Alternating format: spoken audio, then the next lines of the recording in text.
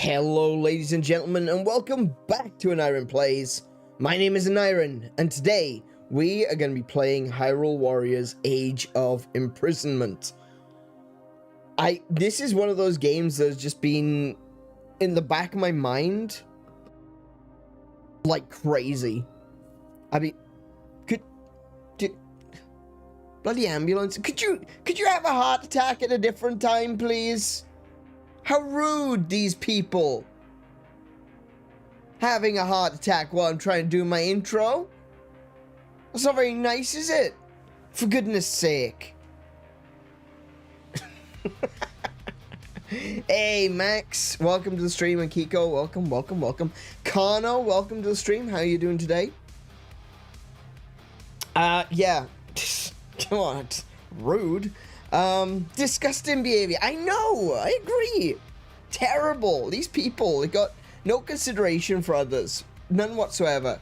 So inconvenient to be dying at this moment. Like, come on. Anyway, as I was saying, my name's Aneurin. We're going to be playing Hyrule Warriors. This game has been in the back of my mind for days now. Ever since we last played it on Friday. And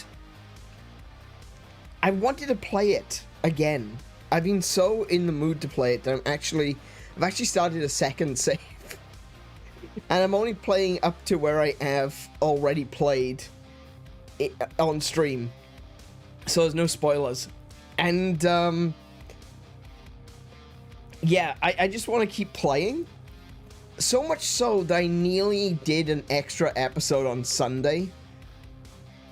Because I wanted to keep playing it, but I was so tired on Sunday. I don't know what happened. I've just been exhausted, but yeah.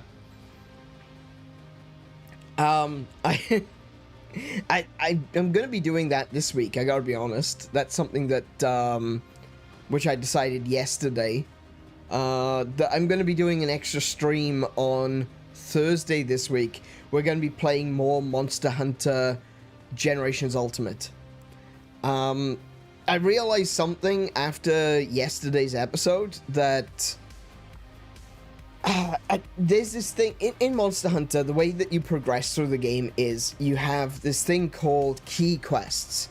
So you're given a big long list of like 10, 15, maybe more quests to do, but there's usually between like 4 and 6 that are your key quests. So you do the key quest, and then you do your urgent quest, and then you move on to the next hunter level.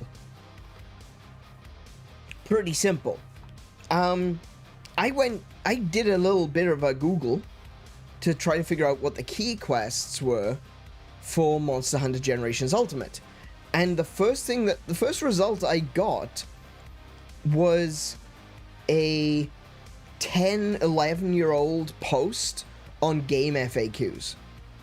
And it was someone asking, what are the key quests in Monster Hunter Generations? And the response was, there are no key quests, you just have to do all of them. And I'm like, oh, damn it. I'm gonna have to do every single one of these quests. And even need to do the farming quests. I still need to do the collecting the fungi quests. I still need to do the carry the bloody egg quest. That's gonna suck. That's a lot of quests to do. So I decided I would do a bunch of those quests off stream and then just do the major ones like hunting large monsters on stream. But of course, when you do that, I've gone and done all of the side quests.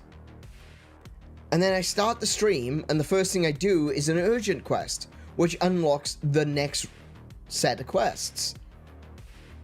So I spent all day, all night, all stream yesterday, just going through a bunch of crappy quests to unlock the next urgent.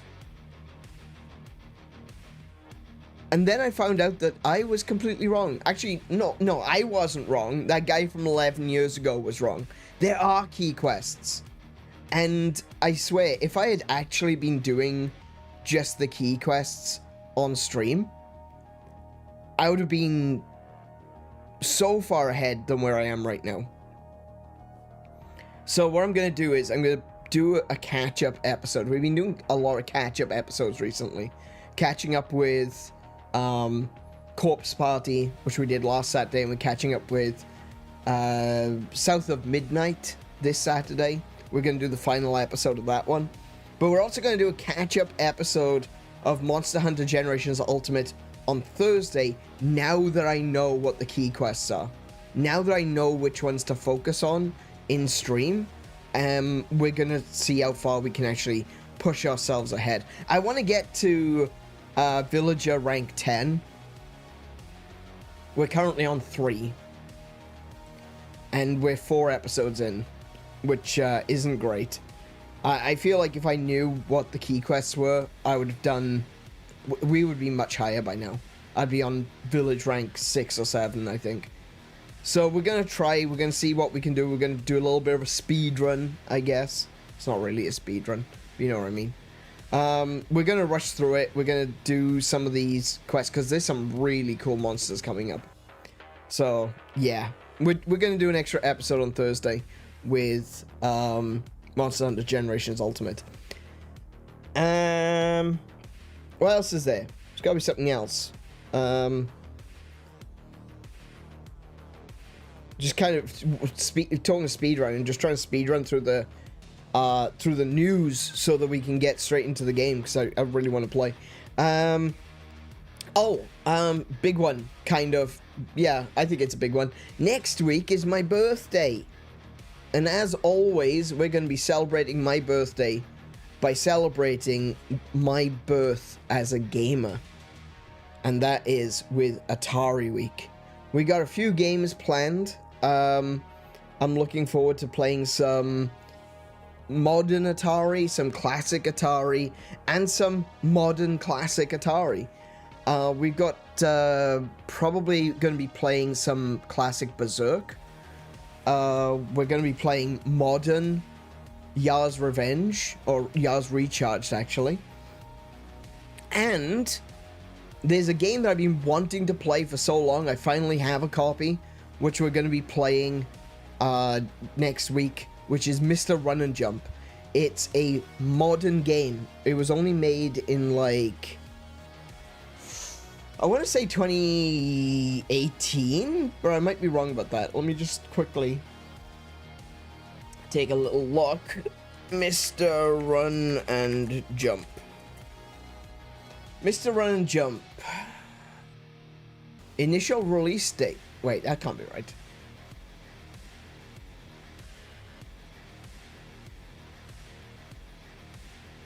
That can't be right, surely, no.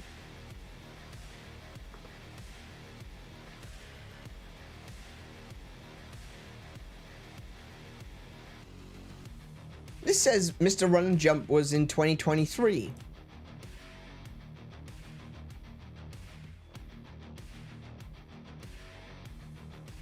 That doesn't sound right to me.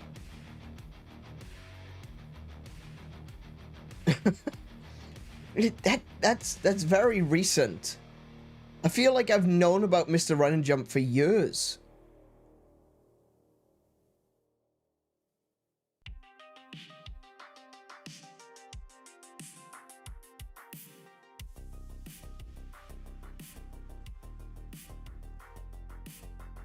I'm so confused. Hang on a minute. I'm being Mandela affected. I know. Mandela just snuck up behind me and rolled a crit.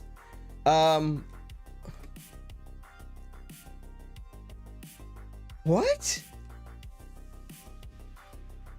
All I'm seeing is this, like, neon art version of the game. That's not what I have. I don't... What is this? This isn't... I am so confused. Everything that I'm seeing is like this neon version of Mr. Run and Jump. That's not what I'm looking for. 2600. There we go. Hang on. Mr. Run and Jump. 2600. There we go. Okay. All right. That fixes things.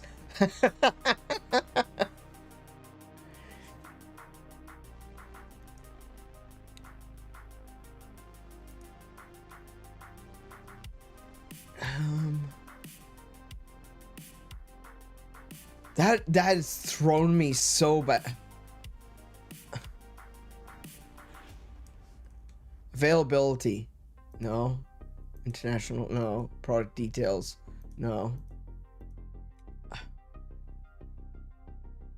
I am so confused. I feel like this is significantly older than just 2 years.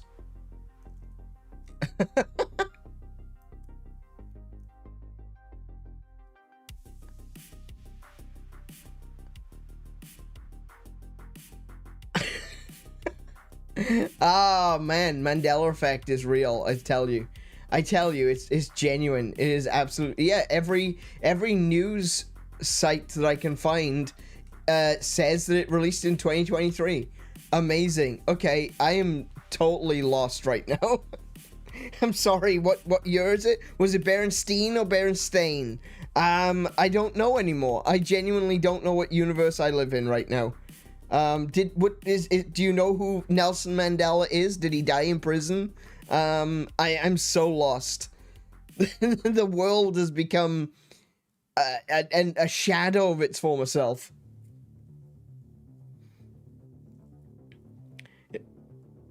Thought you'd got bootlegged for a moment. No, I didn't think I got bootlegged. I definitely bought the game from a legitimate store, but it's just like all the results. If you search Mr. Game & Watch, nearly all of the top search results are for a modern neon look. It kind of looked like Geometry Dash.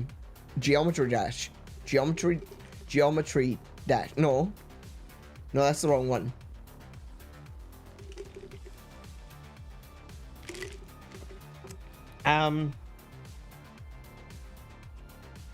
Where's my controller gone? There's a game, Flatland. That's what I was thinking of, Flatland. And Geometry Wars. You know, it's all bright neon with a dark background. Flatland is such a good series. Definitely recommend Flatland. If you've never played Flatland before, look it up. It is super cool. Great puzzle platformer. Geometry Wars is something else entirely, which is just squares shooting at each other. It's pretty awesome though. Definitely check out Flatland. But yeah, Mr. Run and Jump looked like it was kind of looked like Flatland, and I'm like, what is this? This isn't the game. It's an Atari 2600 game. What's going on? Oh no. Okay. Confused the hell out of me. All right. Anyway, we're gonna be playing Mr. Run and Jump. We're gonna be playing Mr. Run and Jump, which is apparently a 2023 game. If you say so, yeah, if you say so, Atari. I don't believe you, but all right, 2023. That is when the Atari 2600 Plus released, so maybe they're talking about like the official release date. But it did exist as a ROM before that, I'm pretty certain. Because I knew about it when I bought the 2600 Plus. You know? I knew it already existed at that time. Anyway. Yeah, so we're going to be playing on 2600 Plus. We're going to be playing some classic Atari. We're going to be playing some modern Atari. And like I said, modern classic Atari. We're going to be playing Mr. Run and Jump, which is a new game that has been released on the Atari 2600, and I'm really excited to play that. We're going to be pushing for a high score in Yars Revenge, or Yars Recharged, and we're going to be looking at the next chapter in Atari 50, because they're releasing another chapter this year, which is fantastic. It's going to be the Namco chapter, which means we're going to be looking at the first interactions between Namco, the creators of Pac-Man, and Atari. And if you know anything about Pac-Man on Atari, you will know that the original release was not good. Pac-Man on Atari was so rushed. So it's going to be interesting to find out why that happened. What caused such a terrible version of a game to be released. And also, I imagine we'll look into some of the other games that released as well from Namco, like Pac-Man Jr. That's the Pac-Man game that I used to play as a kid. And Pac-Man Junior, despite the fact it being called Junior, you'd think it'd be for kids. Nah. Nah. Pac-Man Junior is bloody hard, man.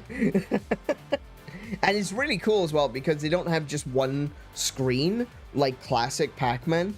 It's got multiple different mazes that you work your way through. Kind of like Ms. Pac-Man, you know? Corporate greed. I don't know. When you listen to... No, I don't think so. Not early days of Atari. Like, don't get me wrong, Nolan Bushnell knew how to sell stuff. He was damn good at it, and you know, he deserves his millions, right?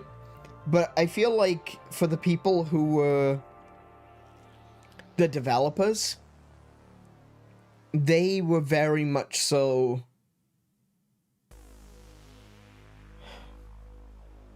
especially very early on, they were given a lot of leeway. They were given a lot of space to just do what they can. And that was one of the things that was so impressive to me about early Atari, is that, yeah, there was a corporate push, obviously. They didn't want developers just sitting on their asses doing nothing, but at the same time, they were given the space that was required to come up with something really cool and interesting. In fact, I could tell you all these stories. Alternatively, go check out my channel. On the homepage of my channel, there's a playlist, and it is a playlist for Atari 50. We're going to be looking at the new chapter of Atari 50 next week. It's a great time for you to catch up on all of the other chapters that we've looked at so far, because this is genuine. This is something that I'm really passionate about, something I care about a lot, and that is gaming history. Because we can look back at the past and start to see things, where did things start going wrong? You know, where did things get very, very right? What are some of the mistakes we're making today, and is there a lesson to be learned from the past of how to fix those mistakes? And I think there are. I think there's a lot. I think that those who fail to learn from the past are doomed to repeat it. And that is something that is very true in video games. As true in video games as it is anywhere else in the world. So definitely check out the Atari 50. Because we've got even more interactive documentaries coming out very, very soon. I've got a bunch of really cool ones. I've got the Jeff Mintner story, which I want to do a couple of episodes on. Jeff Minter, who was the head developer and the creative mind behind Llamasoft. I've got the documentary for Karateka, which is an early karate video game. And what was the other one we got? Oh, Tetris Forever. I'm really excited to look at that one. That one's going to be pretty cool. Get to see the history of Tetris. There's so many. Digital Eclipse have been doing such good work with these interactive documentaries. I'm really excited for them. We're going to have to take a look at them at some point next year. Back when video game genres were still being invented, gaming was not a billion-dollar industry as it is now. It's incredibly experimental. Yeah, exactly. Yeah, Kiko is right. That was something that I was going to say, is that it wasn't necessarily a case of, you know, they were given free reign to make games. They were given free reign to make genres. That was it. Every new game had to be so different from the previous that they were essentially coming up with new genres every day. Every week, they would have a new game and a new idea, and it was, okay, that's not just a new game, that's a whole new genre. So you'd have, like, your shoot-em-ups. You'd have games like Defender, you know? Classic. Basically, the origin of games like R-Type and Darius, your side-scrolling shooters. Defender is like it goes back and forth, so you don't just go from left to right. You can change direction, turn around, and you're basically defending a human population from alien abductions.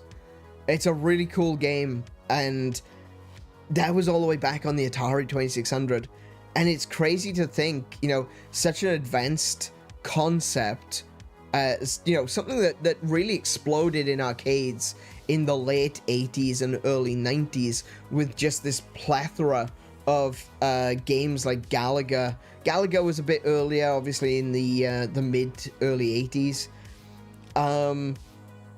But like you'd have this explosion of vertical scrolling shoot-'em-ups which would come in the late 80s and early 90s. Games like 1944, games like, off the top of my head, why can't I think of any? Xevious is another one that was on the NES, and it all comes back to games like Defender, the original one, Defender, or games like River Raid, which is a vertical scrolling shooter,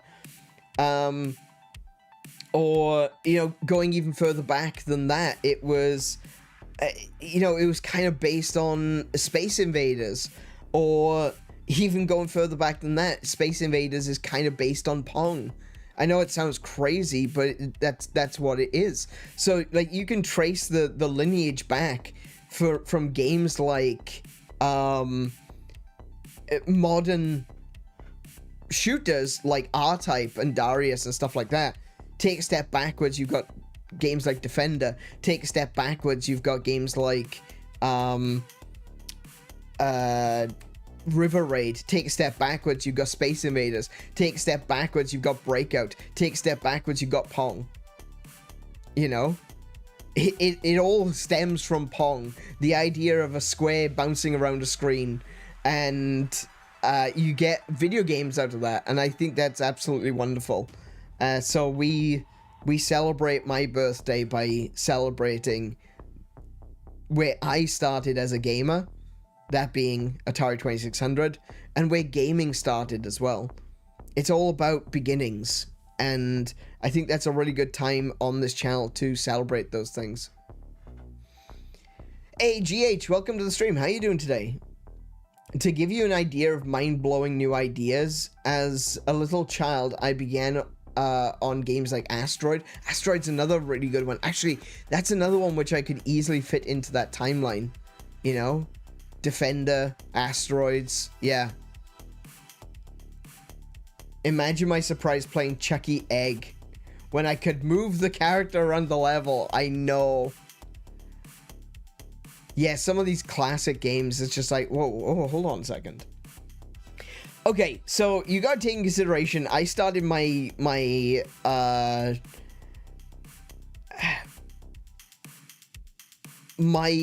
path in video games as, you know, someone playing Centipede. It's a classic game. I bloody love Centipede even today. I started by playing games like Centipede, Space Invaders, Pac-Man, you know, and similarly to Kiko saying that, you know, it's imagine my shock when Chucky Egg was a thing. For me, that was Pitfall. It's like, usually you've got these blank black backgrounds, sometimes with a maze on top, sometimes with enemies on top. You scroll back and forth and you shoot enemies, and then suddenly you get Pitfall. And Pitfall is this amazing game with so many colors. At the time, you were looking at this game and thinking, oh my goodness, that looks like an actual jungle. It didn't, but you could see it because so much had changed. Hey Jay, welcome to the stream. How are you doing today? What games do you think won Game of the Year? Death Stranding 2 is my pick. From what I've seen so far, I'm thinking it's going to be Expedition 33. I don't know. I'm not particularly up to speed on a lot of modern games. Next year is going to be my big catch-up year. There's so many games that I want to play. which I've just been behind on. So 2026, I'm declaring that catch-up year. We're going to be playing games like Expedition 33. We're going to be playing games like... what did we miss? What did we miss this year? I've got a list somewhere. But, yeah. There's a lot of games that I want to catch up on, and we'll be doing that next year. I'm going to try to avoid playing games that I'm just doing, you know, quote-unquote for fun, you know? I won't be playing anything like Final Fantasy. I won't be playing any games like, maybe some of the older Zeldas. Maybe if they re-release not Ocarina of Time, but actually, yeah, if they re-release Ocarina of Time, if they re-release Twilight Princess and Wind Waker, I'll probably play those at some point next year. But as of right now, the only Zelda game that's on my list for next year is Echoes of Wisdom, because it's the only one that I haven't played. So, yeah, there's gonna be a lot of games next year, which are games I should have played already. There's so many bangers this year, can't even keep up. Exactly. Yeah, it's been crazy. And this is the thing, we do things a little bit slower here on this channel, right? We do things a little bit slower. We like to take our time. We like to explore things. We like to talk about the lore. We like to talk about the background, the cultural influences, stuff like that. So, for me, a game that most people will take like 10 episodes might take me 20, right? So, when I look at a game like Expedition 33, when I look at a game like Persona, I know full well I'm going to spend hours just talking about references, right? There's going to be entire segments of the streams. There's just going to be, hey, did you notice this? But, from what I've seen, Death Stranding 2 is definitely, I haven't played Death Stranding. I probably won't be playing Death Stranding next year. I don't feel like it's for me. But I appreciate that a lot of people love that game. I played Donkey Kong. Donkey Kong was fantastic. And I don't want to turn around and say Donkey Kong can't win it, because it's really easy to look at a game like Expedition 33 and be like, oh yeah, that one's a clear winner. But there's a lot of people that don't like turn-based RPGs, you know? And I think there's a lot of people that maybe they appreciate Death Stranding, but they don't like the, you know, walking simulator, you know, delivering packages sort of thing. I know that's not the whole thing. But yeah, I think that there's, you know, it's very easy to turn around and say, oh yeah, Donkey Kong can't win that. But it's there for a reason, you know? When it comes to just pure enjoyable gameplay, I don't think that there's a better game on that list than Donkey Kong. And for me, you know, gameplay is king. That's why I still play my Atari games, because gameplay is king. And those games were pure gameplay. But yeah, I think that's what we're looking at. I like Death Stranding's chances. I like Expedition 33's chances. I like Donkey Kong's chances. And I think that they are good for different reasons. So I would say those three are going to be my highest picks. For me personally, I've only played Donkey Kong, so that's the only one I can say. But it depends what the people who are doing the votes are looking for. So I think it'll be Kingdom Come Deliverance 2 has enjoyed great success. I think a lot of people dropped out of Kingdom Come Deliverance 2. I think there were a few things that made people go, nah, not too sure on that one. The original one was groundbreaking. The second one was kind of just the same. Silk Song is also on the list. Yeah, but unfortunately, games journalists are the ones making the votes, so, you know, they're not going to vote for something they can't get past the first screen on. Arc Raiders! Yes! That's the other one. Yeah. it got wrecked so badly. I know. I think Arc Raiders could have been really interesting. It definitely takes the team-based shooter in a different direction. And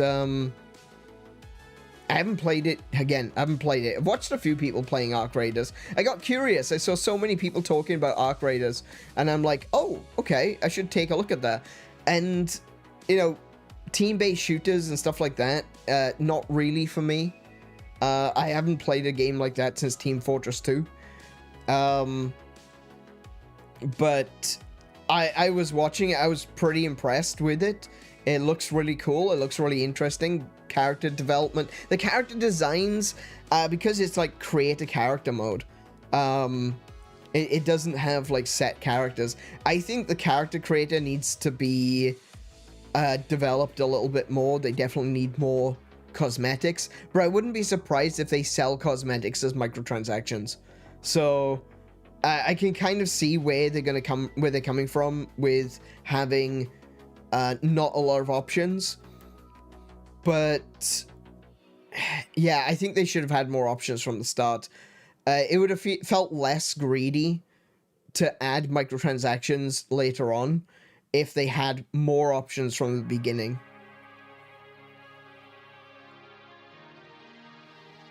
But I think Arc Raiders looks pretty good. I think it looks fun. I don't know if it's for me again. Just, you know, personal preferences. I don't think it's for me, but it does look really fun. Looks really interesting. I'd love to give it a shot at some point, but I can't imagine that I would be... Can't imagine I'd be streaming it. Can't imagine I'd be too invested in it. I tried my best with so many other games. I've tried Apex. I've tried Fortnite. I just... Nah, it's not for me. I like Doom, okay? I like Doom. I like original Halo. I like Wolfenstein 3D from 1980s.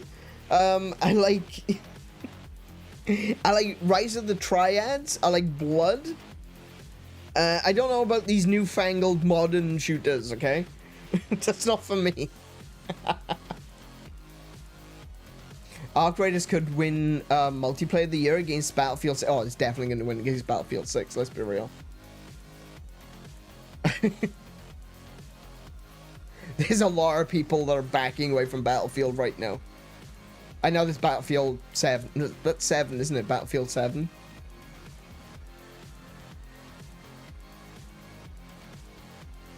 Oh, no. I moved myself. Oh, no. What did I do? Oh, no.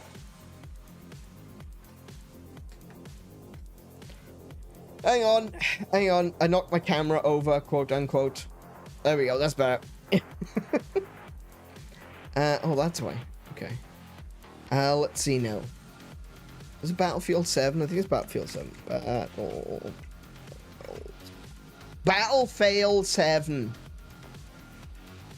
Oh, no, that's... Okay. That was the one that's just been doing some playtesting. Okay, cool. Yeah, a lot of people have been backing away from Battlefield 7. That's COD. Is it? I think...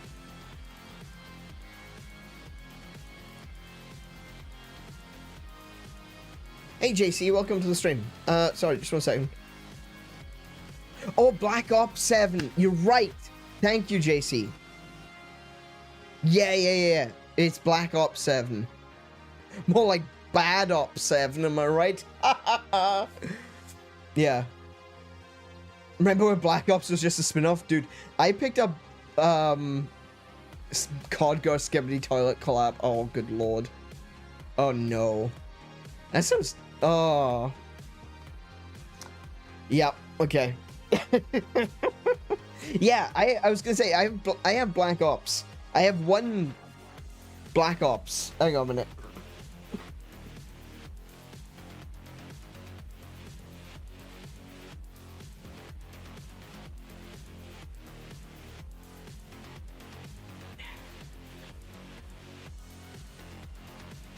Yeah, I had to check just to be sure. Yeah, I have Call of Duty Black Ops 2 on Wii U. and I got it for $5. And I was like, may as well add it to the collection.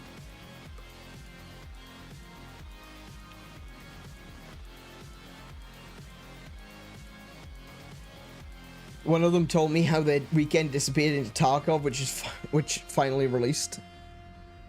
Wait, oh, hold on a second. I don't play. I just listen to my colleagues complain about it. Oh, right, yeah, Black Ops, yeah. Battlefield 6 has been a lot of rage or cope, no in between. Yeah, I think that's right. From what I've seen from Battlefield 6 recently, there are a lot of people saying, you know, this isn't great.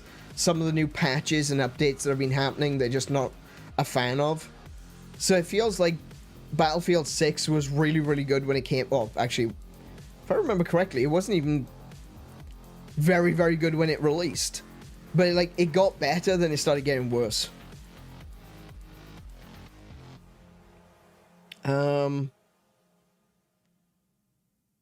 Yeah, they just announced major changes for aim assist. Oh no, they've released major changes. The most recent patch notes, they've changed how aim assist works. Alright. Arc Raiders actually beat Battlefield 6's Steam concurrent viewers for a second week in a row. Man, yeah, people are really enjoying Arc Raiders, it seems.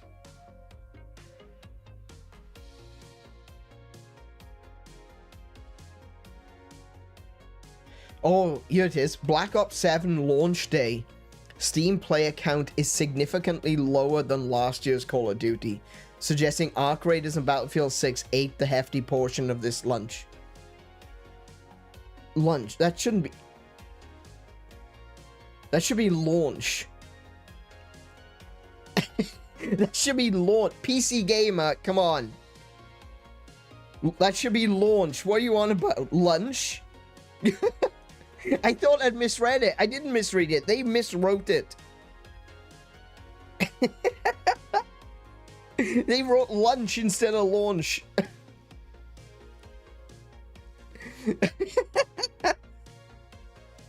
You can't do that to me. I'm dyslexic. I'm gonna think it was me. Is bro hungry? I'm good. I'm good. I think that the writer's very hungry though. At the end of the day, they're a games journalist. They can't be making that much money. Yeah, I had a funny joke. I don't know how funny this is. It depends on your perspective. What's the difference between a games journalist and a large pizza? A large pizza can feed a family of 4.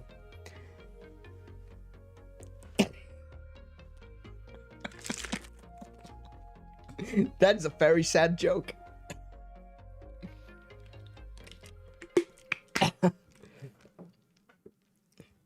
I say joke, what I mean is observation of reality. Yeah. They couldn't afford nukes in Black Ops 7, so they just had a giant tactical machete as a replacement. Oh. No, wait. What if we attach a machete to the front of a cruise missile? I think that would work. Yeah. No, I'm on board with this. Hang on. A giant tactical machete being attached to the front of a cruise missile. I'm okay with this. I'm all right with this. This is great. This is a great idea. Perfect, in fact.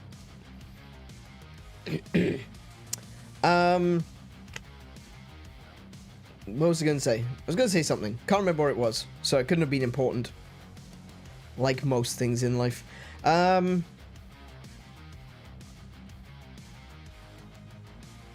I talked about... What did I talk about? What have I talked about already? We talked about next week. Next week's going to be Atari week. I'm looking forward to that one. And my birthday. And we're going to be playing an extra episode of Monster Hunter this week. Oh, I was going to say, Game Awards. Yeah, I think when it comes to multiplayer, we could see it go either way. We could definitely see a... I want to see what the nominations are for various okay, Game Awards nominations.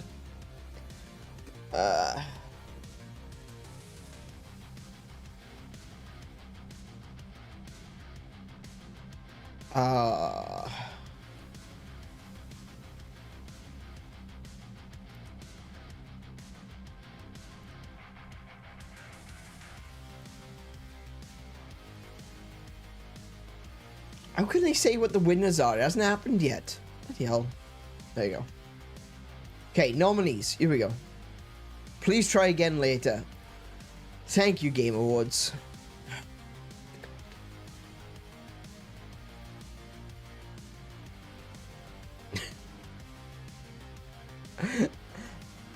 Okay, we got indie game. Okay, we got indie games. Blueprints, never heard of it. Absalom, never heard of it. Clair Obscura. Oh my goodness, that is an indie game. It doesn't have a big publisher. Oh my goodness, that's an indie game. Holy crap. Ball X Pit, I don't think Ball X Pit should be considered an indie game because Devolver Digital is huge. They're not like Activision, Konami, Ubisoft levels of huge, but Devolver Digital is far from independent anymore. I don't think that's fair to call Ball X Pit independent. But alright, Ball X Pit looks really, really fun.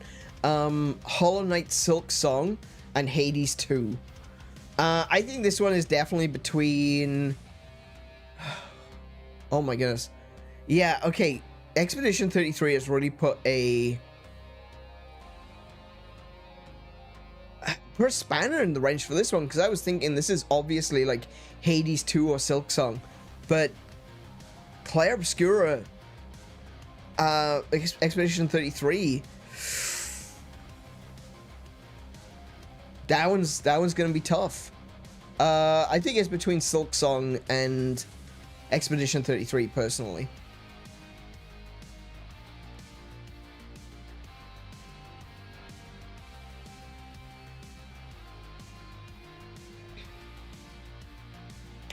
Jenna Wilds. Oh yeah, so it's gonna be Monster Hunter Generations Ultimate on Thursday. Next Monday will be Wilds.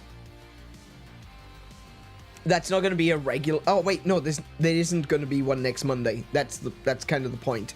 Next Monday is gonna be the start of Atari Week, so there's no Monster Hunter next week. Yeah, that's one of the reasons why I wanted to get another episode of Ultimate in. Let's have a look. I don't know much about Blueprints. I do like Hades, Silk Song, and Expedition 33. I think it's between Silk Song and Expedition 33. I don't know.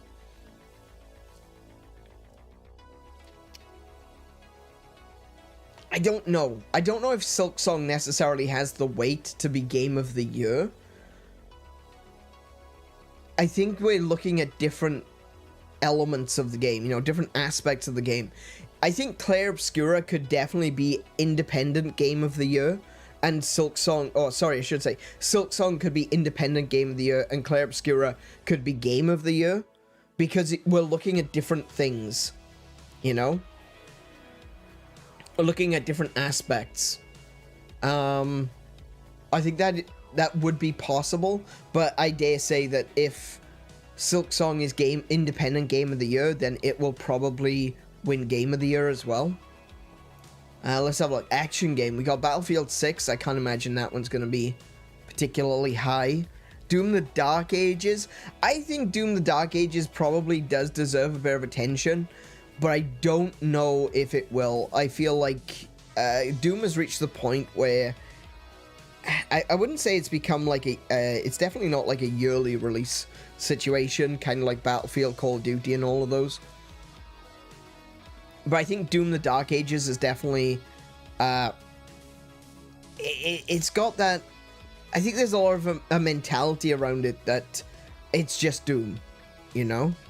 And I know that Doom the Dark Ages does a lot more interesting things, and I love Doom, but I feel like it's one of those games where it's been around for so long that so many people just think they know what it is, and they're like, ah, that's just Doom. So they'll overlook it. I do like, when it comes to action games, Hades 2, Ninja Gaiden 4, Shinobi Art of Vengeance. I feel, personally, I like Shinobi Art of Vengeance. I would love that game to win. I don't think it will. I think it'll probably be Hades or Ninja Gaiden 4. I'm leaning more towards Hades, but I would love to see Shinobi Art of Vengeance win that one. It was very successful, received a lot of high praise, just saying I'm surprised it missed out. I also think out of that list is between Clair Obscura and Hades 2. For the independents, yeah. Yeah, that one's a tough one. Ongoing games. So we've got Fortnite, Marvel Rivals, Final Fantasy XIV, Helldivers 2, No Man's Sky. That one's tough too. Marvel Riders? Really? Marvel Riders. That could be an interesting game. Marvel Rivals has done a lot of good, right? I've seen a lot of people starting to give up on Marvel Rivals.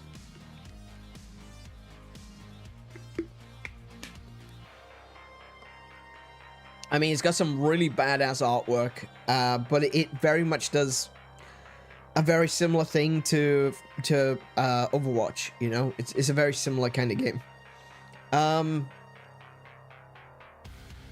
I don't want Fortnite to win. I just don't want it to win. Will Final Fantasy XIV Dawn Trail win?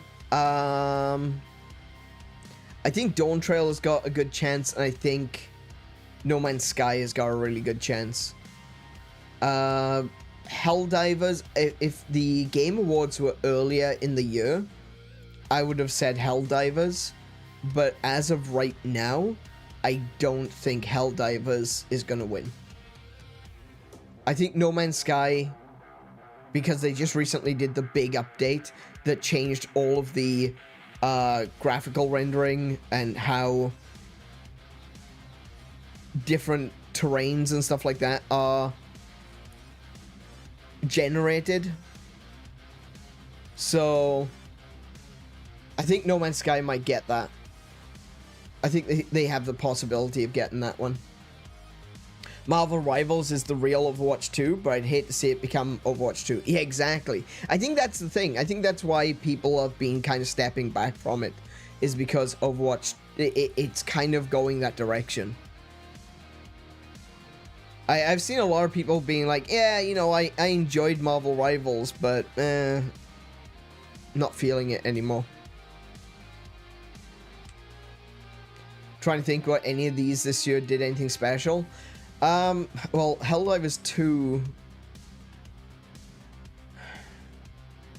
Actually, Helldivers 2 has kind of pissed off a lot of people recently as well. I would say it's between No Man's Sky and Dawn Trail.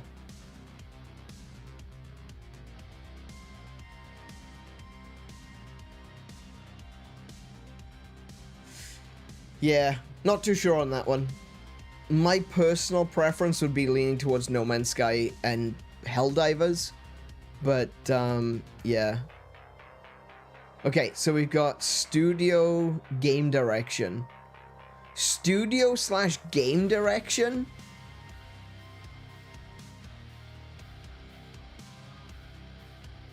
You're kidding me. You've got to be out of your bloody mind. Studio/Game Direction as a category.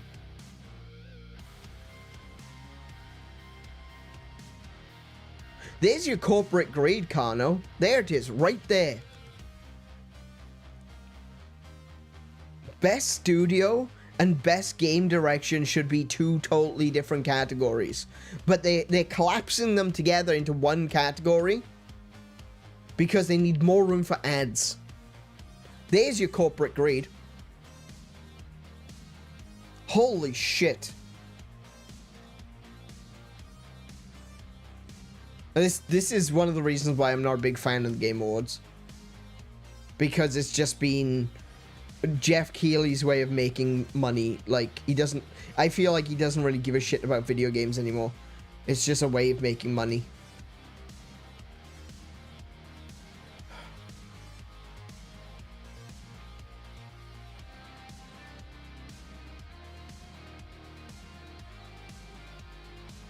So, Sony Interactive is up there twice as well.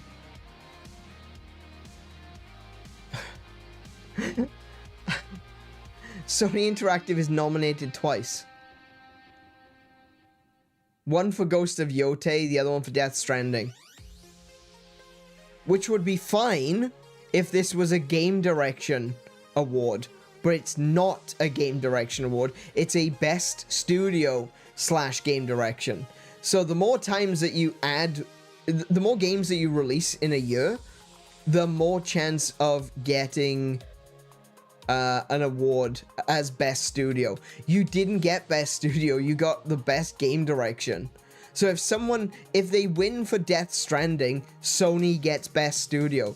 But that doesn't make them the best studio. They've got EA, they got Electronic Arts on you for Split Fiction. If Split Fiction wins for game direction, that doesn't suddenly make Electronic Arts a good studio. They're a trash studio.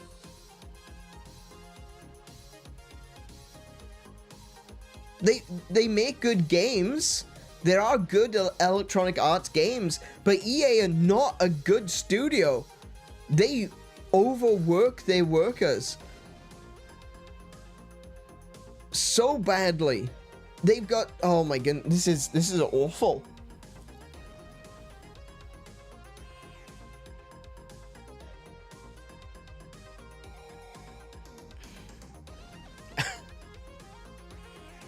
Wait, hold on.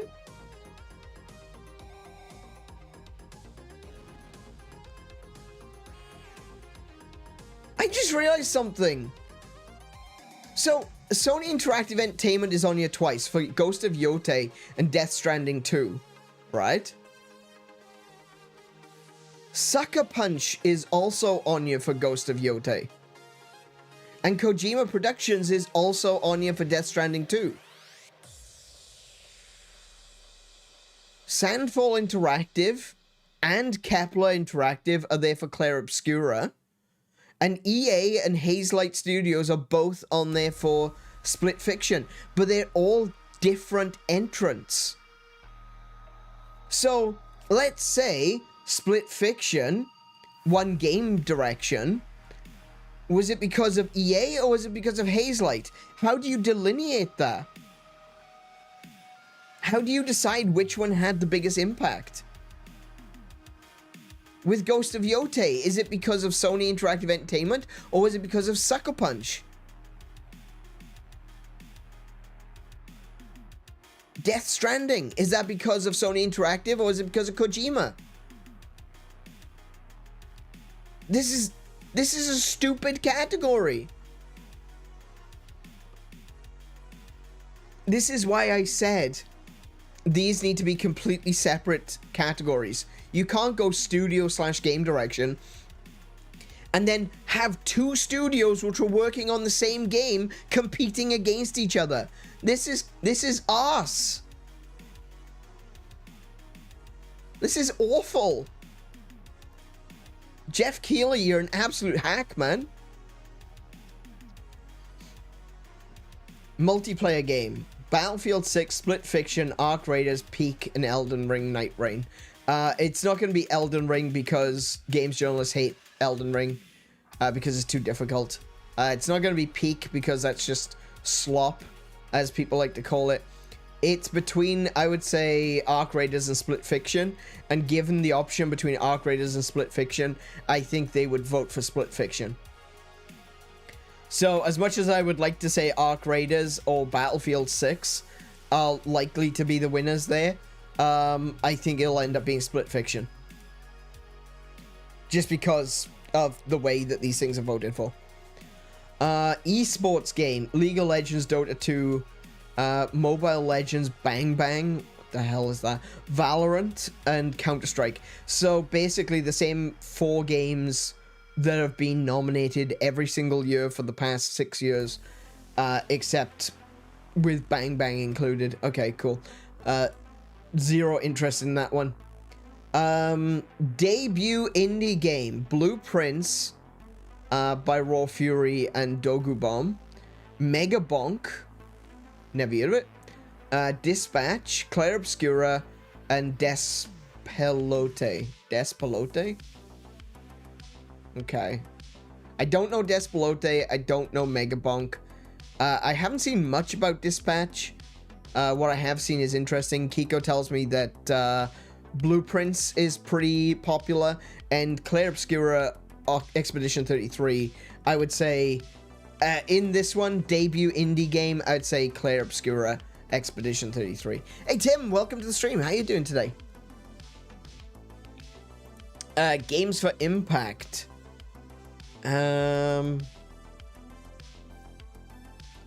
We've got Consume Me, Lost Records, Bloom and Rage, South of Midnight, Despelote, and Wonder Stop. The only one of those that like I said, the only one I really recognize there is South of Midnight. I've never heard of Despelote. Actually, I've not heard of any of these.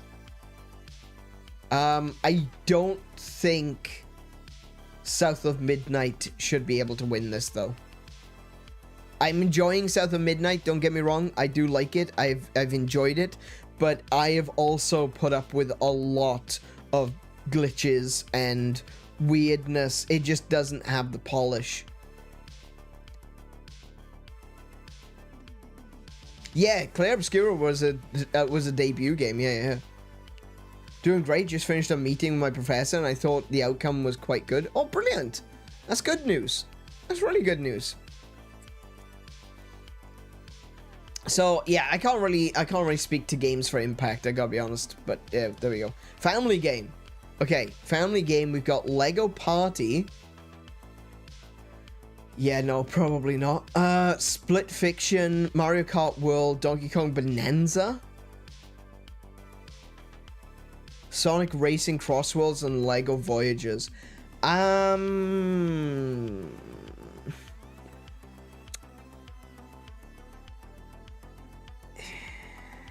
See, Donkey Kong is gonna be Split Fiction, a family game. I don't know. Yeah. To me, it feels like it's got some pretty heavy themes emotionally. I don't know about that. Unless they're just trying to find an award to give it because it didn't get an award anywhere else. It's like Jeff is like, oh, I really want Split Fiction to win something. What can we give it? Family game. I swear, if Split Fiction wins family game, that'll be what it is. So we got 2 Lego games. We got Lego Party and Lego Voyagers. I'm not particularly interested in either. Mario Kart World definitely deserves some attention. It is the fastest selling Mario Kart game ever. There is currently a 97% install rate. So pretty much 97% of people that own a Switch 2 also have Mario Kart World. So it's doing quite well, to say the least.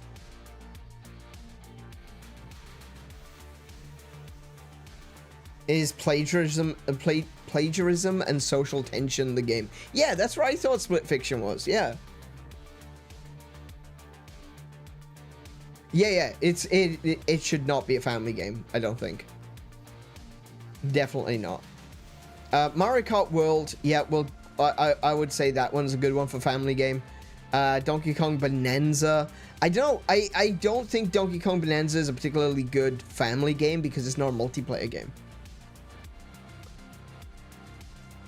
You can control Pauline separately, but it's not really multiplayer.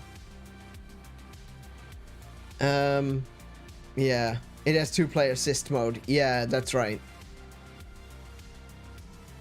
So, I would put this down to Mario Kart and Sonic Racing. It's going to be one of those two. I'm leaning towards Mario Kart, but yeah. Fighting games. Do we have many fighting games this year? Mortal Kombat Legacy Collection? No. Capcom Fighting Collection 2? No. Where? Huh? Virtua Fighter 5 Revolution World. Come on. These are all remasters and remakes. The only... What's 2XKO? What's 2XKO? I don't even know that one. Free-to-play 2v2 fighting game with League of Legends characters. Okay. I would say this one is going to go to Fatal Fury, City of Wolves. Because honestly, that's the only one I really care about on this list. Audio design. That's something I can't really talk about, unfortunately. Marley, welcome to the stream. How are you doing today? Yeah, Street Fighter. Street Fighter was one of them. It was, yeah. So the fighting game nominations are Virtua Fighter 5, Revo World Tournament. I think it's World Tournament. World Stage. Sorry, World Stage. Which is great. Virtua Fighter 5 is one of those games that was desperately in need of a remaster because it's a really good game, but it's been trapped on older hardware for a long time. So Virtua Fighter 5 getting a remake slash remaster, that's excellent news. That's great news. It means that Sega and Ryuga Gotoku, the guys that make Yakuza, essentially, they've got another job. They don't just make Yakuza games, they also make Virtua Fighter now, which is great, you know? So yeah, I'm okay with Virtua Fighter, but it's just like the rest of these. 2XKO is League of Legends, apparently. Mortal Kombat Legacy Collection, that's just a bunch of old games re-released. Capcom Fighting Collection 2, that's another bunch of old games getting re-released. These are not... Mortal Kombat Legacy Collection, Capcom Fighting Collection 2, they shouldn't even be in the runnings. These games were released years ago, decades ago even.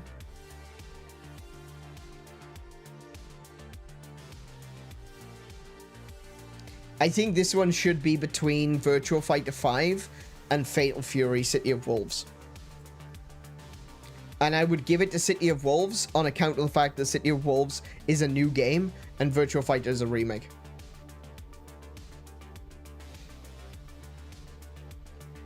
I kind of want Jurassic World Evolution 3 to win Game of the Year. Probably won't, though. No, I don't think it will. Probably not. A nerd can dream. Yeah, yeah. Like I said, I can't really talk about audio design, but what we've got is Battlefield 6, Silent Hill F, Ghost of Yotei, Death Stranding 2, and Clair Obscura. I can't make a decision on that one. Because I haven't played them. It's that simple. Action Adventure? Wait, so we've got... Hold on. We've got a category for action game, and now we've got another category for action adventure.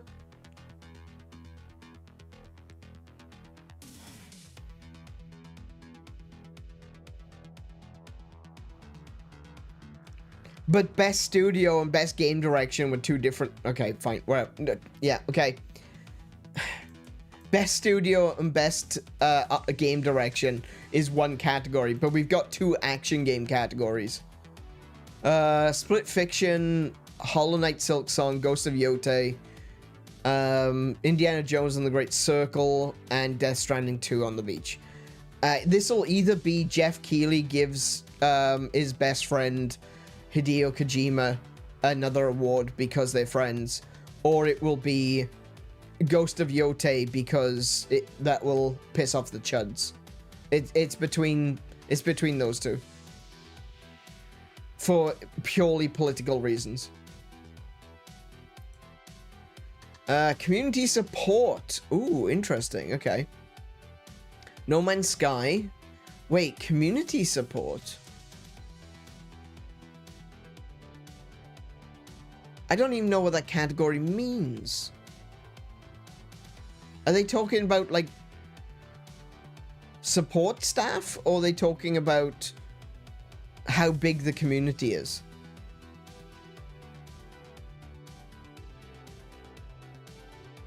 And why is Baldur's Gate 3 on this list? Baldur's Gate 3 came out 2 years ago.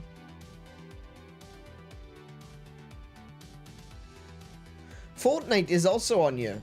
I don't understand this one. Last one is esports team, and I don't care.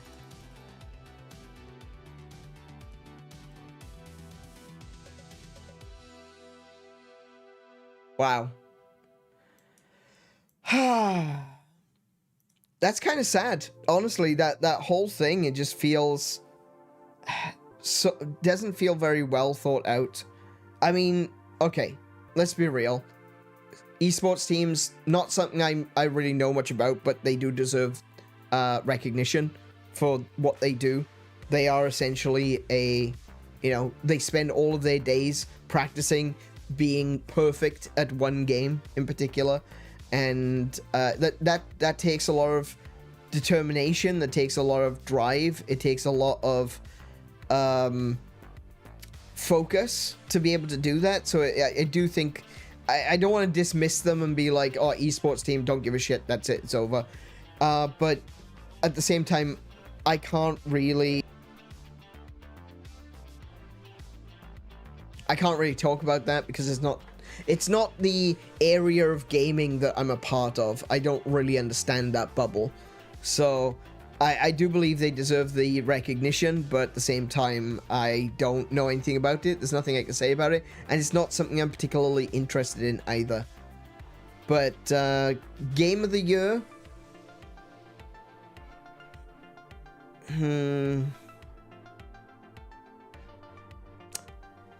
I'm leaning towards Clair Obscura and Donkey Kong. Depends on who's voting.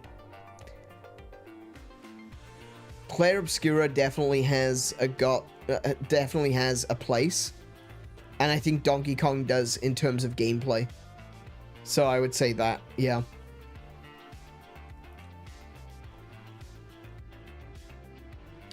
But yeah, that whole thing just felt like an absolute cluster, though.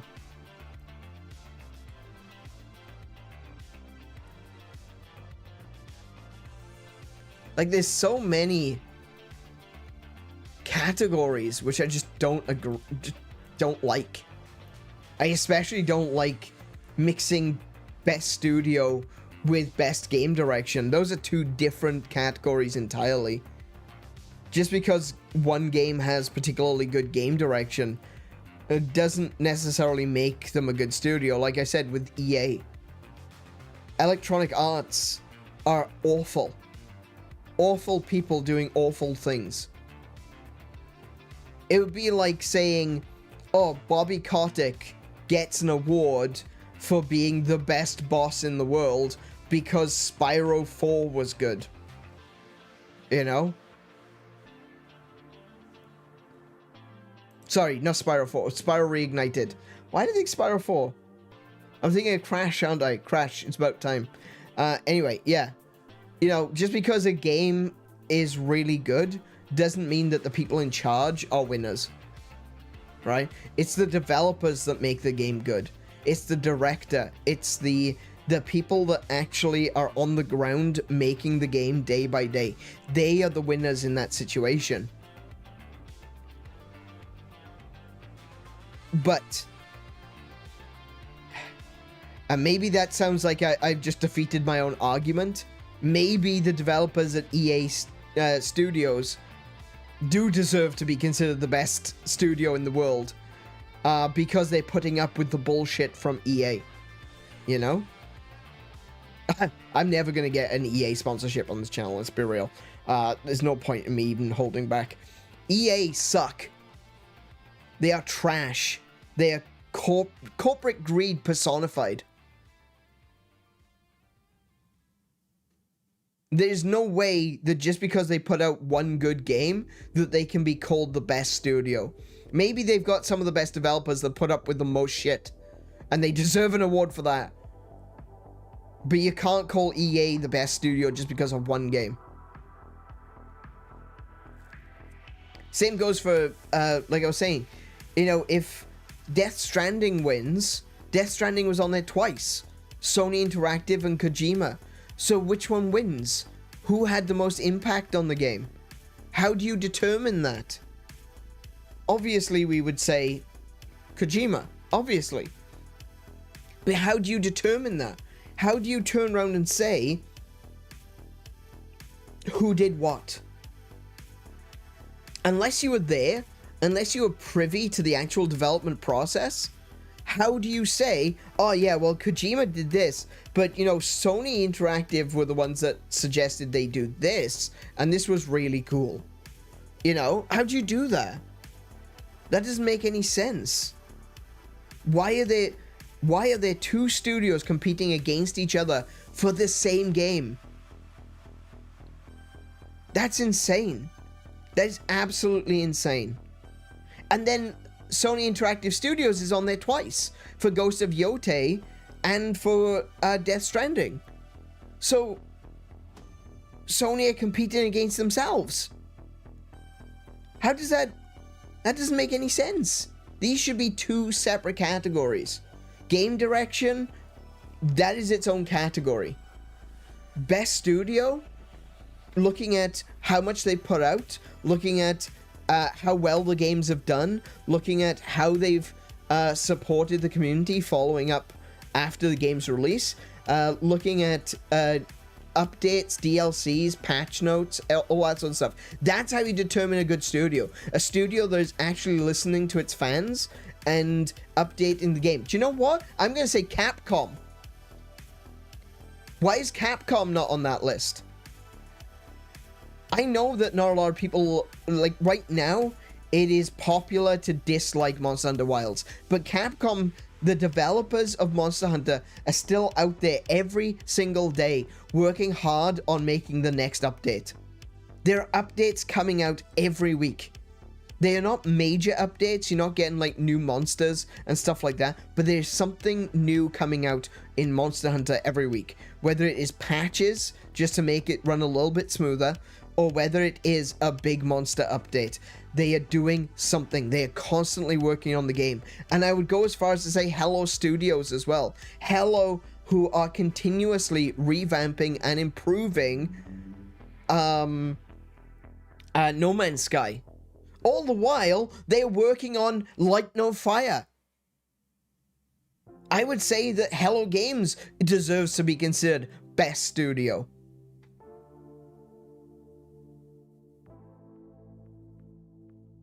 So why is Sony on there twice? Seriously, why is EA on there at all? Why are these two completely separate categories one category? That is bullshit. Utter bullshit. I tell you what, when I get famous, I'm gonna start a Game Awards. I'm gonna do it. I'm going to get a group of people together that I trust the opinions of. People who play games and enjoy games. And I'm going to start my own Game Awards. Because this is absolutely... This is unacceptable. It's bollocks. It's total bollocks. There's no way that you should have a studio and best directing... best game direction in the same category. That's nonsense. Utter nonsense. Just goes to show Jeff Keighley does not give a shit about video games. He does not give a shit about the Game Awards. He only cares about giving his friends awards, as many as he can stuff them into. I'm looking at Split Fiction, and that's it. That's the Game Awards.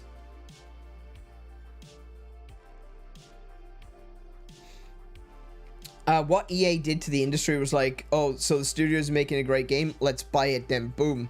studio was dismissed. They've done that so many times. You're absolutely right, Tim. EA have done that so many times where they bought a company because the game that they were making was really good. Then they're like, we spent a lot of money buying this company and their game's not coming out for another year, so we're going to shutter the studio. Cut our losses. That's EA. That's EA. Buy a studio.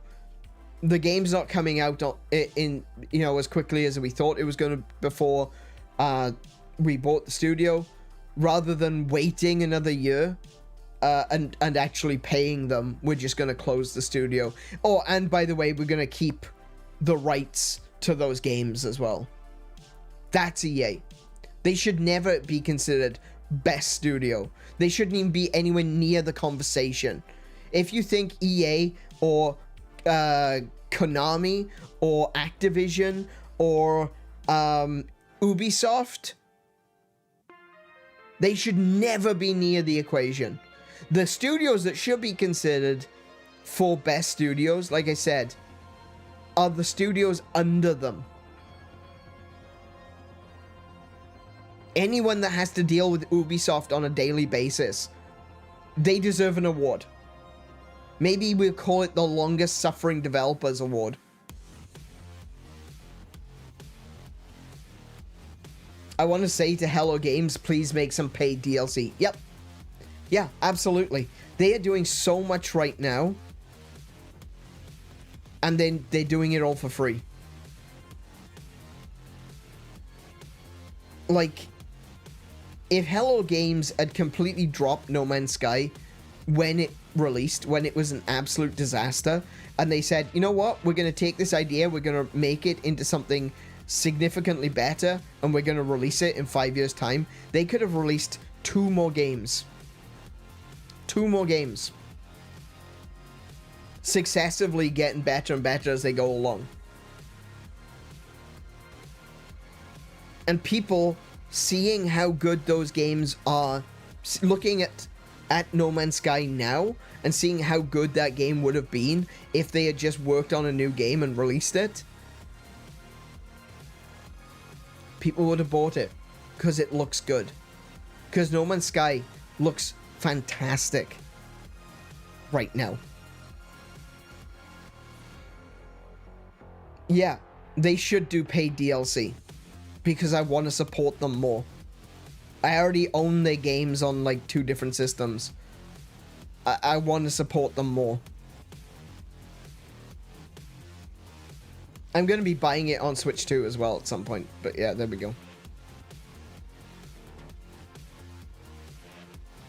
Your penance has been paid, chill. I completely agree. I think Hello Games have proven their point. No Man's Sky has become a whole different game twice. Especially with this latest update, where they completely overhauled the graphical engine.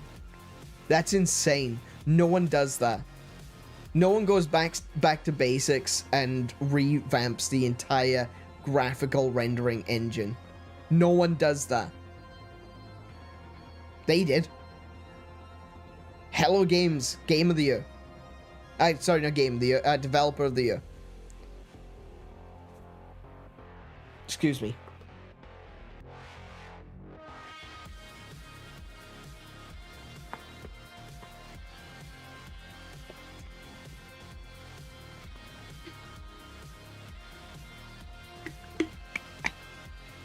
Okay. Well, there's all that. Excuse me. I have something stuck in my throat.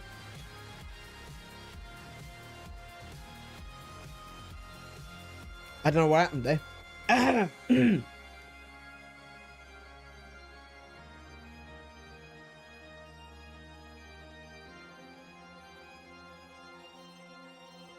Hello Games is everything Blizzard tried and failed to be. That is, yeah, 100%. I completely agree with that. Actually, I agree with that to an extent. I agree with that, that's what Blizzard used to be like.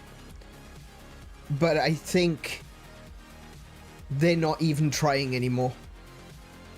I would go as far as to say that Blizzard aren't even trying anymore. Blizzard have become the anti-Hello Games. Whereas Hello Games just keeps trying and keeps doing new things, Blizzard has just stopped trying. They're just re-releasing trash. It's gonna take a lot for me to ever go back to a Blizzard game.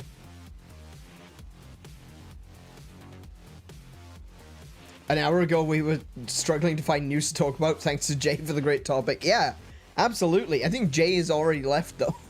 It's like, Jay, you started us on this topic, and then you run away. How dare? I think Jay ran away when I did my, game journalist joke. It was a little bit mean. I completely understand. But anyway, that's my thoughts on the Game Awards. Generally speaking, I do not like the Game Awards. We talked about this last year, probably. Blizzard, you can never improve your magnum opus by not trying. Exactly. That's exactly right. Don't be Scott Cawthon. Oh, no.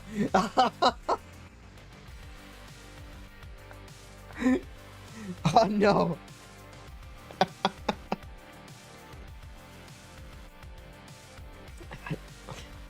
Yeah, he's out of line, but he's right.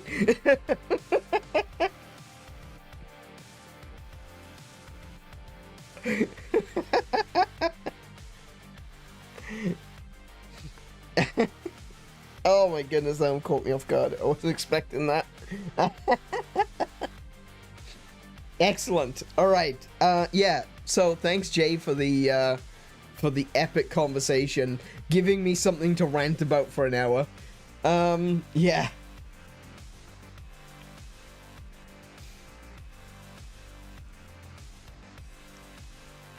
So how about we jump into Hyrule Warriors Age of Imprisonment? I think it's about time, don't you? I think it's about time we played some vidya.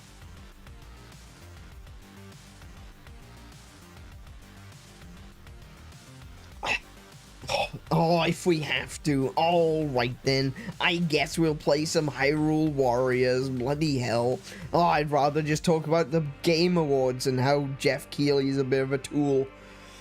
But, you know, we should probably play some video games.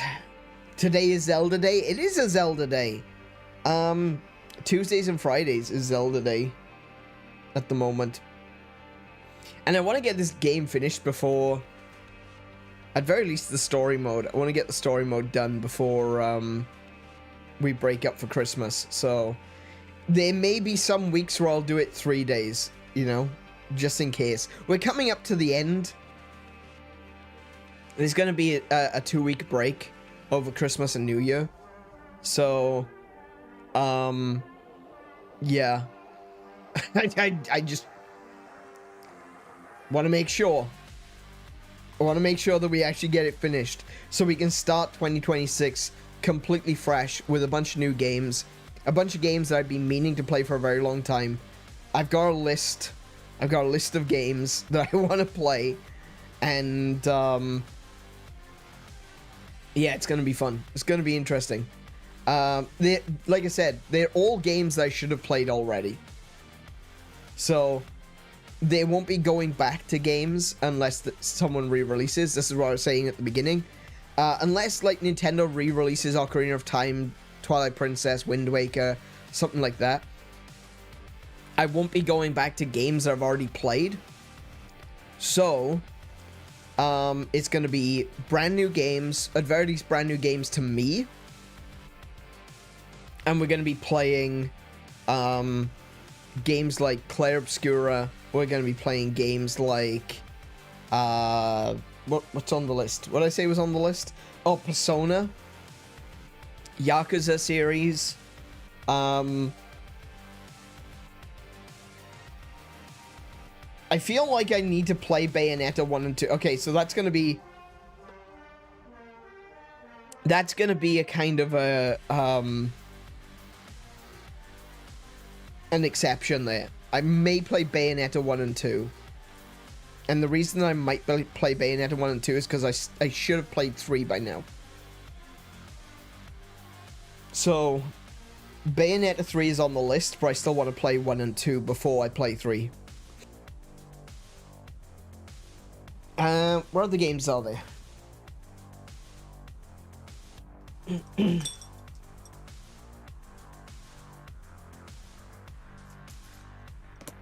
Okay, I don't have a list. I don't have anything else. The only other games that we're going to be doing is going to be like Monster Hunter. We're still going to be doing Monster Mondays every Monday. We're still going to be playing. We're going to start playing.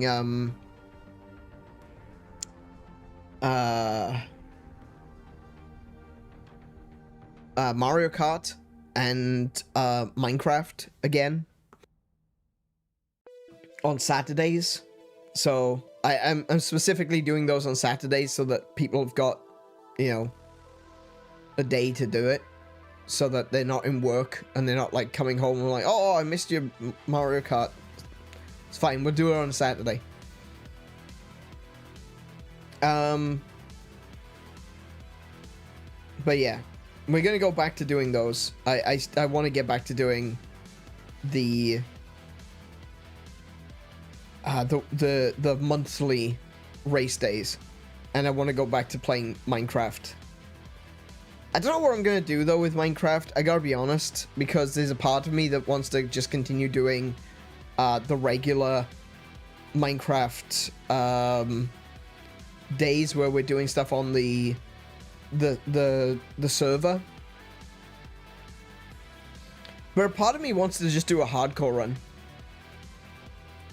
And I've never done that on stream. I've obviously done hardcore runs solo myself off stream. So I feel like it doesn't really jive with the idea of new games, you know, or games I should have played already.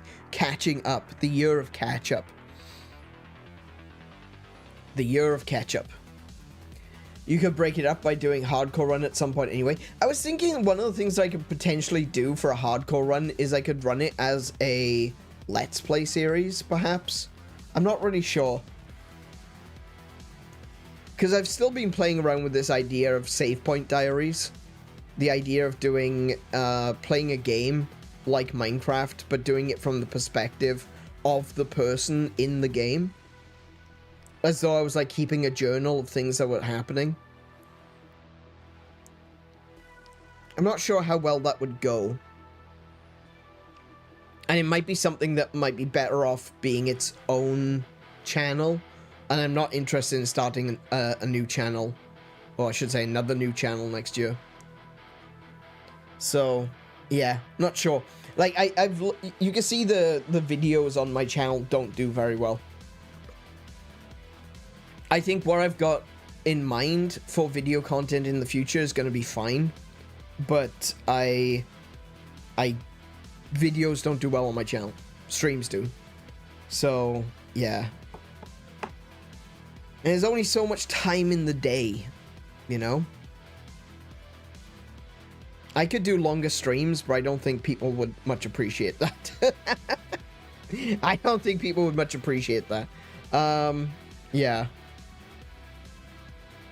I could probably do like 8-hour streams if I really wanted to, but I don't. That's insane. You know, I know people do that, but I don't think that's for me personally. I like to spend time editing and stuff like that as well. I've started getting back into enjoying editing. It's not just a case of I do it because I need to do it. It's something that I've kind of gotten used to. One of the biggest issues with anyone who edits their own videos is you will absolutely despise your own voice. I've kind of gotten over it. I'm all right. I can deal with it. I can enjoy editing even when it's my own voice. So yeah, that's a thing that's going to be fun going forward. And given that we're going to have so many more options for streaming next year, I'm really looking forward to what we've got coming up. So,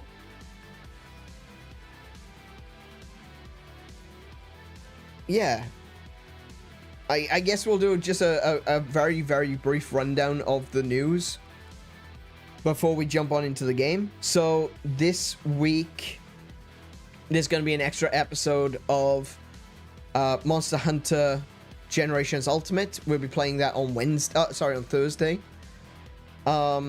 Next week, there won't be any Monster Hunter. It's going to be Atari week. So we're going to be playing Atari games Monday to Friday. We're going to be playing some classic Atari games. We're going to be playing some modern Atari games. And we're going to be playing some modern classic Atari games, including Mr. Run and Jump, which is a game that supposedly released in 2023. I don't fully believe it, but they say it was 2023.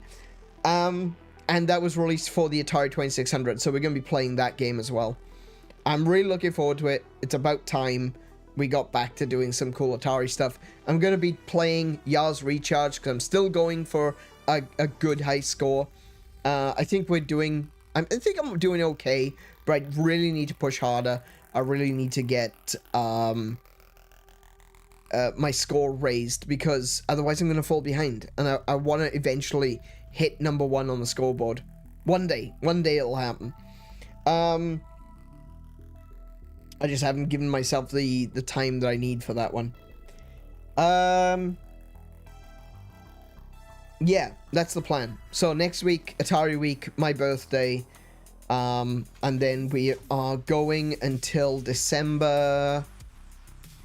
I think it's December 22nd. Where's my phone?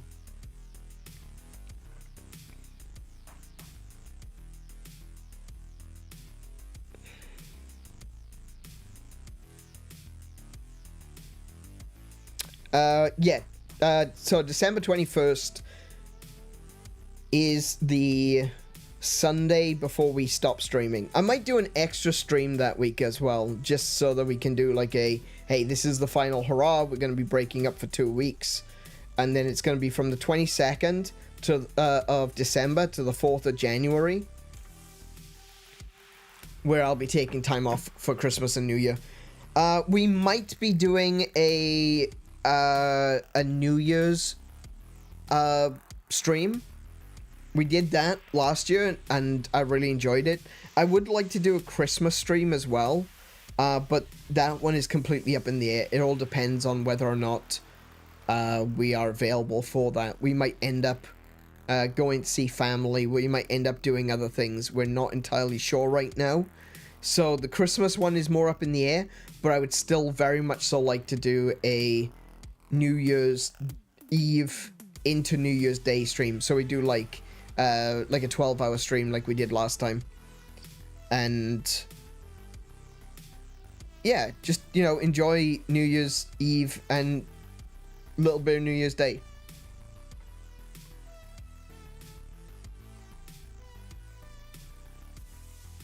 I know that Christmas and New Year's can sometimes be a very lonely time for people. So I want to create a space where people can come and hang out. That's why it means so much to me. So we'll try to do a Christmas stream if we can. If we can't, maybe I'll do a Boxing Day stream. It all depends on what is available to me. But we might do we will definitely do a New Year's stream. We'll do that one. We'll definitely do that one. Alrighty. So, video games. This is a stream. We played them. Psst. New Year Mario Kart. Oh, yeah, right. Yeah, that's right. We should do New Year Mario Kart. Going into the new year with our intentions, We want to do Mario Kart next year. We want to make it a regular thing again. We're going to do it once a month. Then, we should start the new year with good intentions. Absolutely. Oh, that's another thing as well. There's going to be some streams. I probably should have mentioned this more than once. There's going to be some streams that are going to be disappearing off my channel in the future. Pretty much every stream that is currently called the Loading Zone will become privated or unlisted. I haven't decided which I'm going to do yet. They will become unlisted because starting next year, I will be doing a new kind of loading zone. And that's going to make more sense when you actually see what I'm doing with it next year. So, yeah, I'm going to be unlisting the old ones to, you know, so there's no confusion. So that's something that we're going to be doing. And yeah, sorry ahead of time, folks. If we aren't around for Christmas stream, it'll be because we're going north to see the family. Yeah, exactly. Yeah, so we will, if we're going to be doing a Christmas stream, it'll be because that we're not going north to see family. But if we are going north, we won't be able to do a Christmas stream. We might be up there for a few days. So, yeah, that's a thing. I'll try. I'll see what we do. Whatever we decide to do. But for New Year's, we will definitely do a New Year's Eve stream. Alrighty. And with that, let's play Vidya. Let's play a game.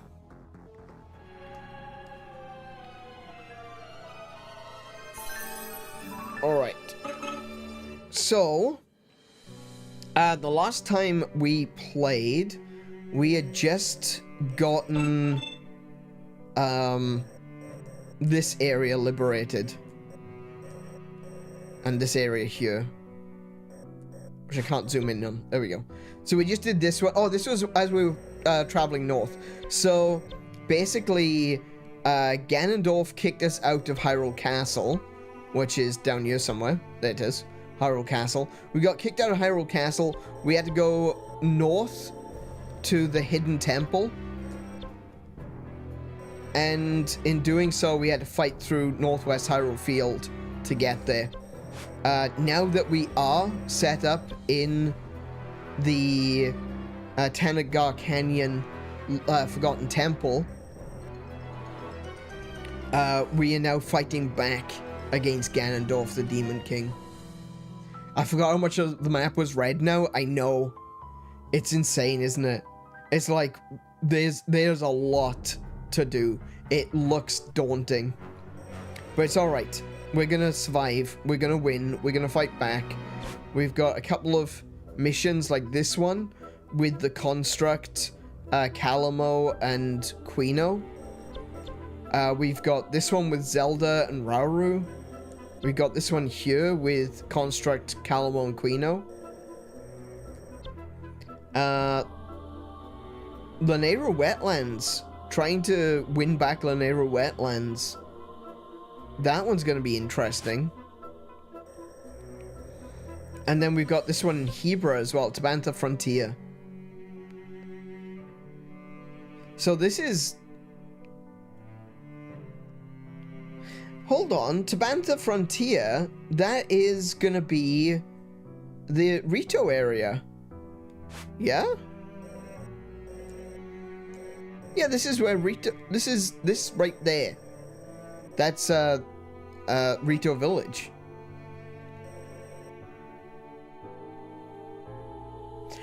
Oh, I wonder, will they show us this area and say that there was a village there? That would very much tie into my idea that this is where Kakariko Village is. Oh, oh, I've got an idea. Oh, come on. They gotta do that. They gotta do that. Alright, so I think we'll start with this one. Concern for the citizens. While traveling through Hyrule Field, Calamo and the others come across a swarm of flying monsters. Concern for the citizens of Hyrule, Taifan requests that the party deal with the aerial menace at once. We'll start on this one. We'll see how it goes. Maybe I should sharpen my sword. Maybe you should. No, actually, it doesn't matter. Quino, have you seen how big your sword is? It doesn't need to be sharp. It'll cut through things anyway. So I've got the High Guard sword for the Construct. I don't know how well that'll do. It does seem to be a bit weaker than the other ones, to be fair. I don't know what the... Someone's gotta keep you out of trouble. Like, it's only 15 damage?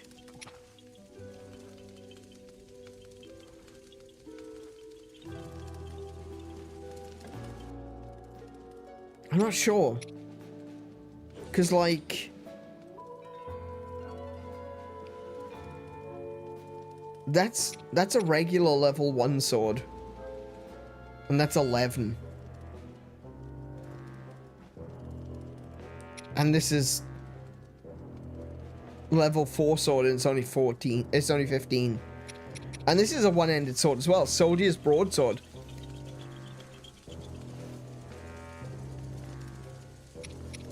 That's level 1 and it's 12 damage.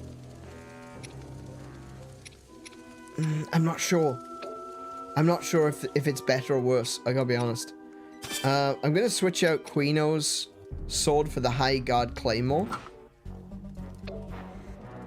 Calamo doesn't have the option to change weapons. Maybe that's why his weapons are better. Because you can't change them.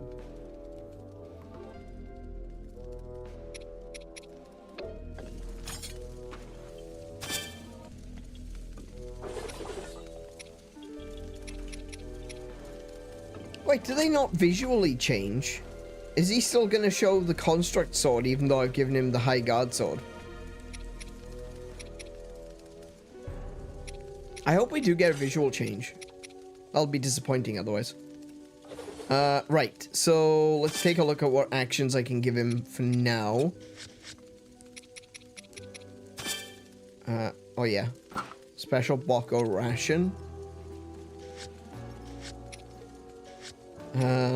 We've got a cannon to shoot to counterattack from above. We've got rockets for dash. And we got a frost emitter in case we need that one. Kind of like the idea of giving him electricity though, so we're going to give him the shock emitter instead. And then we've got the Boko Swift Cutter as our special weapon that we can use.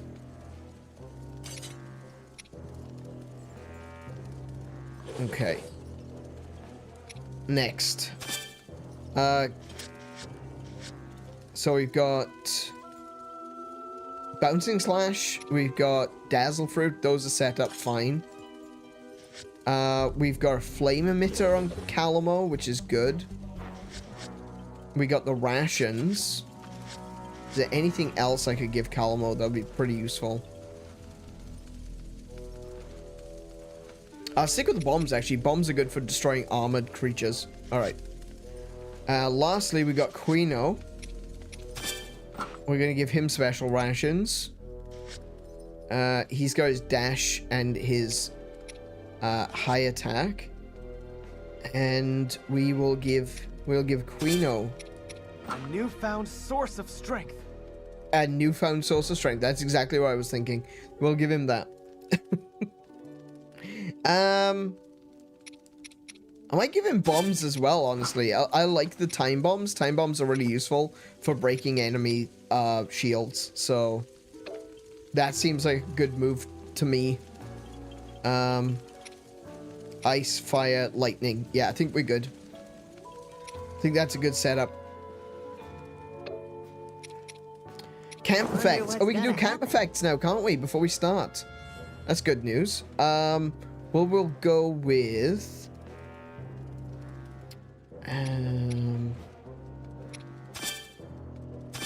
sync gauge charge rate. Extra material drops?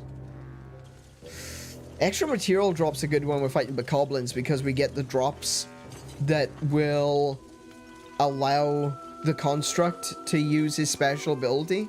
So that might be worth it instead of XP. And we got movement speed. Okay, cool.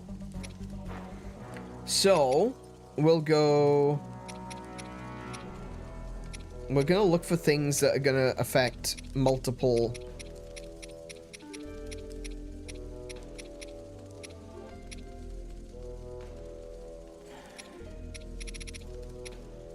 So this one gives you, like, food and bugs. This one gives you fruit and... Oh, wait, no, it's meat and bugs. That's fruit and flowers. That's flowers. That's a bonus to fish and minerals. So we can put one of those in. We can go amber. Fish.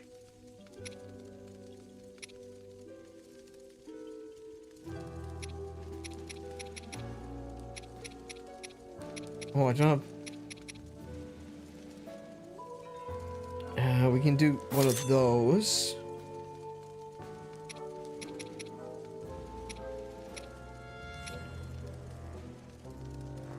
We'll do another one of those. Another fish there.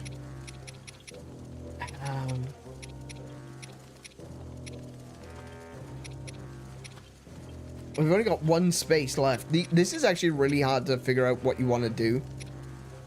I wouldn't mind a mineral that does movement speed and sync gauge, but I don't think there is one.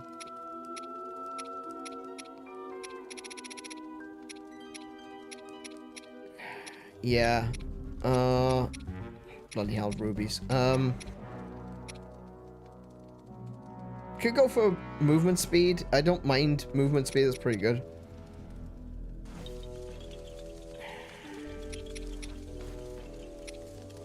Yeah, we'll go with movement speed. Buff the crap out of movement speed. Just make things a little bit easier to get around. Hey, Pow! Welcome to the stream. How are you doing today?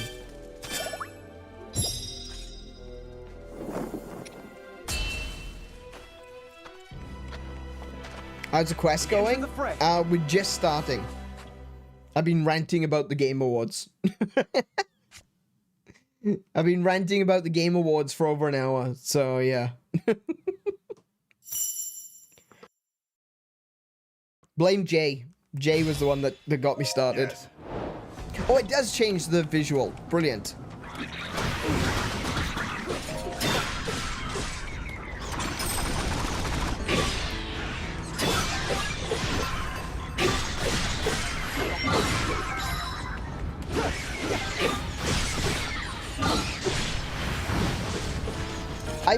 I went right underneath all of those.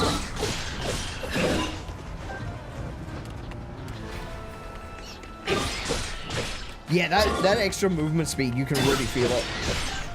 I'm really feeling it.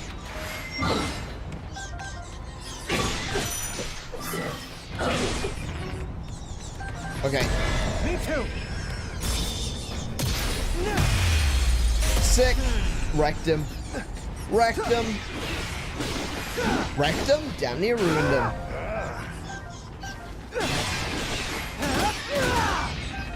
Kill him up.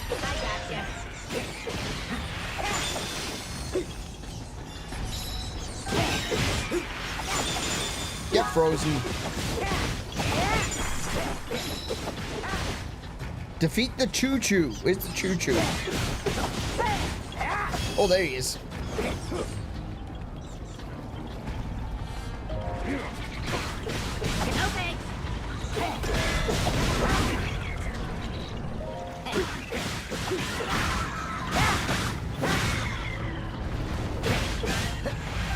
Get frozen.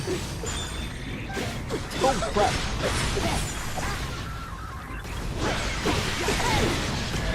I'm here. Switch. Come down. Now. That's a really cool looking sword as well. I really like that. That's this sword is available if you've got, I think it's if you've got Age of Imprisonment, oh sorry, Age of Calamity on your save data.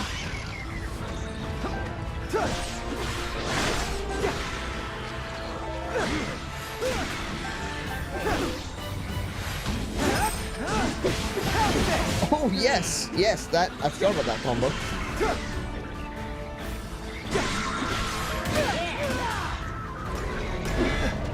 Oh, primary.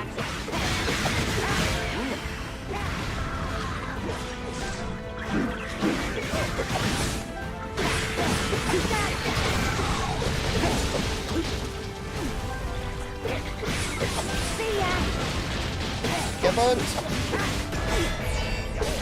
What's he gonna do? What are you gonna do? Nothing? Alright. He started glowing. I thought he was gonna attack me, but he didn't do anything.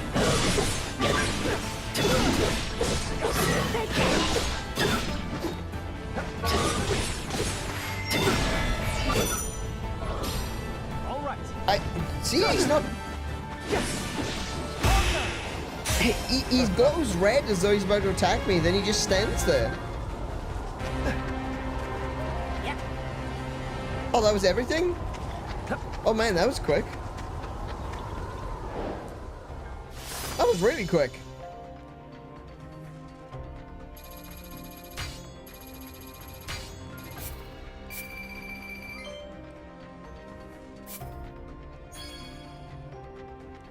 What's this one got? Damage at 30% hearts or less is plus 7%. Oh, that's one of those, you know, risk-reward sort of skills. That if you got low HP, you do more damage. I don't know if plus 7% is necessarily particularly useful, though. I think about the amount of damage that you got on some of these weapons, and I think to myself, that's not a lot. You know? Like, the amount of damage I've got on my weapon is currently 12. For Quino, for example. Quino's sword is only doing 12 damage. What's 7% of 12? It's like... I don't think it's even 1. So, yeah. Me and the family are going out to the country this Thursday. Oh! First time to go abroad, or... We're going to go to Thailand for 5 days. Oh, nice. Hey, that sounds like fun. I've been to Thailand briefly. I couldn't really say that I've been to Thailand. We did a stopover in Thailand. We were there for like a couple of... we were there for a few hours when we first traveled to Australia when I was 10. So we stopped off at Thailand along the way. That was quite nice, though. Food was great. Yeah, right? Yeah, absolutely. Pow definitely deserves a holiday. A sneaky idea. More and more monsters have been showing up lately, and Typhon is planning to take them all out. Just gotta find some stuff to help him sneak up on the darn things. So that's gonna be... Ooh... We do not have the mushrooms for that, unfortunately. So, we're gonna have to do something else. What's this one? Down gives us sun shrooms.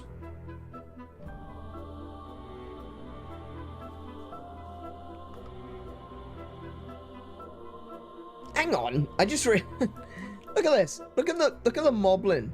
Look at the way his eyes are glowing. That's wild. Why are his eyes glowing so brightly? What's with that? This is normal. These are normal. Why is the moblin glowing? That is weird. Why'd they choose that? His eyes are bright and shining. They're terrifying. Going to be meeting up with my cousin for Christmas? That sounds great. That's awesome. In the godly Bako. I know! I want to see. I want to find out. Why is his eyes glowing? Let's have a look. We'll quickly take a look. I can't change any of these weapons. Might be able to level them up, though, by now. Let me, what we got? Blade of Light is level 4, and I think the Spear is level 5. Okay. 1 second. Before we do that, we will upgrade the weapon. Flurry Rush damage plus 7%. Sync Strike damage plus 5%. That's not bad.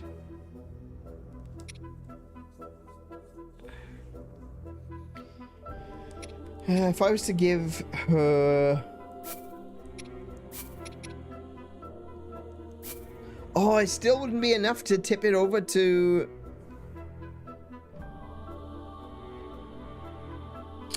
to level 5. Ah, that sucks.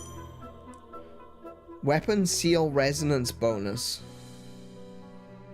Applying multiple seals of the same shape to a weapon will provide a boost to that weapon's attack power. Oh. Oh, I see. Right, so sync strike damage plus 5, for example.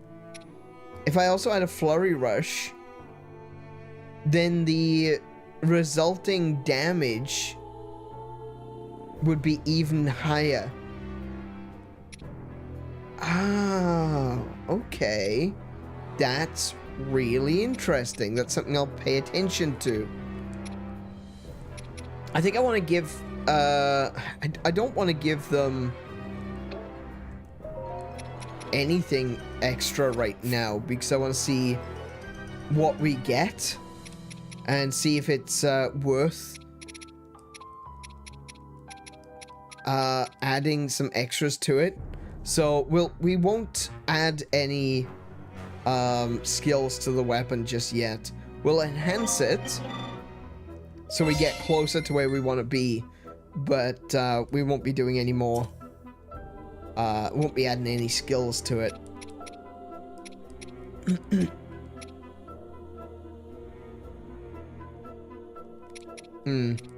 Yeah, we'll keep those for later.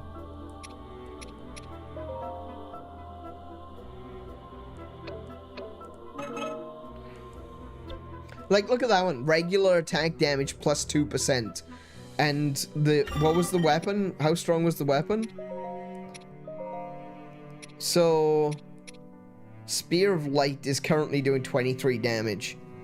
So 2% of 20. Let's just call it 20 for the sake of argument.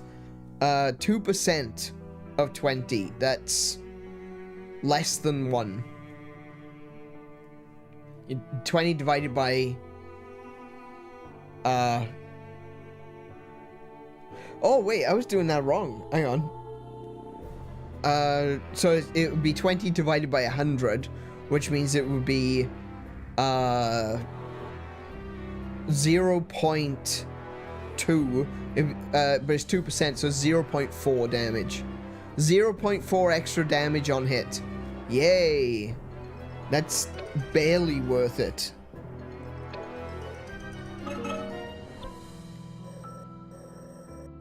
This is the one. Alright, let's do this. Looking forward to this.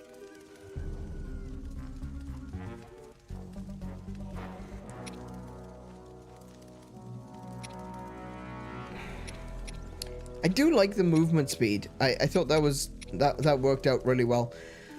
So we will go with Giant Bright Bloom. What do we have that works as a bonus for plants? This one's plants and fruit. So we could add a pine cone.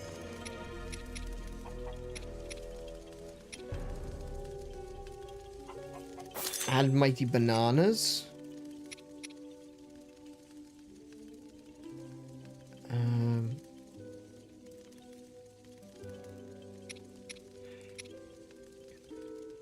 Add a lemon. That's a good one. And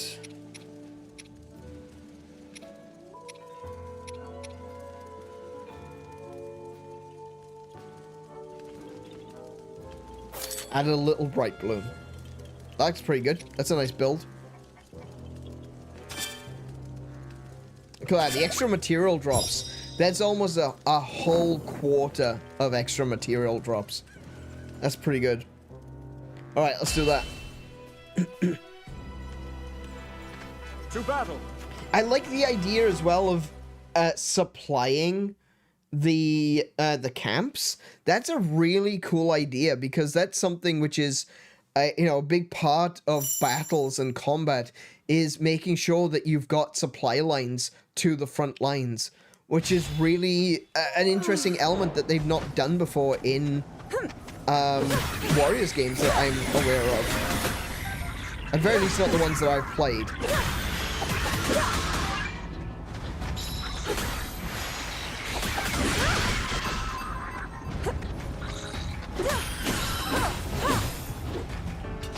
Hello. He snuck up on me there.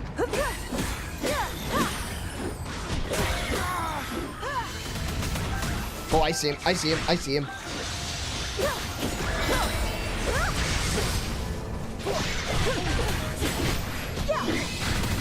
King Rauru. No, Zelda. What have we got? Time bomb.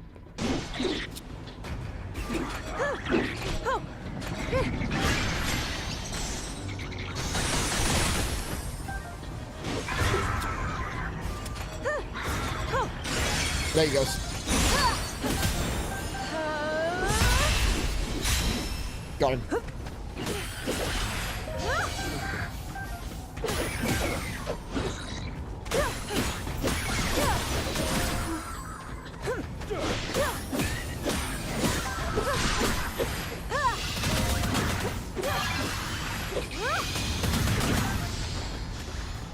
Rauru, you're letting the side down, mate.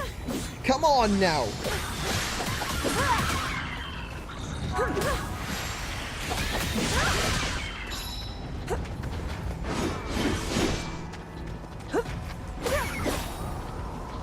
Maybe I should play as Rauru so I can get some more XP.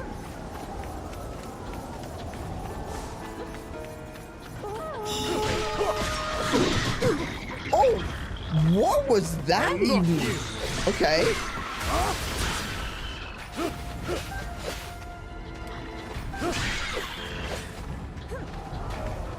I don't know what that was.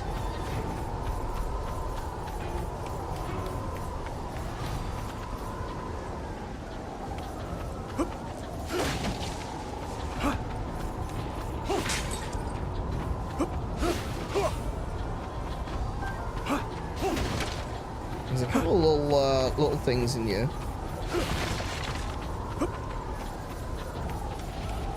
I was hoping there'd be like a secret chest or something. Somebody help. Oh no, the captain is being useless again.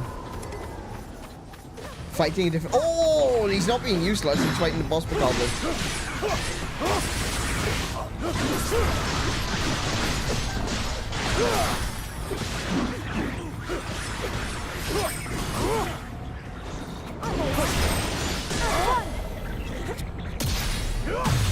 Nice. Got him. Got him. That's what we're after. More of those, please.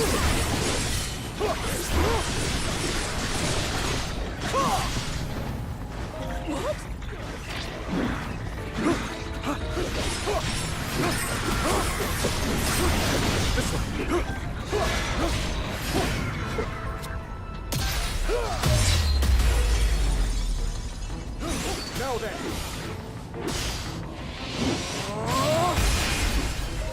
Dead. D-E-D. Dead. Oh, bugger, there's another one.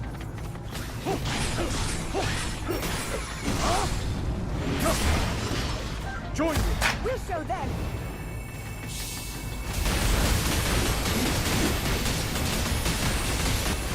There. Nice. I love that. That's such a cool move.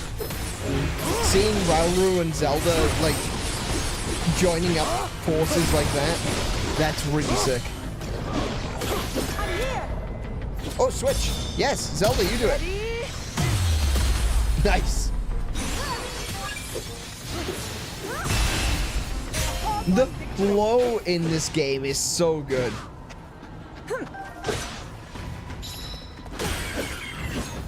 King Rauru. Very well. The ability to just switch between characters in like mid-fight. Like I was saying, it reminds me of the switch skill in Sword Art Online, you know?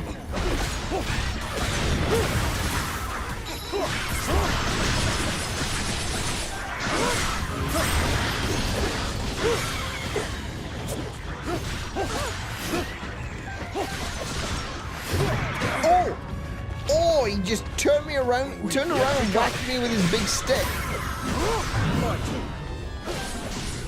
You're not gonna get me twice like that. That's not gonna happen.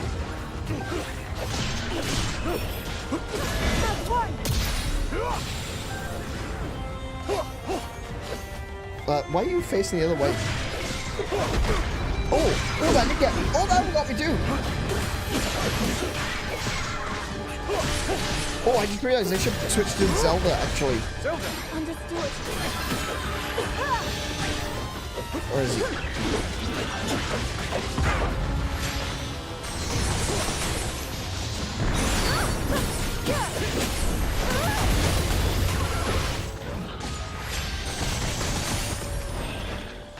With my aid. Oh, yep, switch to Rauru. Brilliant.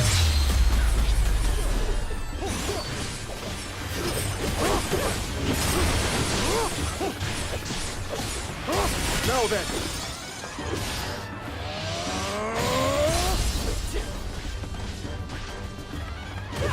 Zelda. Understood. If I were you, Victory is assured.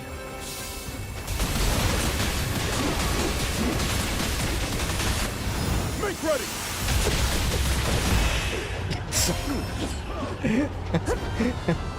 That's so freaking cool.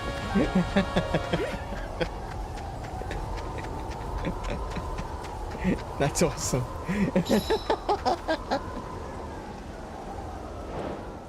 I love that. That's so that just feels so ridiculously powerful. Oh man. I love it. Did Rauru just say and a chewy shoe? What? A chewy shoe? I don't think that's what he said. But maybe. I don't know. It could be a chewy shoe. I don't know. I'm not sure about that one. That's what you cured? Okay. Maybe a trip to the ear doctor might be necessary.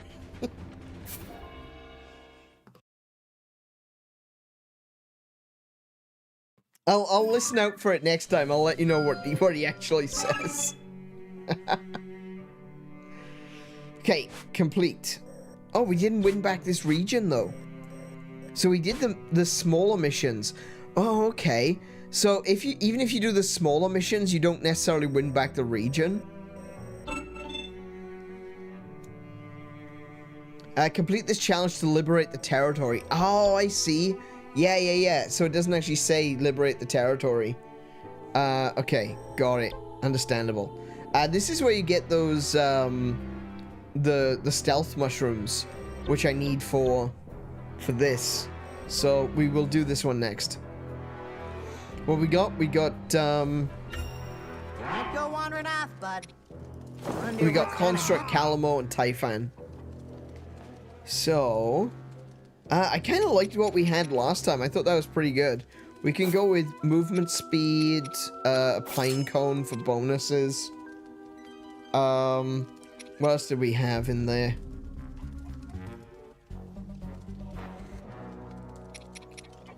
Fruit and flowers. We could check in. Was it Mighty Bananas? Yeah, so we got the option of Mighty Bananas or Splash Fruit. They do the same. So we'll stick in the Mighty Bananas. We'll stick in a lemon. I think it was a lemon that we did. And it was a regular bright bloom, wasn't it? There we go. There you go. That looks good. I like that. I like that build. That's pretty nice. Lots of extra drops. Forgot about the splash fruit. They look really refreshing, don't they? There's something about them that like I'm a big fan of like watermelon and mangoes, and they tend to be very, very juicy. Like mango can be quite fibrous, but it's usually pretty juicy as well. The splash fruit just look absolutely refreshing. Almost looks like a gourd, like a squash or a pumpkin in its shape, but it seems to be very, very juicy, very, very full of liquid. They look like a turbo pear plus watermelon hybrid. Yeah, actually, yeah. Pear is a good way of putting it. Yeah, they do kind of look pear-shaped, don't they?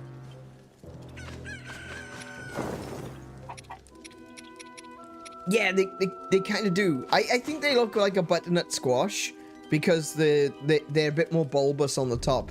But yeah, they could be like a pear. Interesting.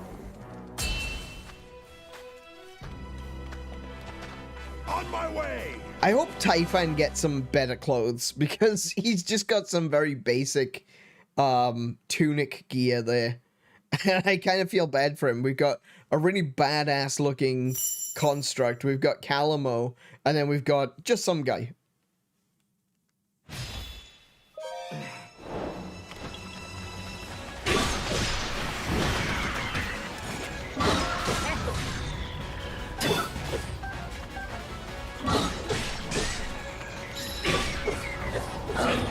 Alright, do we see anything? Do we see anything like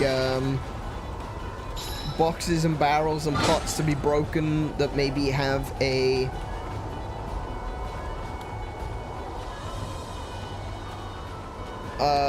Korok in them? Koroks at all? Koroks? No, okay. I haven't seen many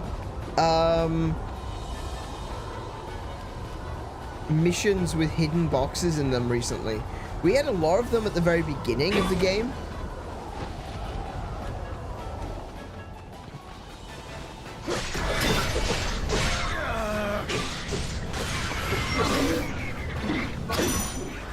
Wait, actions ineffective against enemies with raised shields? Oh, bloody hell, Bree can hit me pretty hard. Wait. Oh, I didn't mean to do that. Oh, well. Calamo, where are you?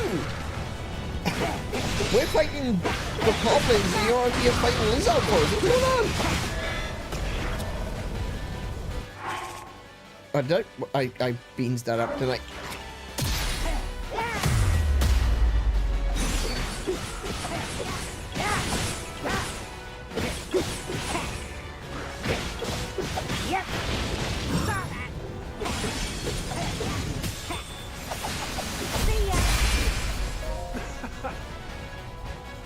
There's 3 of you left. I would recommend running.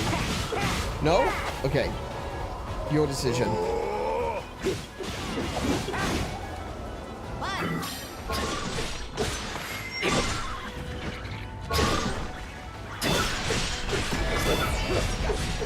Oh no, I keep pressing. Oh my goodness, I keep pressing the wrong button. I need to get used to these controls again.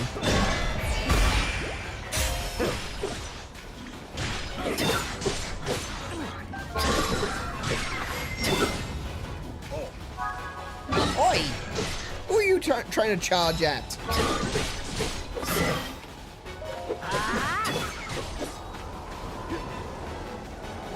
That box looks suspicious. Oh look. Oh, it's got a battery in it. Nice.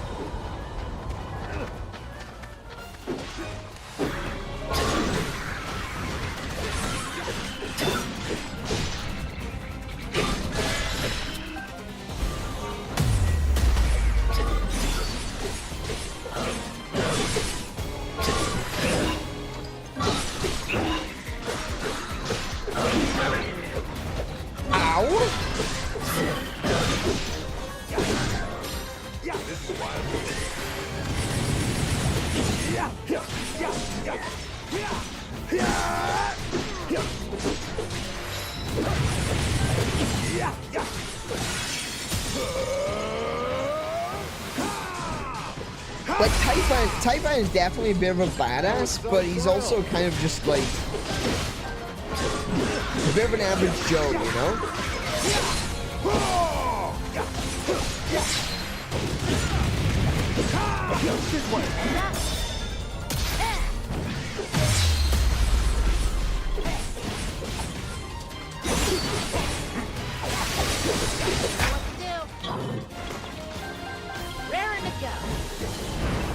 Oh wow, okay. Ice. Oh.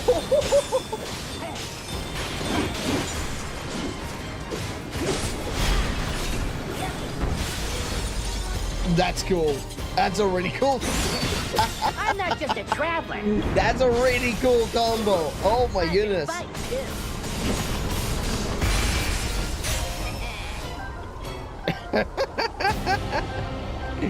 Just goes into airplane mode and just starts dropping bombs on people. That's awesome. I love that. That's great.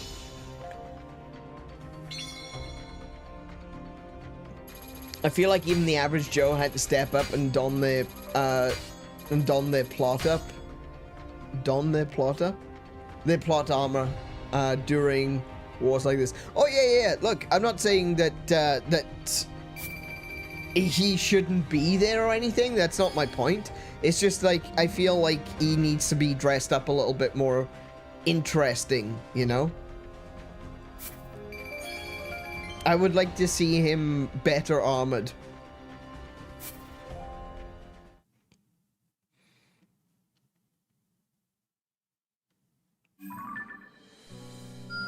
And that should... Yes, there we go. Liberate the region. Reclaiming territory. Complete certain challenges to push back against the Demon King's forces and reclaim occupied territory. On rare occasions, nearby regions may also become free of Ganondorf's influence upon completing these challenges.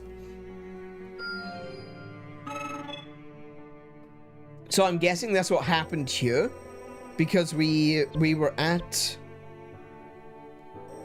We had to win this one. Once we won that one, this one also became unlocked. So I'm guessing what it means is if you've got one region, which would have been this region, and then you claim this region, you get the regions in between. And we're kind of there with this as well. Look at this, because we've got this massive region here. But we've got these two regions down in the south. This is where Minaru's workshop is. That's still ours, thankfully. What have we got here? Oh yeah, upgrade Taifan's basic actions. Can't wait to put this to the test. Oh wow, okay. During X attacks, hold the button to increase attack power. Alright. Interesting. Shielding the Hylian soldiers. A number of retreating Hylian soldiers... A number of retreating Hylian soldiers were unable to shake their monster pursuers and remained trapped in Hyrule Field. Seeing this, Calamo and his bud face off with the threat that that every soldier can escape. Okay. Don't go wandering off, bud. You're going in for sure. I'm starting to run out of these. I've only got 3 left. I don't like that I've only got 3 left. I might have to do some more missions down in the depths to get more of the light blooms. I'm not sure. What else can I use instead? What other options do I have?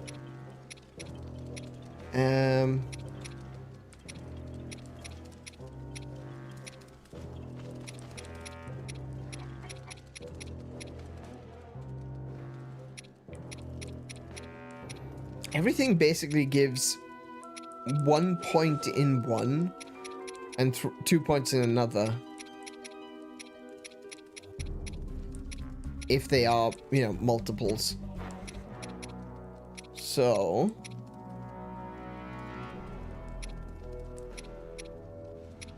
we do, like, we can do a carrot there. Maybe 2 carrots. And then we can do 2 fish. And we use something that's going to give us a bonus to fish and vegetables. Oh, fish and rocks. We don't have... oh, okay.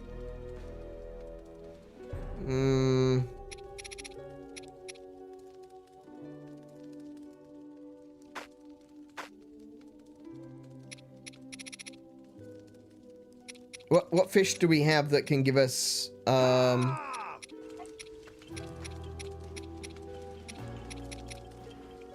Oh, I've only got 3 of those, though.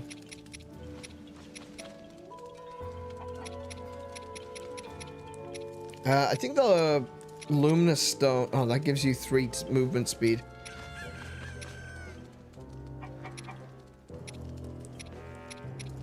Minerals are actually pretty good, to be fair, but not currently...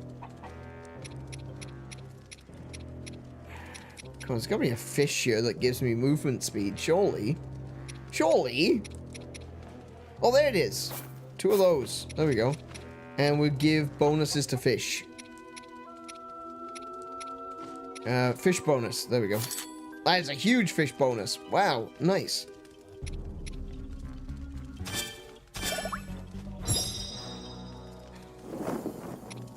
Alright, onward. On my way! I find it interesting that there's like a permanent blood moon. While the Demon King is here, it's like it's constantly night, it's constantly blood moon. It's constantly just spawning more enemies.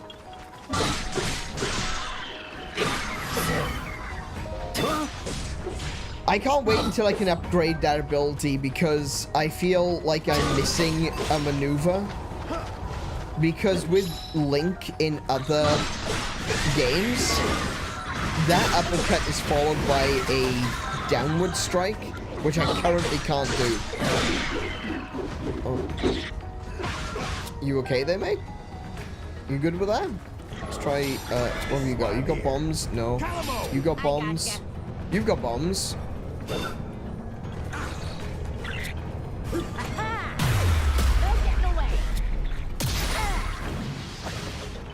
I don't know what I did there. A button. There we go.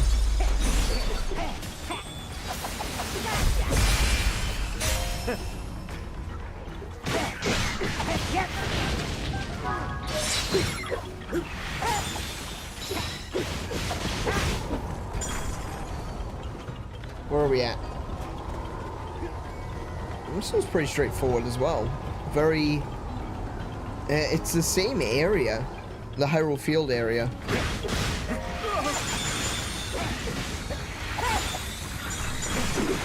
Ow.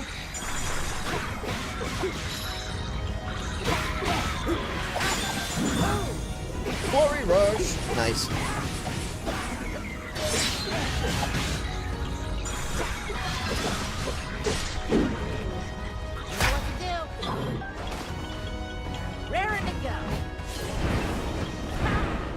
Where am I?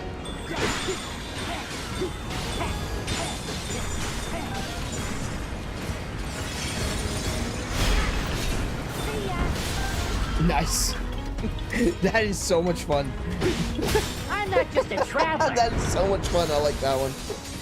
I just love the idea of bombarding the hell out of them. Pretty good, aren't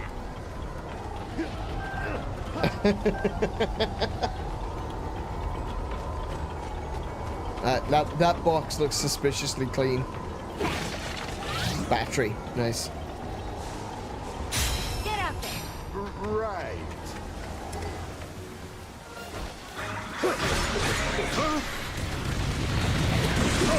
Saw that coming.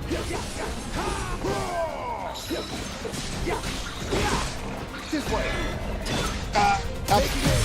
Nice. Sick.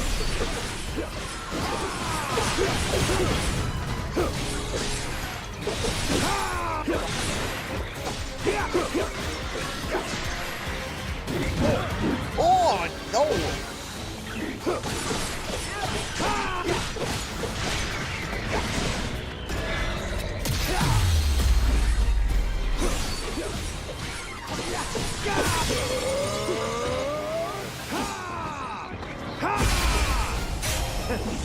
Easy. Easy. GG. No re. You got wrecked. I like as well that the bokoblins run away.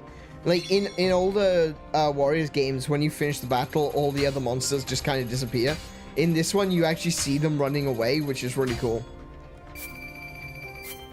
It's a nice little detail. They didn't need to add it, but it was there, and I like it.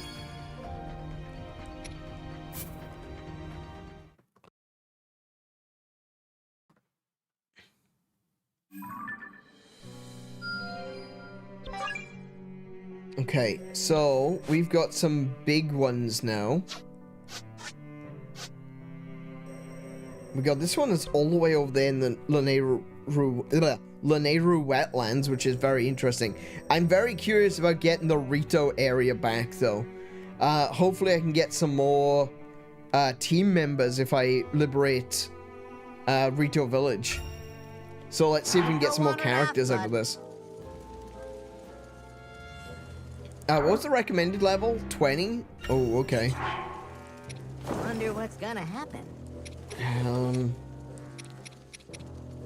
Stones and fish, meat and butterflies, fruit and plants, and fruit, just plants. Okay, so we can go with that one.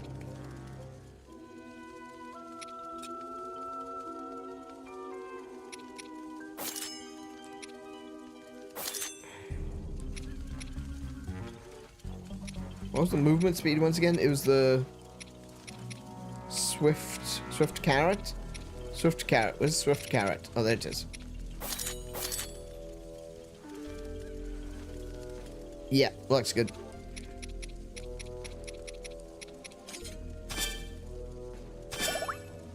Yeah, I'm thinking that if we go into Rito Village, we might actually unlock being able to get some Rito members. We'll see. We'll see how it goes. Together, Calamo and the Construct repelled Grimgera and put a halt to their enemy's ruthless Barely. Barely. Grimgera was probably the most annoying thing to fight in this game so far. It really felt like it wasn't properly balanced for the characters that we had, because he was constantly up in the air above where we could reach. And none of the characters, I mean, I guess the Construct does have a bow, but you couldn't stay still long enough to use the bow. It was, yeah, that felt like a really unfair fight, I gotta be honest. Especially seeing as the monster was constantly, it was an ice-based monster, so you had to try to keep it on fire to do more damage. It really felt like it was a case of, you've been playing as Zelda the entire time. Zelda, Rauru, and suddenly we get these new characters dropped on us and told, right, now you gotta do a boss fight. I'm sorry, I wasn't used to the characters yet. What am I supposed to do?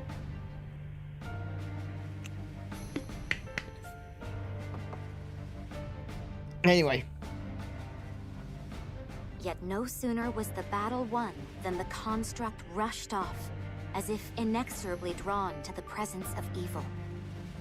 Its destination was the Hebra region, home to the feathered Rito tribe. The pair's arrival did not go unnoticed, however, and the moment they set foot in the frigid land, they found themselves face to face with an onslaught of ferocious monsters. To be expected.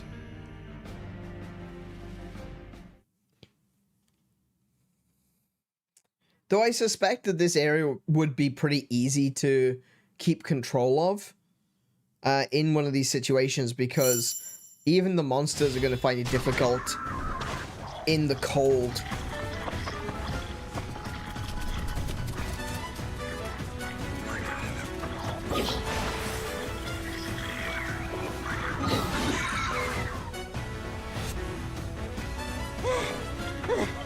Slow down for a minute, would you, bud? Oh, heck, okay. What the hell? Why is he covered in blue magic? Like, I would understand if he was covered in red magic, but blue magic, that doesn't make sense. Rafika. Okay, he's got pompadour. Hey, Rafika. It's been far too long, Calamo. Who's this? Friend of yours? Sure, you could call him that.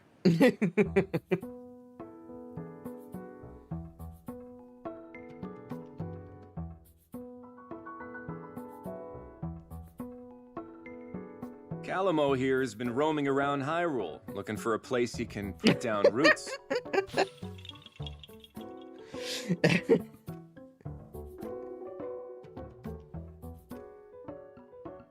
But last I heard, Tabantha and the rest of Hebra were off the list of candidates. Yep, you got that right. I'm only back because this guy dragged me here. I like Calamo. He's funny. Calamo, you and your friend here wouldn't want to help us save Tabantha, would you? Huh? Sorry, pal. Not a chance. I mean, you know how bad I am with the cold. I just want to go home. I'm pretty sure you owe me the favor after last time. Oh. Remember? You'd still be freezing your leaves off if I hadn't shown up when I did. Right, he tried to plant his roots, So are but you he ended up helping or getting not, frozen. pal? And what? You're gonna stick me back out in the snow if I don't? Yes. Too bad. Nothing you say is gonna change our minds, and that's that. The construct Suit is already yourself. going off on his own. But someone's got other ideas. Huh? Wait, bud, wait! Why does this keep happening to me? It's settled then. Oh, Now come on. Rafika is We have the a battle to the win. sage. Nice.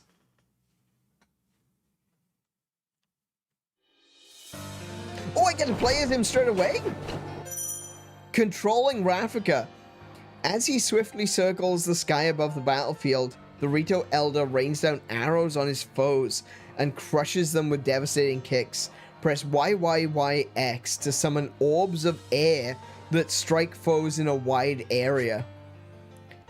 Blowing wind towards foes that are burning, frozen, or shocked, or towards certain Zonai devices you've set down, will cause an elemental chain, producing a whirlwind imbued with flame, ice, or lightning. Oh, that's gonna be cool. Oh, wow.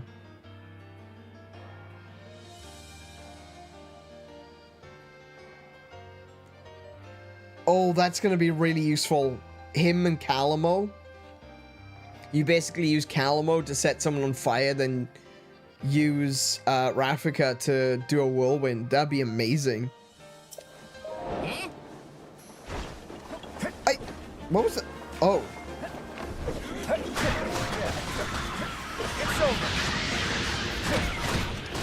Yeah, that's actually pretty useful.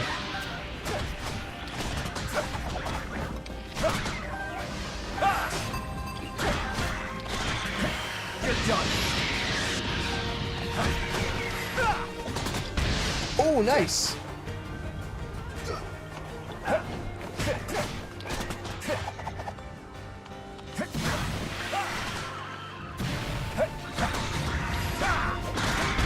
Yeah, that's really cool. He's really good at just clearing, clearing rooms.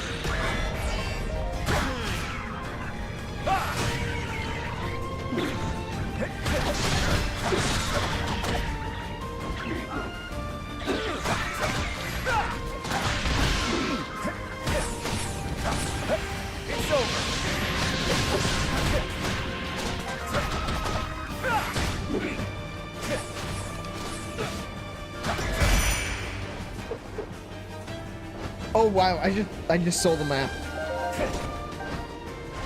The map is just full of monsters.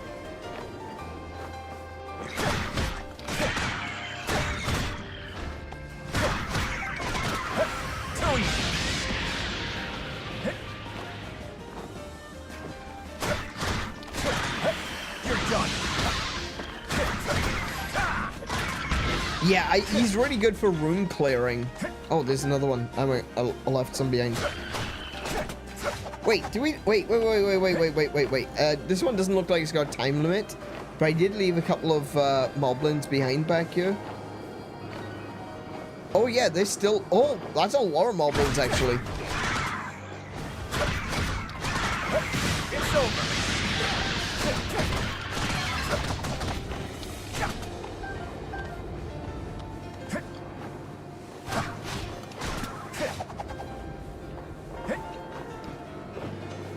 Oh, actually, this is the way I should be going. I need to capture the second outpost.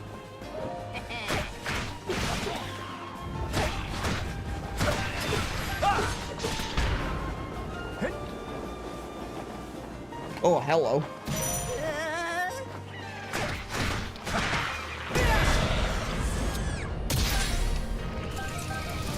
Oh my goodness. That takes some aiming.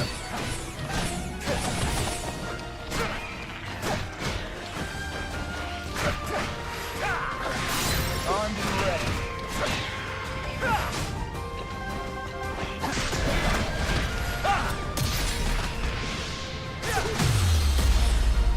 That's so different from the other ones. A lot of the counterattack moves Ready for this? have been automatic. Mine. Like if you aim at if you choose the one that aims towards the sky, you get an automatic attack towards an enemy that's in the sky. You're not leaving me behind this time, bud. But this guy is different. His Skyfall shot, you've got to actually aim.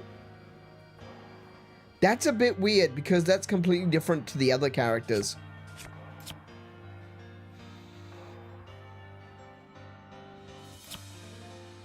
Like that makes it that feels almost pointless than being a sky ability if you can aim at the ground as well. Like both of these.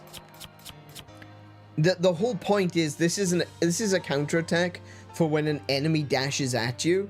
This is a counterattack for when an enemy goes up high. If you can aim the bow, then these don't matter. You can use that one against an enemy that's on the ground. See what I mean? That's a bit weird.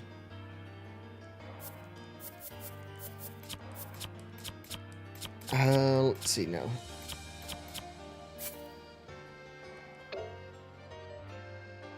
Oh, I can't give him the special rations.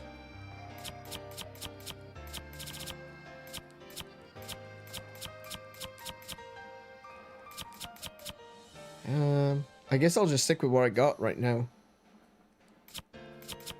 Maybe I'll check in the cannons as well.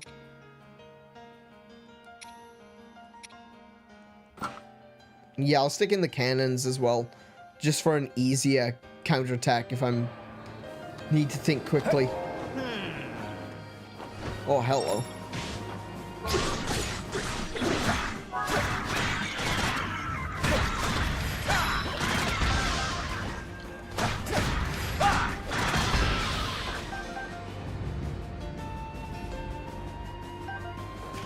I thought I saw an enemy up there, wasn't it? It was just the top of the tree.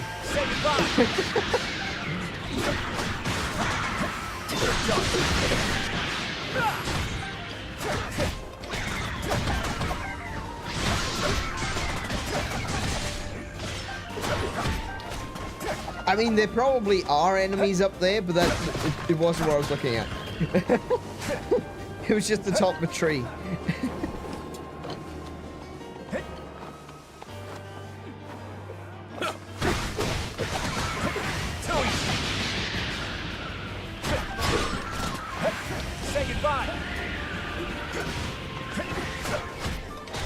Alright, where am I going? Where do I need to go next? This way looks promising. Oh, wait. I need to go that way. I need to go that way. Okay.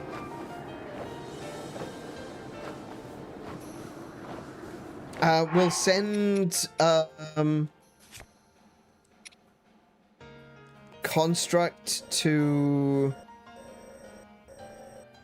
Bloody hell, how do I get to there? Okay. We'll send the Construct to that one. And we'll send Calamo to there. That means I can quickly go back and forth between them. Retail Captain needs to go into there. But I'll travel that direction anyway. Oh, hello.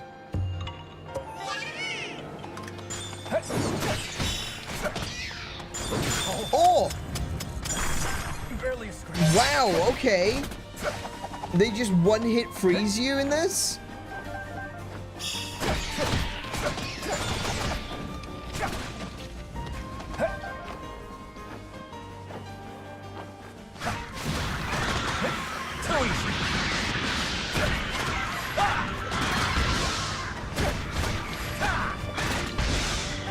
You know what to do. I sure do. It's over. Oh, hello.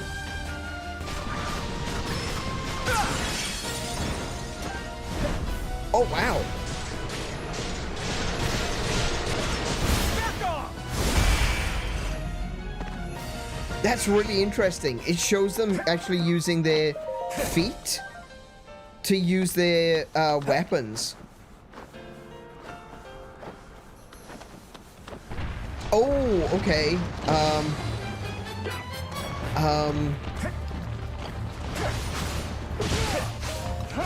This is gonna be a problem. I may have sent the wrong. Gale Force kick.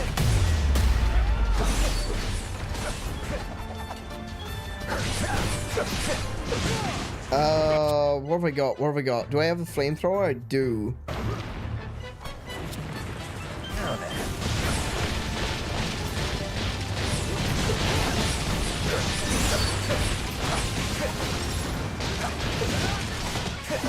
Oh, psh.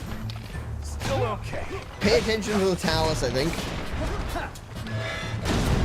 Light of the skies.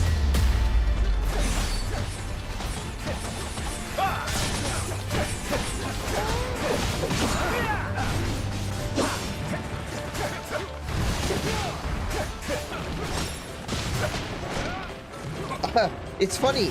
I've got a character here that An easy target. he's actually got a bow like as a main weapon, but it's not a bow that I can just pull out and use. Oh my goodness. No stopping now. Okay.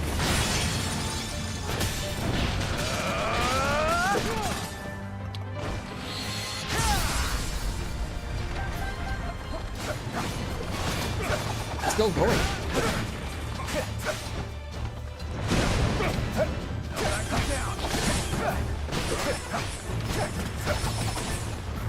Try harder.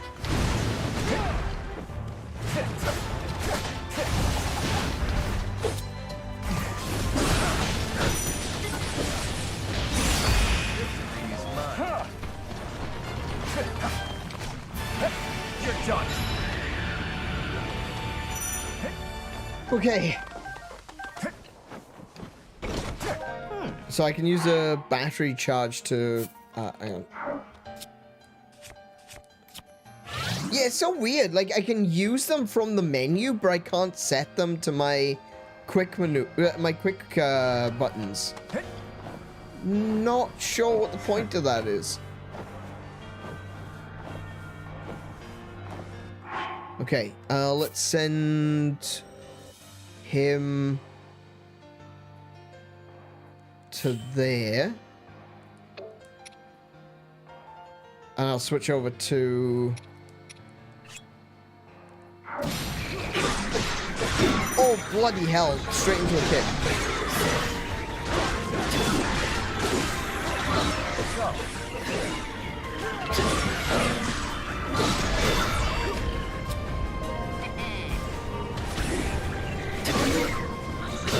Oh, he's just shielding. Oh, that's what he's doing. Right, okay.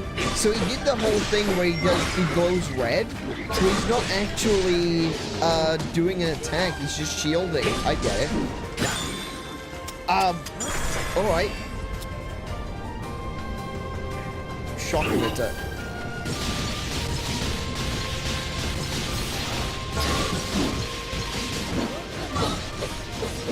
Ow, ow, ow, ow, ow. Maybe I should have gone with a frost emitter. Not a frost emitter, a fire emitter for this one.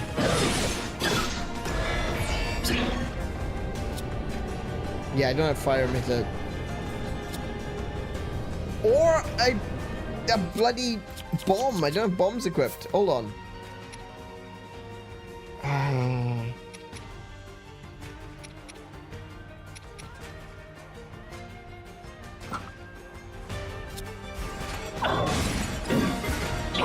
Yeah, that'll sort it out. Yeah, that does it. That does just fine. My batteries have been replenished. Oh, okay. I didn't realize that was a thing. So we'll send Rafika down here to finish off these enemies. Then we'll go switch over to Calamo.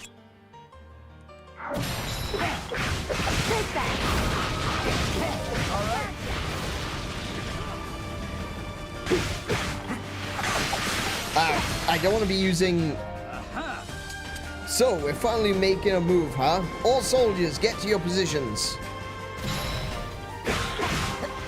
I don't want to be using ice. I keep using the ice.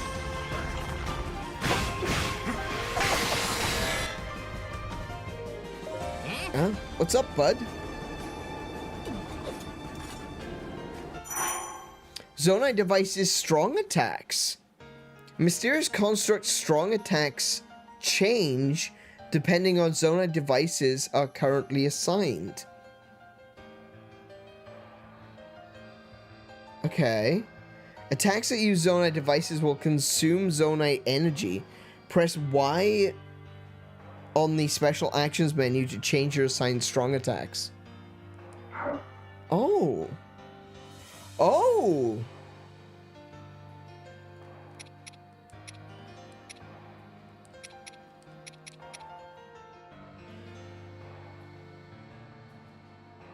Okay.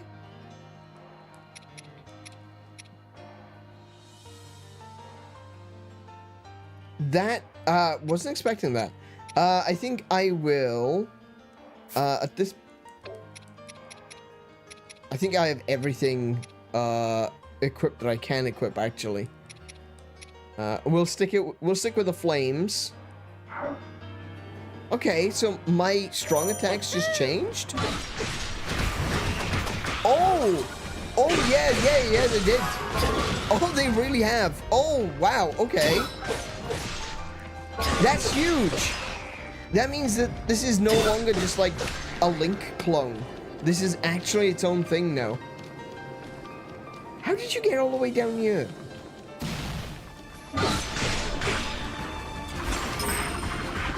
Oh, his arrow changed to the cannon.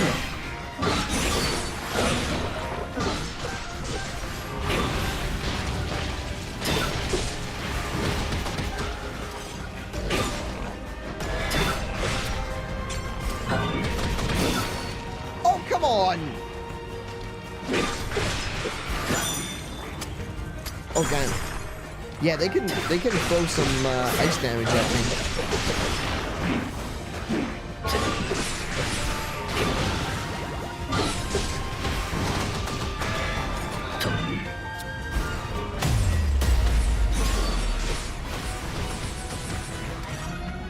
Oh, I like that this changed to a rocket now.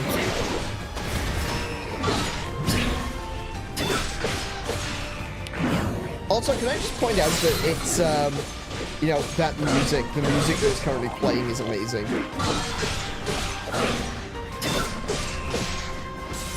Oh, damn.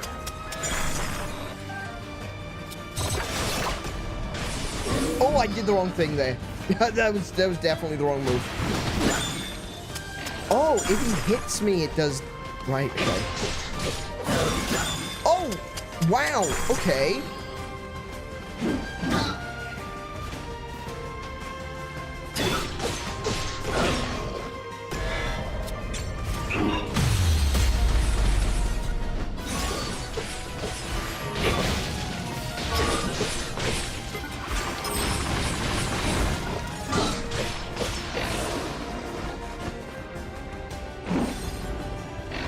Ooh, oh, okay.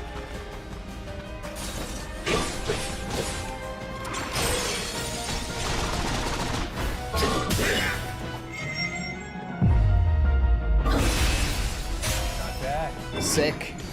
Okay, my batteries are running out. Alright, I need to take a quick little squiz at the map right now because we've let a lot of moblins go by. Like, we've got all of... We've captured this location. We haven't captured that one yet. But look at all of these dots in between. They have a potential of ganging up and attacking our outposts. So what I'm going to do right now is I'm going to have the construct do this. Just stay in this area for now. Stay there. Okay. I'm going to have Rafika head towards this camp because you can see that there's actually moblins attacking. And I am going to switch to Calamo and salvage this shit show over here.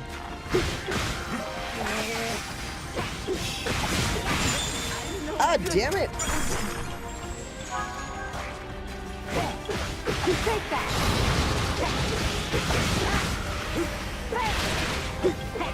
Gotcha! See ya!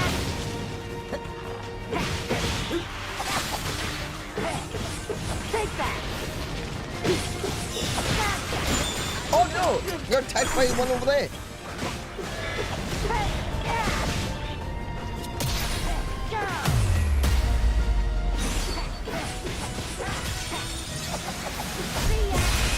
Nice. Got him.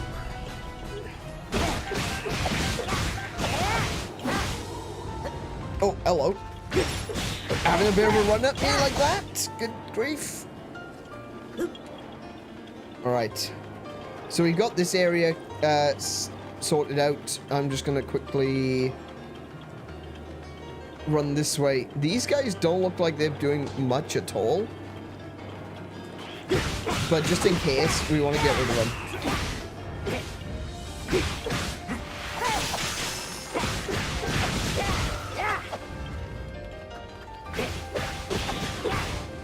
We don't want them charging in and taking the camp.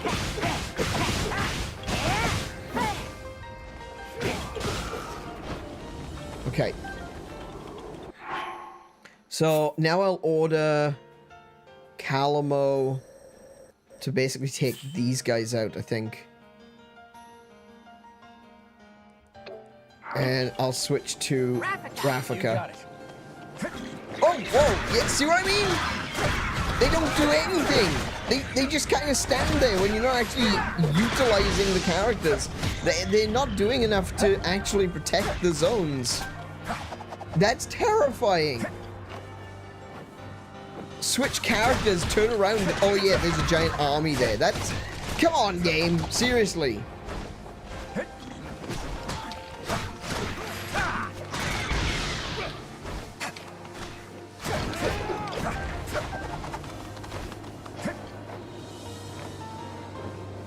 Okay, I want to go around this way, so I'm going to take these guys out along the way. Yeah, look, see, there's more of them down here. See, every one of these dots, they're not just like one enemy. The dots are like an entire squad.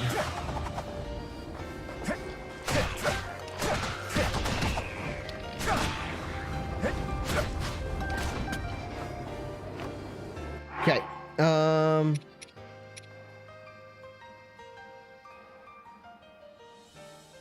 gonna move Calamo down to this group down here. And I will continue with Rafika down this... Oh! Oh! Okay, wasn't expecting that. Honestly, didn't know they were even there. Okay. Oh, icy chews as well.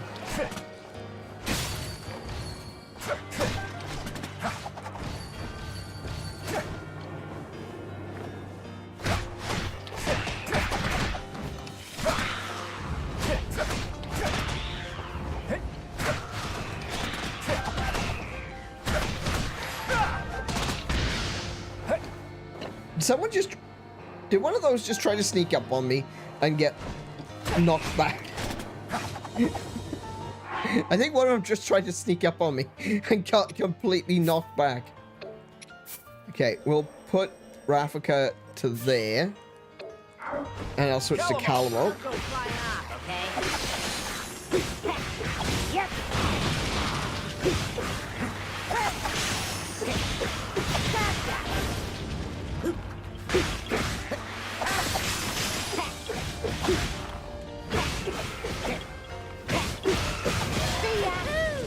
All right.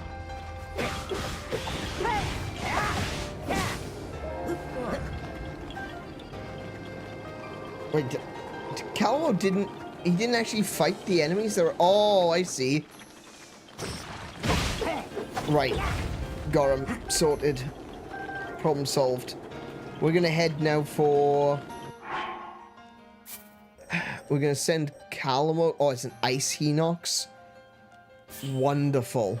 That's what we want. Ice Hinoxes.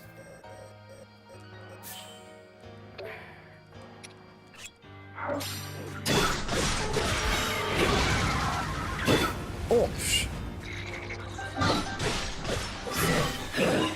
I don't know if I was just... Someone just threw a rock at me, or if that was a bow, but... Someone hit me from a distance.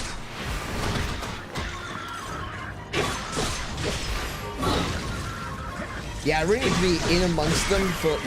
There we go. Watch out! Don't get too close to the Ice Hinox.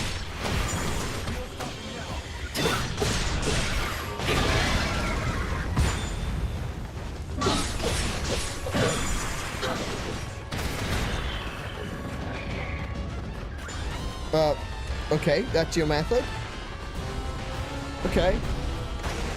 Sure thing.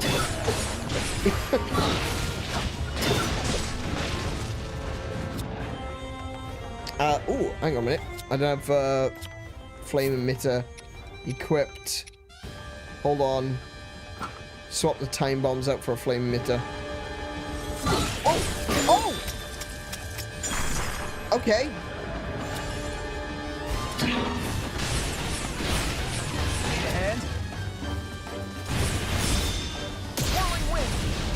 Oh! Whoa! Okay. Oh my goodness. So, okay. Hinox's slapping the ground is one thing. Hinox's slapping the ground and freezing you is something else entirely. It's over.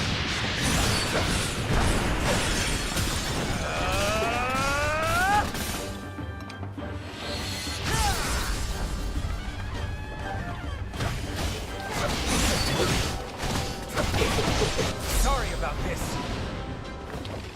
Oh, don't be sorry. It's just a Hinox. Calamo. Don't go flying off, okay?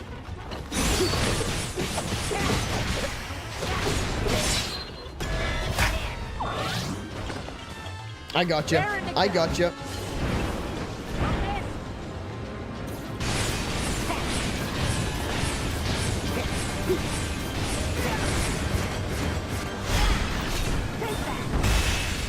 Nice. Doing pretty good. If you give them an instruction, it seems that they will actively clear enemies while you control someone else. That's what they're supposed to do. That's what they're supposed to do. Whether they actually do that, though, is completely up to random chance.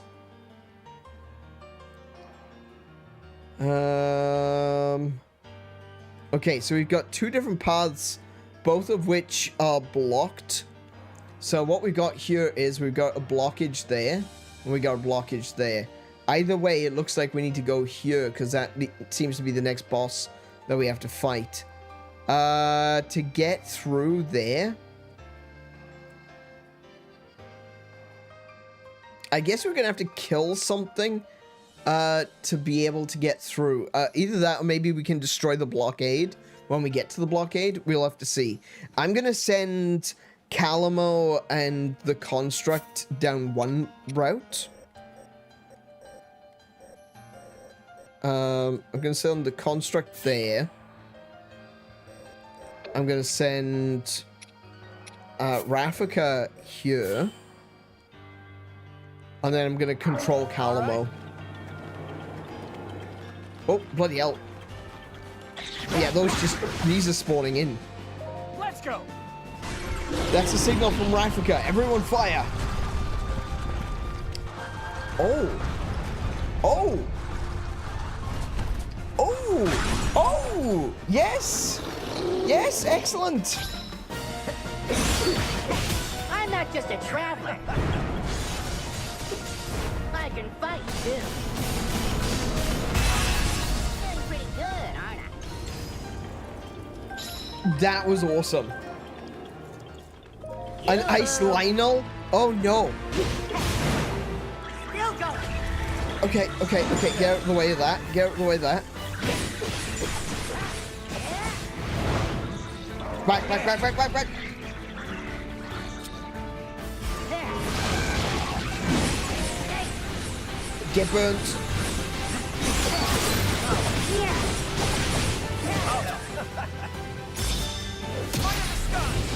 Nice.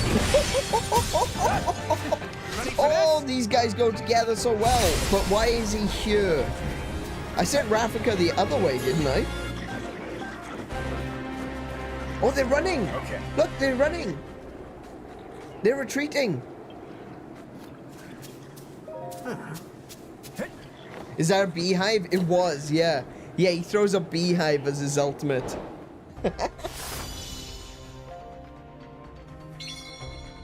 That was pretty sick. I do find it funny, though, that, like I said, you know, the construct doesn't have a bow, quote unquote, a bow.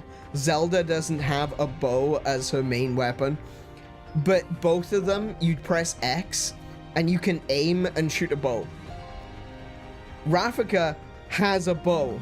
His main weapon is a bow, but you can't just shoot his bow. It's like, come on. That doesn't make sense. Stop it, game. You're confusing me again.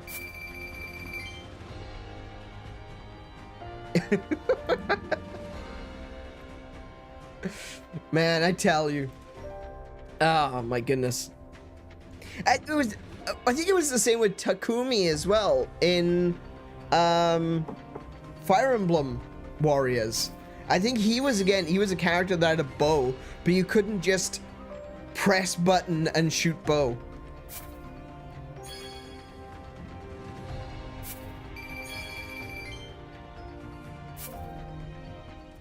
How's that? Good? It's so weird. Let me know if you need anything else. Are you all right? I'm sure it's something to do with I'm glad balancing, we but got rid of still. the monsters, but it's hard to see where we go from here. If only we'd showed up a little sooner. Don't beat yourself up over it.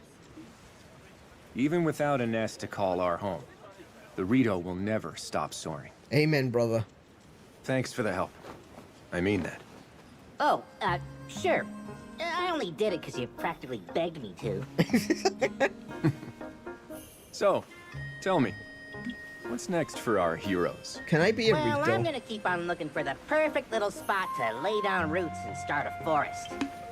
Kinda depends on where not this a furry, time feels like but- taking me, though. Next up, we're going... I would be a Rito. In Legend of Zelda, if I was in Hyrule, I east? would want to be a Rito. But that's Death Mountain! No, don't do this to me, bud, please! Just because you won't burn up doesn't mean I'm not gonna! Actually, Well, that's a really guess you'll good just have point. to grow some Calamo should thicker probably bark. shouldn't go to Death Mountain. Hey, Rafika, how about another favor? Sure thing. Hear me out. We all go to Death Mountain together and... Wait, really? I've got some work to do here myself, but I can give you a few fighters. Only fair after you helped us. Yeah?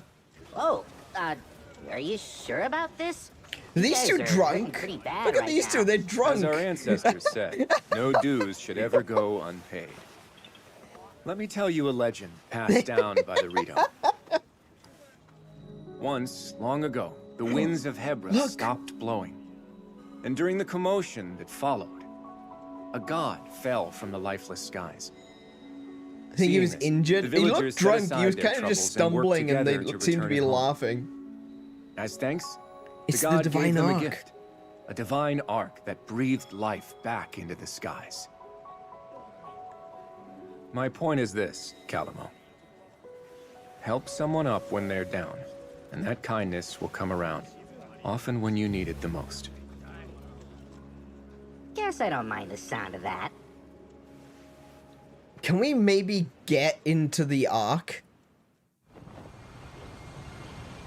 See you around, Rafika! There is a sky part of the map. Are you certain? Yeah. And besides, I have a duty to Rauru, one that I plan on fulfilling. A duty? If we don't have each other's backs now, when will we?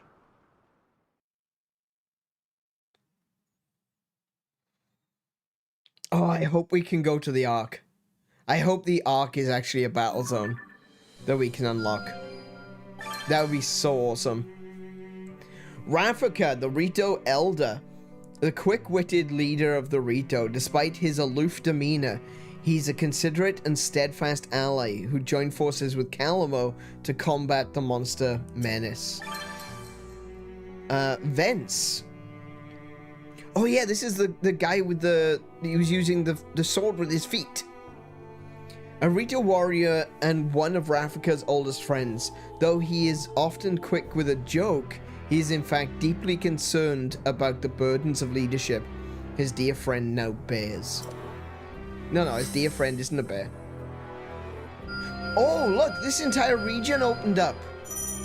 Oh, okay.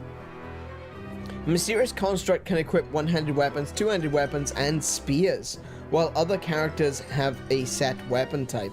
You can change your equipped weapons in the allies menu before battling. All right. Yeah. So this was all one region, and now that we've entered into the region, it's all become separate. It's kind of like this. Look, this is all one region, and this is all one region. But I imagine that once we start moving into this area, it'll split.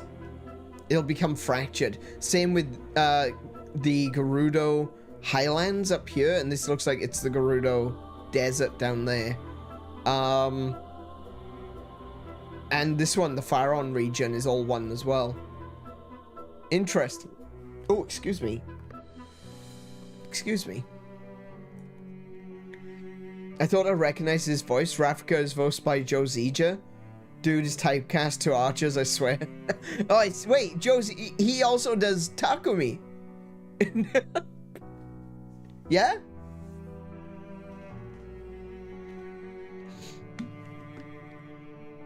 Oh, he was Claude. Oh, yeah. Sorry, he was Claude, yeah, in Three Houses.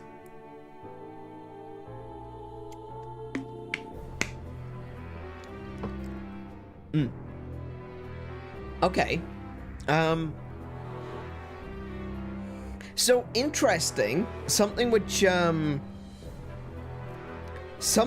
need to point out to you, which is a little incongruent with what we know of the history of Hyrule.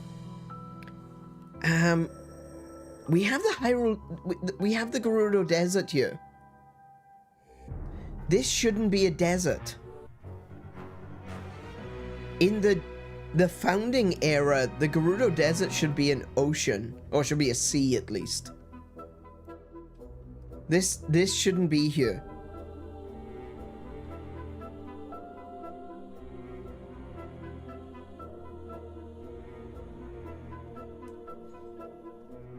Interesting.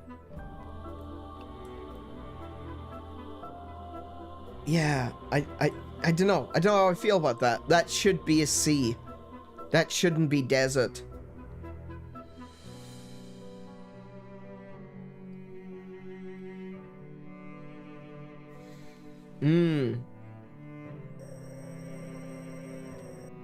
Alright, let's have a look what else we got going on. So we got another little pacifying to Bantha.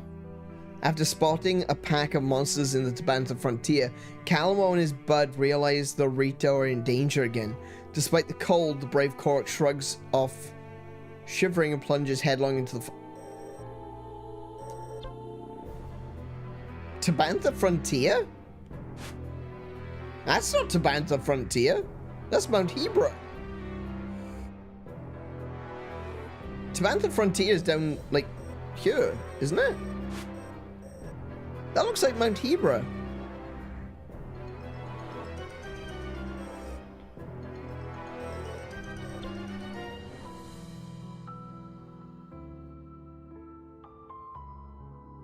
Interesting. Okay, so the construct is telling me I should look at this one.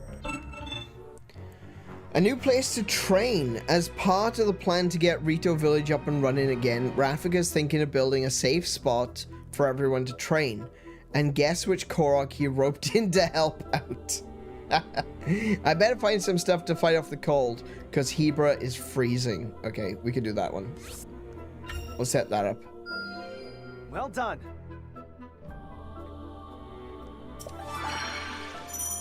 I don't really know what the benefit of the training camps are just yet. Train your allies to level them up. Oh, brilliant! Let's go. Oh, this is the thing that I was talking about. The leveling up characters to, Yep, that's exactly what I've been looking for. Okay, right. So I want to try to level up. So we can't level up any characters that are level 26 because the way it works is you can only level up characters to your highest level character. So these characters, which are all level 26, they can't be leveled up any further, but other characters can be leveled up to reach that level. So we'll just do 25 for Rauru. Let's go. 1 for Minaru. We'll get everyone up to 25 if we can. Let's go. Oh, Vence is the instructor here as well. Let's go. Let's go. We'll get you up to 25 as well, mate. Let's go. There we go. Nice. So they gain levels while you aren't using them? No, that's the thing. Is characters don't gain levels unless you're actually actively using them. So that's the benefit of having the training areas. And that's where I thought the other training areas were. I thought that it was going to be a place where you could go and level up your characters. But no, this training zone is literally you go in there and you pay to level up your characters. Very, very useful for keeping your characters close in level, especially when you're gaining a bunch of new characters like we just did with Vence and Rafika. Actually, yeah, so Rafika was level 25, I guess. I'm not sure. But it allows you to then, you know, Vence was only level 17. It allows them to just pump it straight up. Yeah. Excellent. I'm glad we've got that. What's this? Make room for mushrooms. Those monsters really messed up the forest here. And while it's going to take a while for new trees to start growing in, me and some other Koroks can at least plant a couple of mushrooms. Okay. Yeah, we can do that. That sounds good. I don't know what you're going to do with use the paper for. Maybe for mulch? I don't know, sure. What do I get? Not stopping here. The forest is practically bursting with mushrooms now. It's well on its way to its former glory. I even found something I can use for fighting, so that's a nice bonus. Each strong attack will deal damage of a different elemental type. Oh yeah, we knew that. Special attacks will deal damage from multiple elements at once. So I get the strong attack 2. That's the ice attack. That's the ice attack. I don't need that one. I need the fire attack leveled up.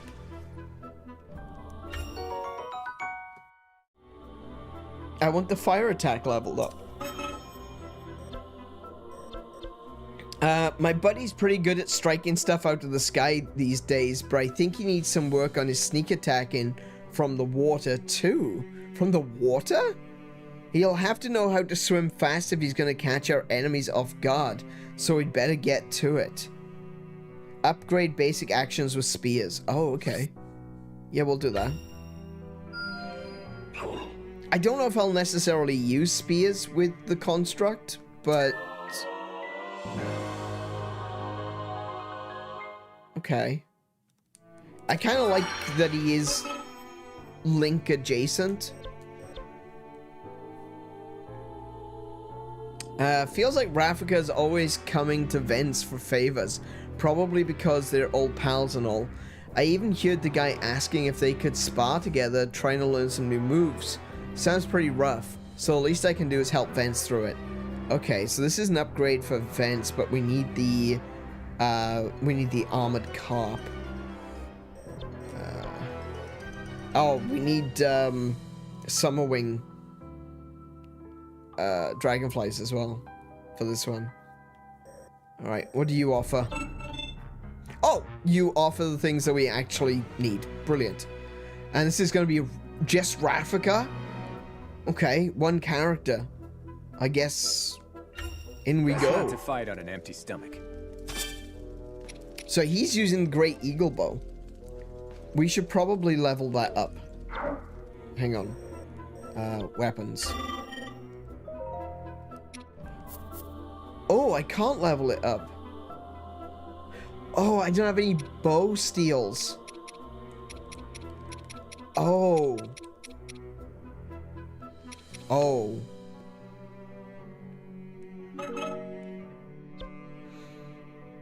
Okay. Hopefully I'll... Oh, yeah, I'll get one. I'll get at least one as a prize for this. Hopefully I'll get more than one. Okay. If we use this... Don't need to worry too much about sync at this point, I don't think. Let's switch out these abilities. We'll go with special attack. We don't need the XP bonus anymore. Okay, we'll stick with that.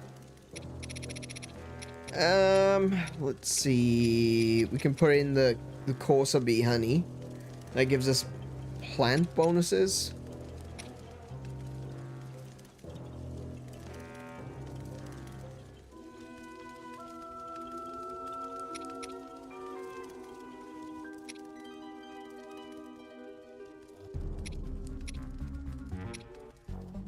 I do like movement speed.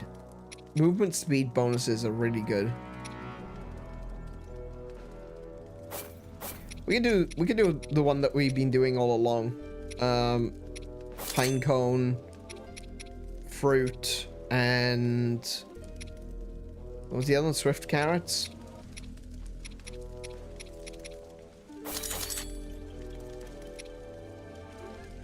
Cool.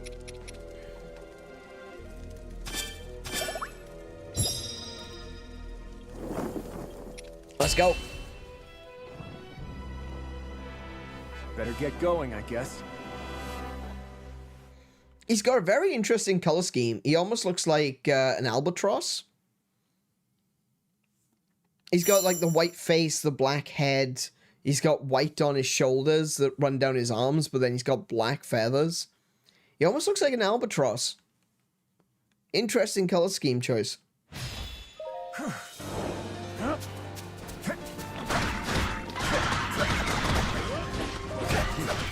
But then again, albatross tends to be a bit more white than this. He's got a lot of black feathers down his back.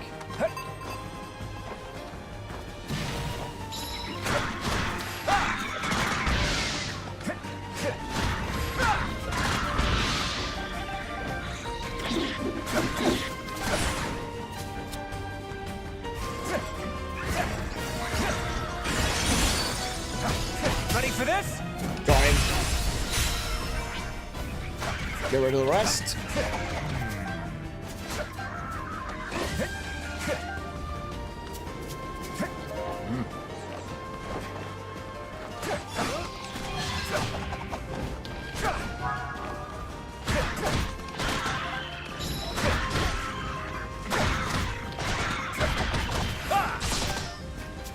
Nice.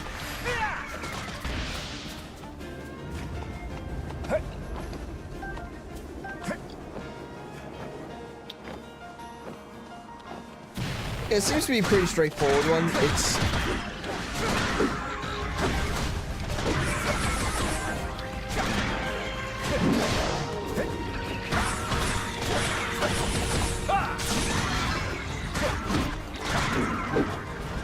Oh!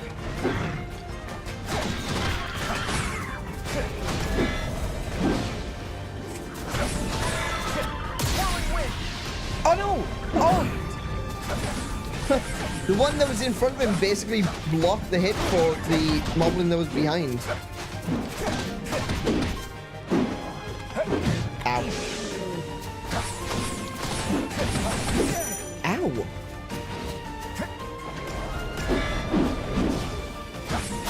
Armed and ready. You're done. Sorry about this. You asked for it!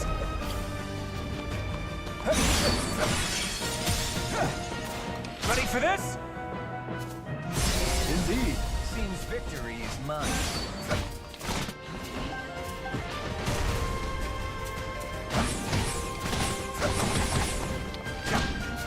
I love the way they just kind of brain themselves on the floor. Their major attack is like a headbutt. Not bad. And so they just brain themselves on the floor.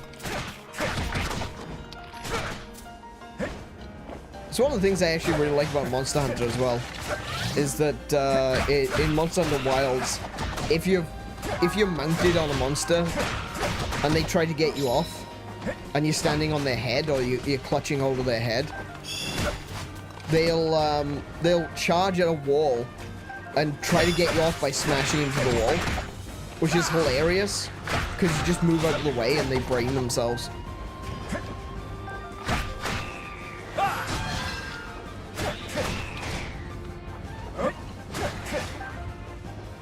Oh, hi. You survived. A bit longer than the others. Okay. Oh, watch out. Oh.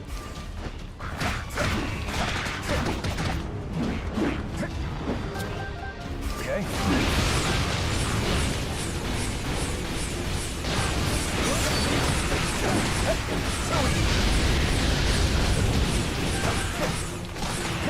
It's over.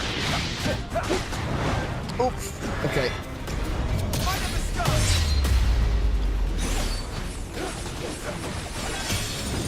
Nice.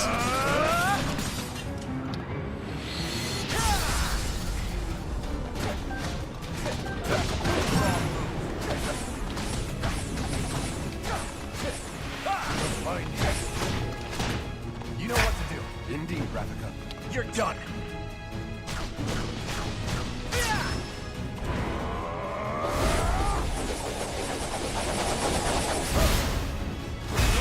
Nice. Excellent.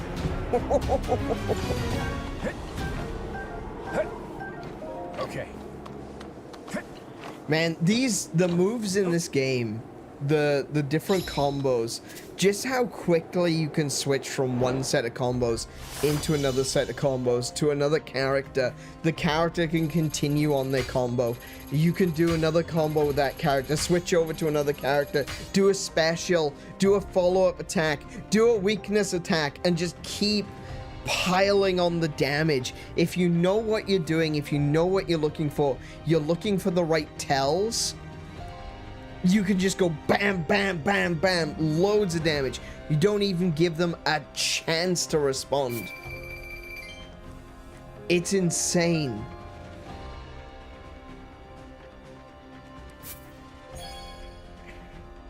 A feathered edge. Rito craftsmen designed this double-edged sword to be extremely light so their warriors could soar into battle unhindered. And that explains then why it's got the gap in the middle of the blade. I always kind of wondered about that. It's not just about weight distribution. It's also so they can put like one of their toes. They can hold onto the blade with their toes.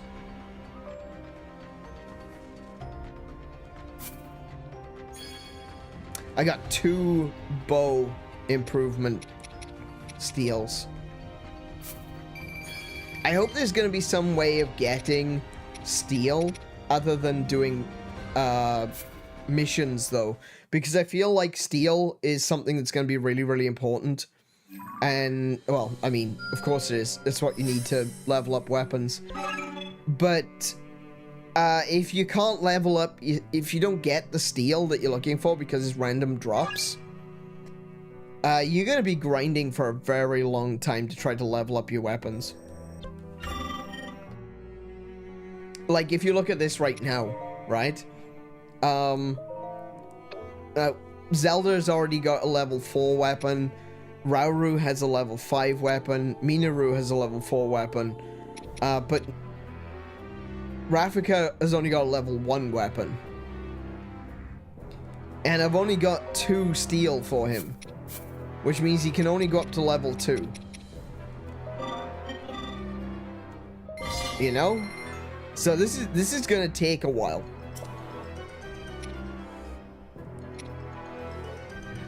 Thinking about it, these all need to be leveled up too.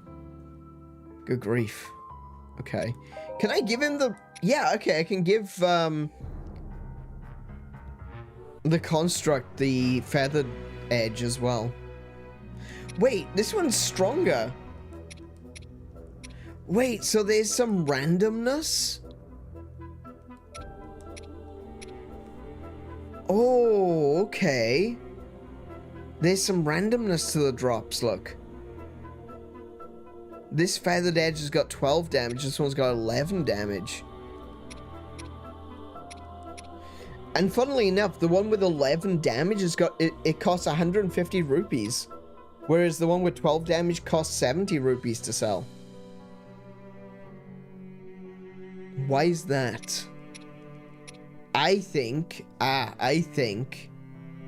this is all to do with these slots. See, these ones just say slot unlocked at level 2, slot unlocked at level 5, slot unlocked at level 10. But these ones have skills in them. So I'm going to assume that these skills are not as good as these skills, but it does have a lower damage output. I think maybe I need to be leveling up both of these to see where the comparisons lay. I need to at least get them to level 7 to see if there are differences.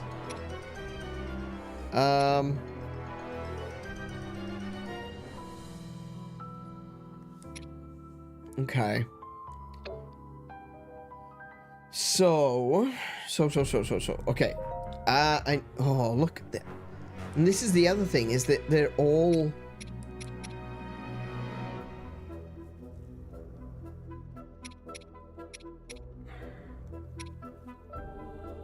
I'm getting a lot of drops now, which have got enchantments in them.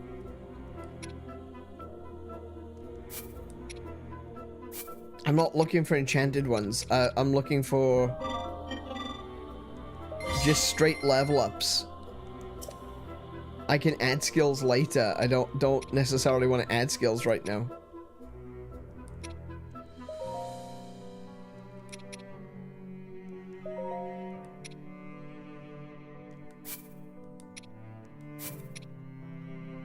Who else has got a great sword? Hang on a second. Who else has got great sword? Oh, no one. Okay. I know that the construct can use greatsword, but we'll just get him to level 4. Special attack damage plus 5%. That's not bad, actually. I think I've got that for Lance as well. Yeah, I do.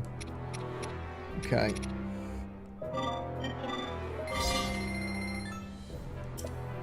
So we've leveled up Quino's sword.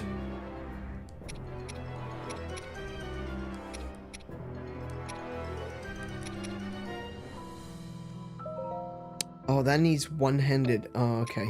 See, this is going to be the other thing as well, is that 1, 2, 3, 4, 5, 6 characters use one-handed weapons. Ooh, that means that the steal for leveling up one-handed weapons is going to be really tight. Especially if I'm not trying to use these just yet.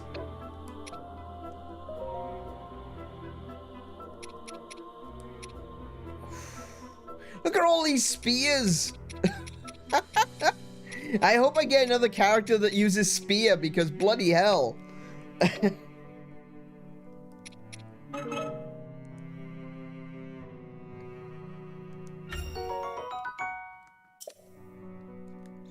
Okay, Vents basic actions upgrade.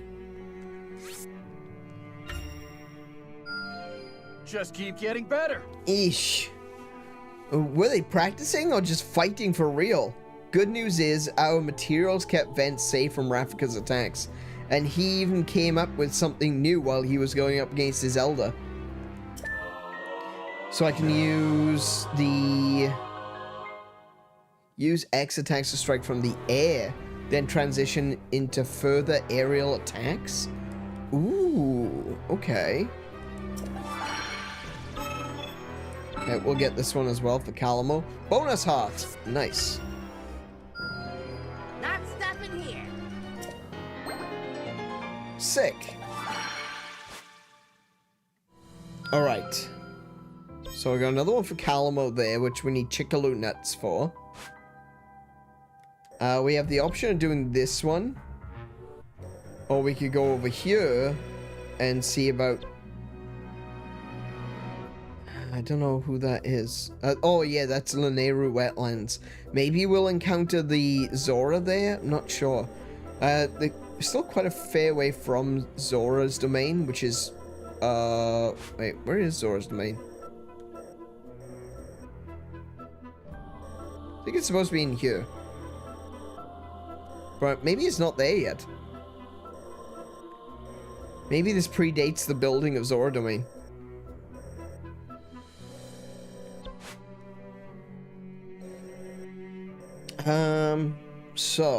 So I think we should do this one. I think we should definitely continue fighting in the Tabantha region for now and pushing enemies back. Time to rest my wings. Maybe this. Okay, we'll put the pine cone in. We'll just do what we usually do. Oh, got loads of those. Yeah, okay. And swift carrots. I think that's a really good combination. That's a lot of bonuses. Especially if you want material drops. That's pretty sick. Oh, I got it set to special attack charge rate instead of combo attack. Never mind. That's fine. I'm setting out. So we got 4 characters to control in this one.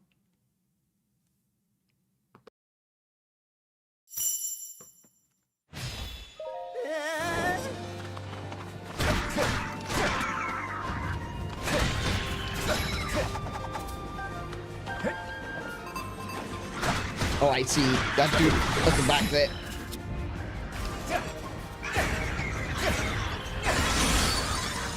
Ready for this?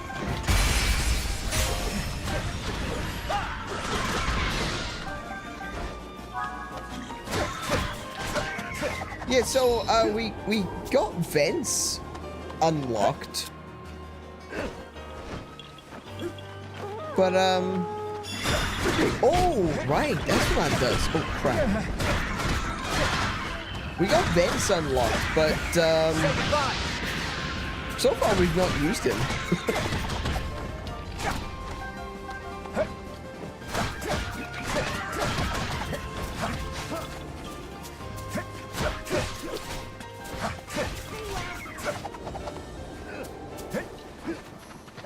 So, and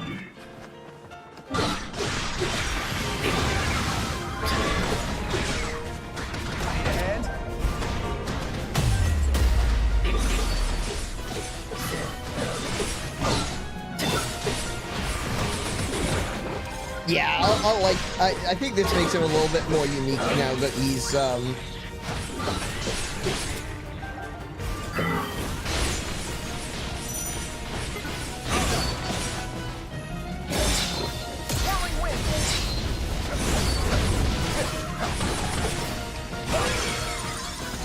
Ready for this? now that the construct is actually using parts. That's really interesting. Oh! Oh!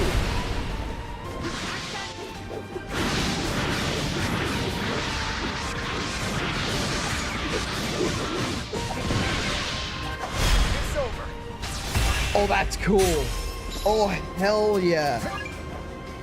So, Rafika has the ability to basically multiply your elemental attacks. So, his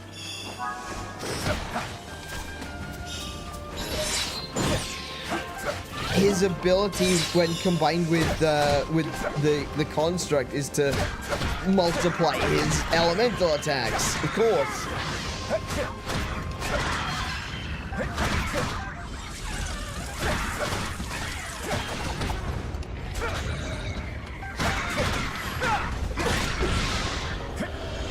Oh, he's rolling.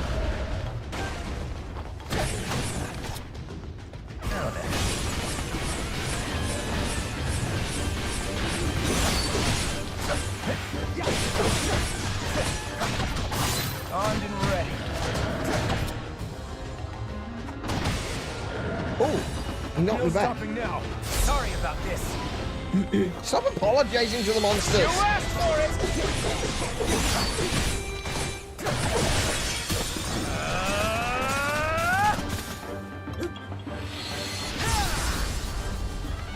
The moment's yours. Let me take it.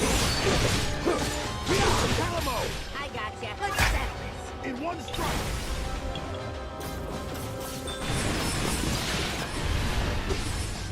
Yeah. Be gone. That was okay. That wasn't quite as flashy as some of the other ones, though. See ya. Take that. No thank you.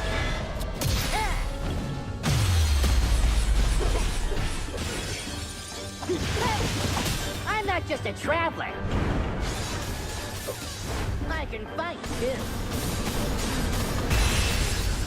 Yeah. Nice. Okay, now Tifa needs a new outfit. You're all in damn snow. Yeah, that's actually a really good point. Yeah, he's just... I want this screenshot. I want this screenshot. Why are you doing this to me, game? I'm so mad right now.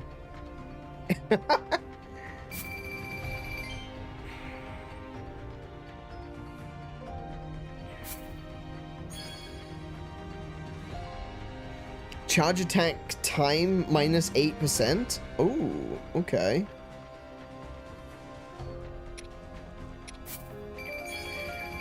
There's some Chickaloo tree nuts. Cool guys don't look at explosion. Exactly! I want that! I want that background. I want to be able to take a screenshot of that background. Why can I not take a screenshot of that background? That's infuriating. Best tree ever.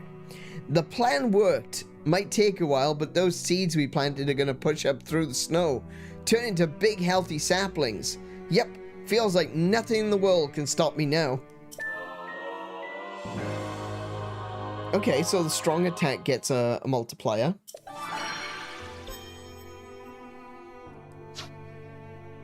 Just check if there's anything else to do. We've done everything. Let us press on with the story, shall we? This way, King Rauru. I'm curious how this goes.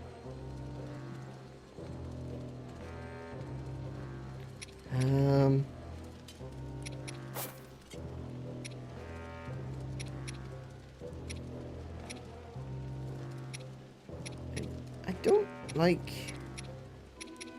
See, the wood is supposed to give you bonuses to insects and meat.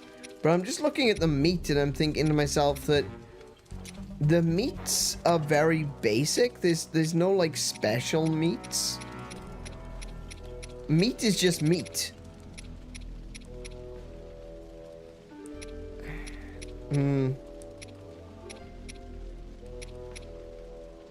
wanted to try some other combinations, but honestly, the combination that I've got going right now works. So it seems silly to change that just because I want to try something different. That's a little bit of an extra boot. Oh no, it's the same.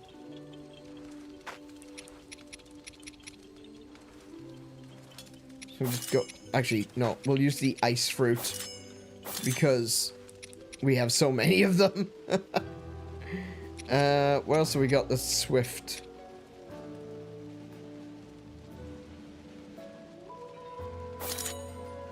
There we go. That'll do. There's a lot. I've got a lot of bright blooms as well. Cool.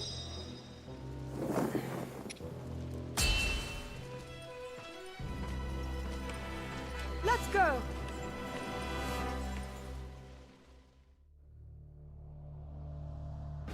After a brutal battle, Rauru and his fellow escapees retreated to a temple in Tanagar Canyon for a momentary respite. Still, little hope remained for Hyrule at large, as the newly crowned Demon King's hordes left naught but ruin in their wake. As Rauru's concern grew ever deeper, a scout returned with grave news. In the eastern region of Lanayru, the aquatic Zora were embroiled in a bitter conflict, one which had regrettably claimed the life of their king. Oh. Thus, his daughter Kia had no choice but to lead her people in battle against a nigh insurmountable onslaught. Unable to abandon a people in need, Rauru came to a decision. He and his companions would set forth for Lanayru in an urgent quest to aid their allies. Okay. That works. That's fine for me. I'm glad that we are actually, you know, interacting with the Zora now.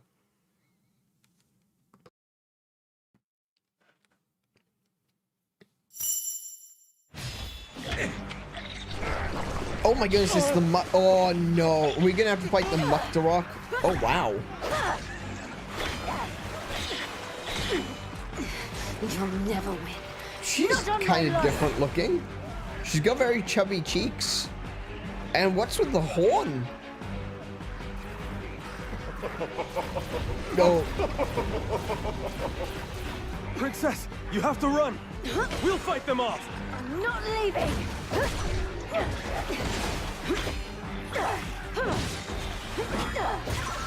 Oh, they've really made her look very unique. I am your queen. They killed my father, destroyed our village, but I won't let them take anything else. I don't know how I feel about the horn. I like her design. She looks very interesting, but I don't know about the horn. Over there! Sonia has taken up arms herself. All this after losing her father. How cruel. It's war love. We must fight in her support. Now, we march for battle. Come on, Zelda. It's cruel. Yeah. Correct. I don't know what else to say to that. Yes. Yes, it is.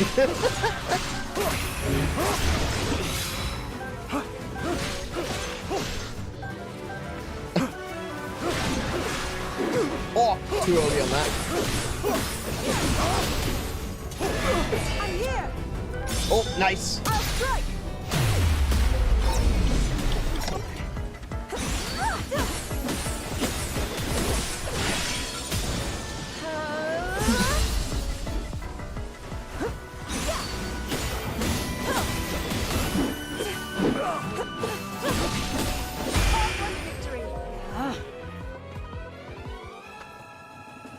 Okay. Oh, whoa, whoa, whoa. Where did you come from?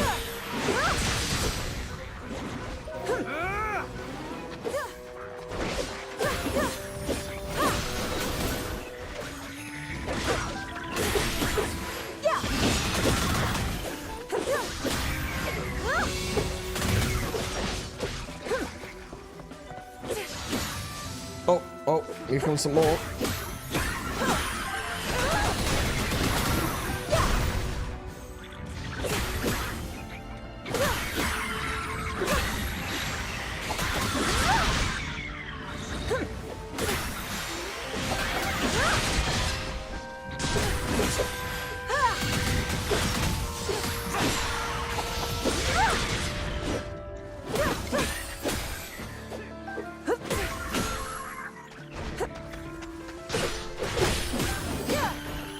We got. Oh.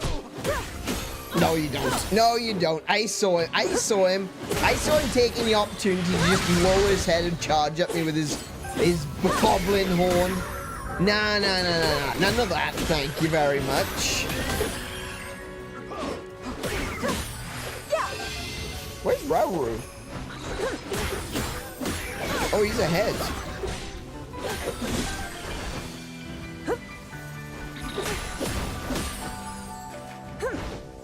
Oh, he's got himself surrounded by Lizalpos. Brilliant.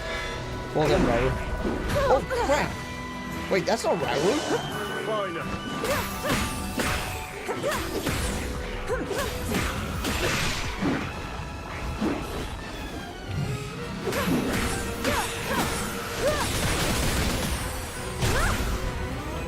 Focus. Find my power.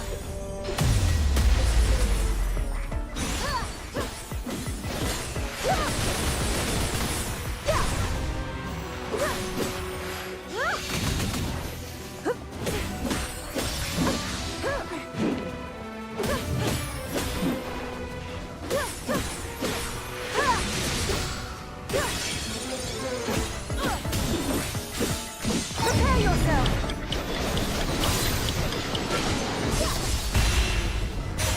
Get wrecked.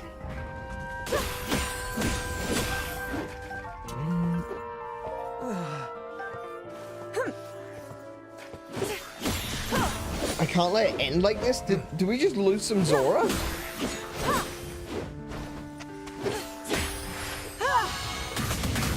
Okay, we have to get to the Zora. Okay, so there's some Zora soldiers up there. Okay. I probably shouldn't be worrying about killing every single little enemy along the way. Though I do like to basically salt the earth. Let's be real. I'm down for absolute salting of the earth. Oh. A sludge-covered moblin. I guess I need to use water against him? I don't have any hydrants. This would be a little bit easier if I had...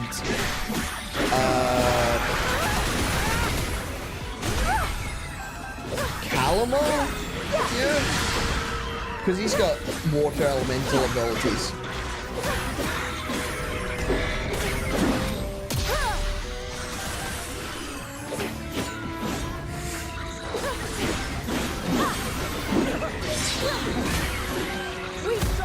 I don't know who you are, but let's be friends.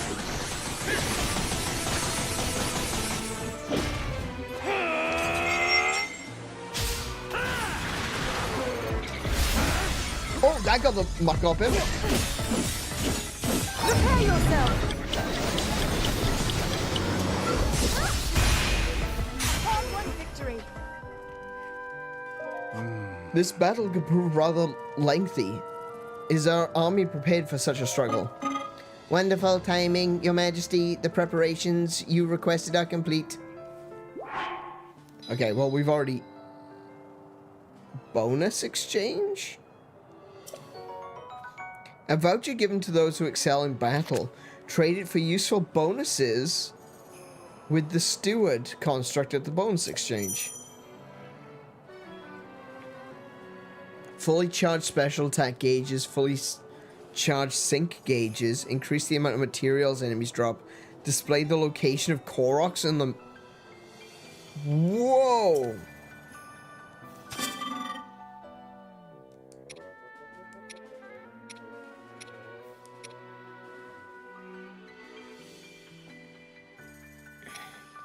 That is so useful. Display the location of hidden chests. Negate the effects of burning, freezing, and shock.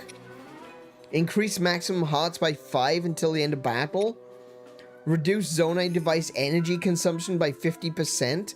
Fully restore health once upon defeat. Oh, wow. That is... Some of these are kind of busted. Doubling the amount of Zonai device usage? Whoa. Maximum hearts by 5 isn't too bad. Like, compared to, like, fully restore health once per defeat. Upon defeat, sorry, that's... But being able to find the Koroks and the hidden chests? Hell yeah. And of course, I don't have to spend this now. I can keep it and use it later. Yeah, that's going to be really useful. Wow. I am pleased to be of assistance to your cause. Thank you, Stuart. Oh, here we go. Time-sensitive missions. Perform 3 weak point smashes, perform 2 sync strikes, use 2 unique skills. Complete time-sensitive missions to receive bonus vouchers. While in camp, you can accept new missions at the bonus exchange that can only be completed during the battle. Oh, okay. So I've now got defeat 200 enemies as Zelda, perform 1 weak point smash, perform 3 perfect dodges. Okay, that last one is never gonna happen. I can maybe pull off like 1 or 2 in a fight. I don't know about doing 3. I can definitely do the 200 enemies as Zelda though.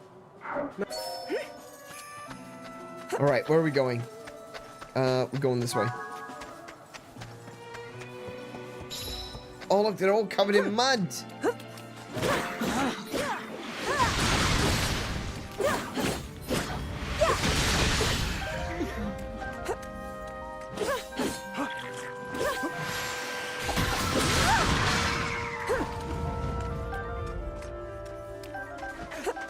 Oh dear, this could be an issue.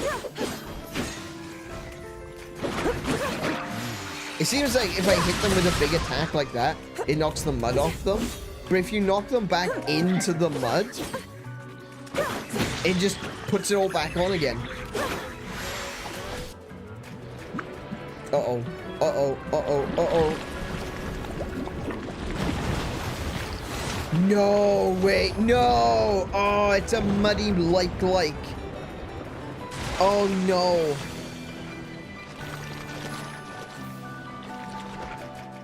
Ah, that's unpleasant. More of these disgusting creatures. Let me handle this.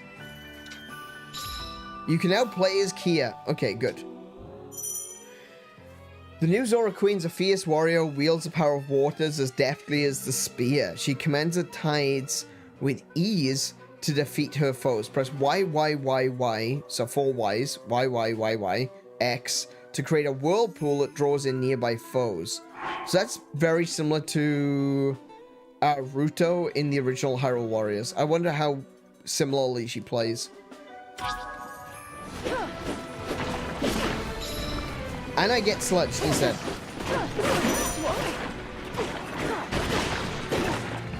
It's just spitting sludge at me.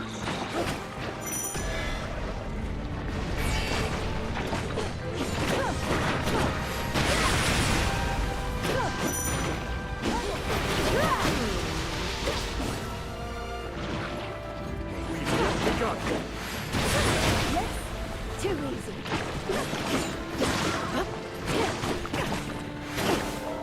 Oh my goodness. She just keeps getting, I didn't do anything.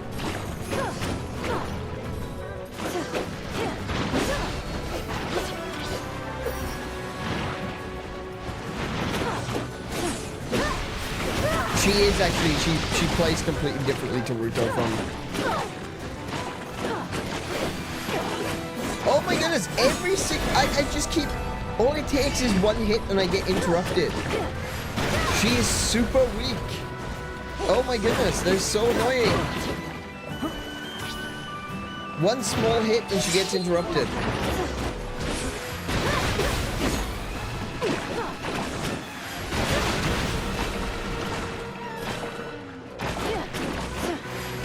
See? I can't even pull off the attacks.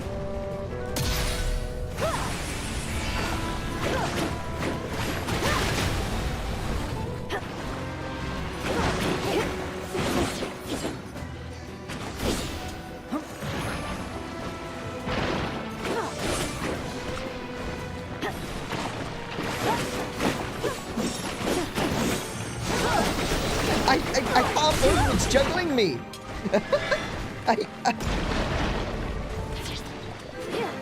Oh my goodness, she sucks. I'll crush you.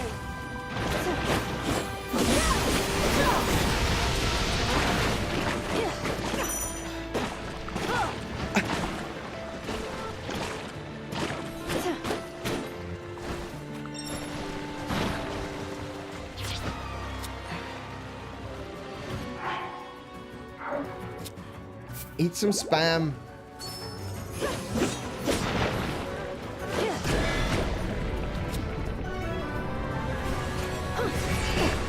Okay, that didn't do anything. Think again.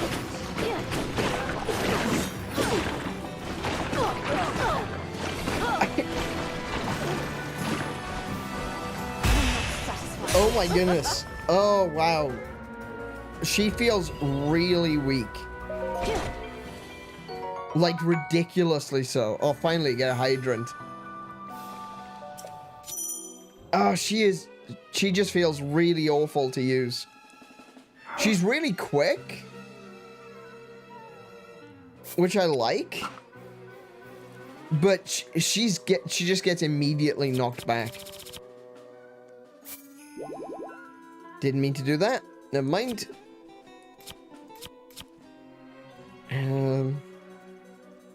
We'll take the hydrant because I'm assuming we're gonna need it.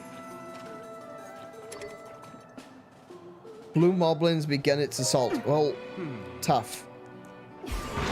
Okay, so this does get rid of... Oh, Cora, hi.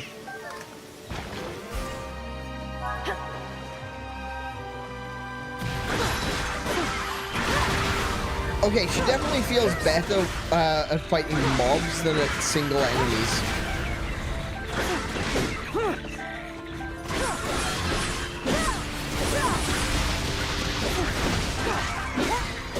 Which is funny because... Yeah, I guess... Not yet.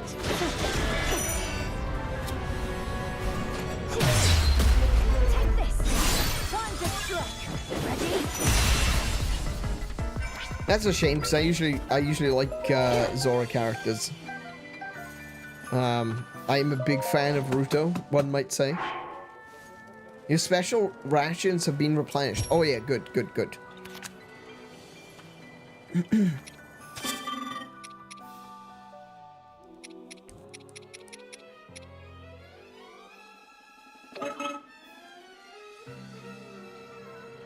Right, defeat 200 enemies as Zelda. Perfect dodges, defeat 200 enemies in general. Yeah, I can do those two. The 200 enemies one. Compared to everyone else, that's a shame. Yeah, everyone else, we've basically gone into combat. And we've just been kicking ass. But with Kia, she just kind of... She just feels so flimsy. King Rauru! Zelda!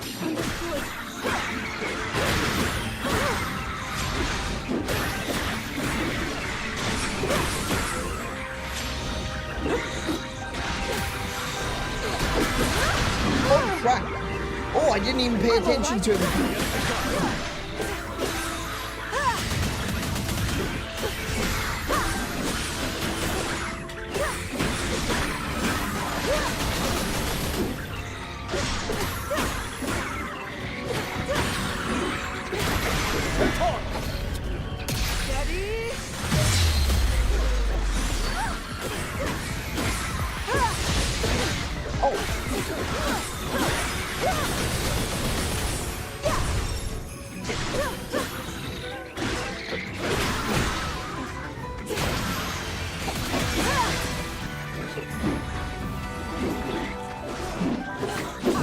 got one. One.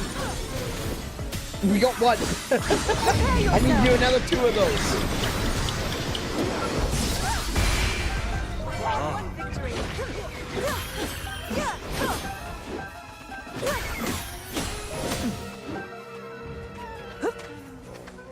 Okay, hang on a second. Before we continue on in this mission, pointless resistance from a hideous army. It's time you learn no hope. Something, something.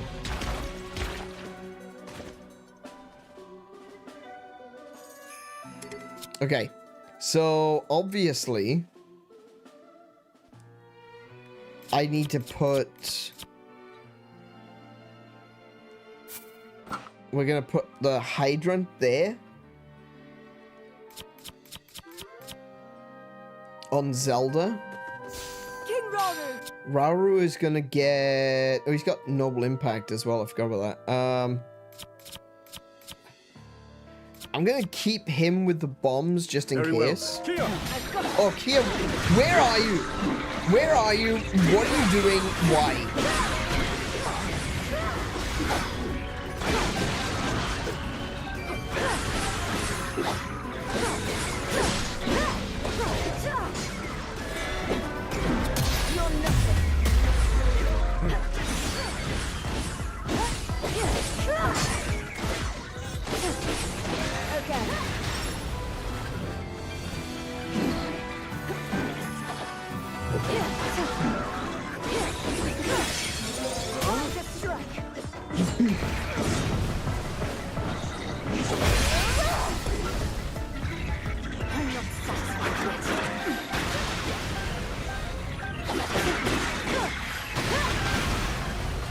Why is she all the way down there? I just realized how far away she is. Look at the map. I'm up here. Zelda's, Kia is up there. Zelda and Rauru are down here. I think. I'm pretty sure that...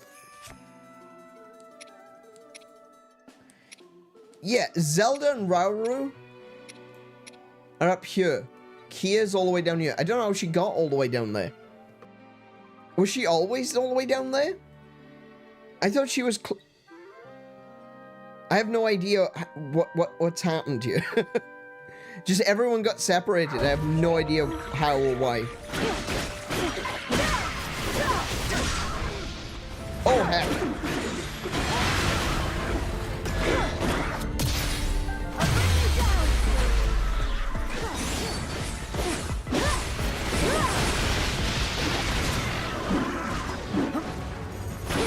Can I...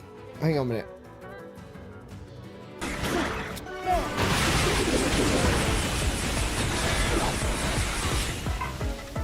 Oh, this is gonna hurt, huh?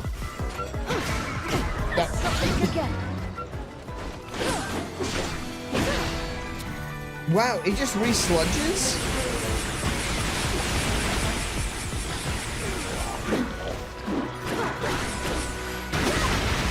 I can't get the sludge off this thing. There we go. Time to strike.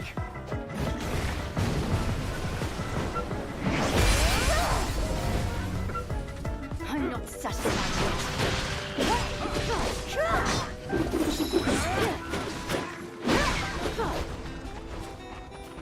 All right.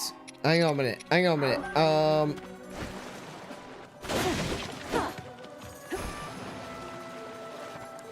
All right. So I want Kia to stay right frickin' here. Don't move.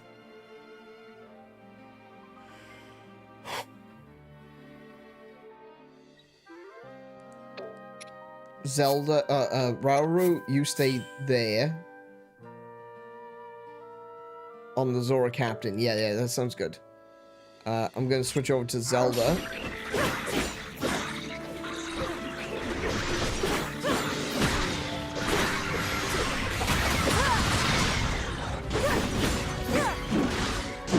Ow!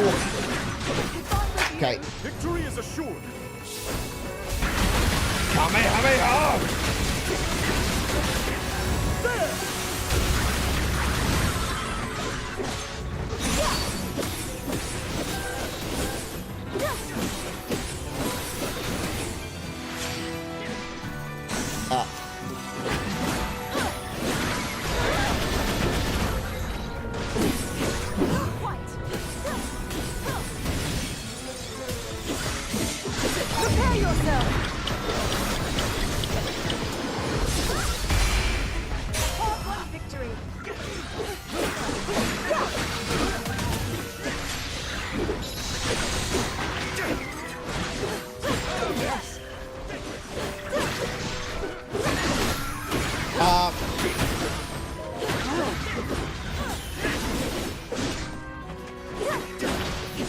Stop.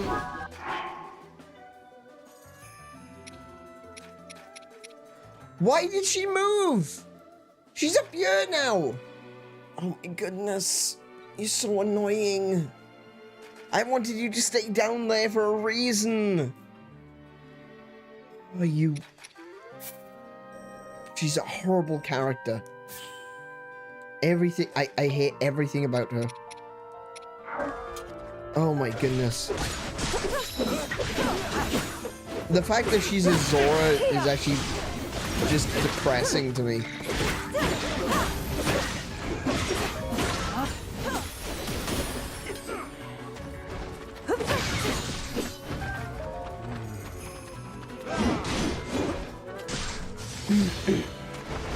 What is attacking us? You!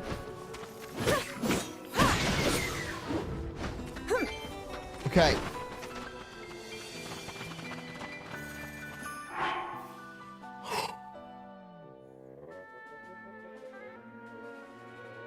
Right, I'm gonna send Rauru into there. I'm gonna send Kia up to there. And I'm going to control Zelda to go down and around. Not that way, this way. Get out, get out.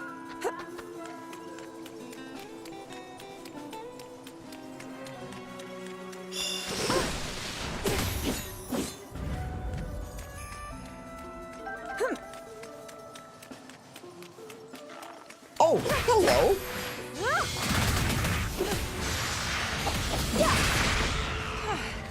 That should do it. Almost. Actually, before I go this way, I'm gonna go back down here and take out this group.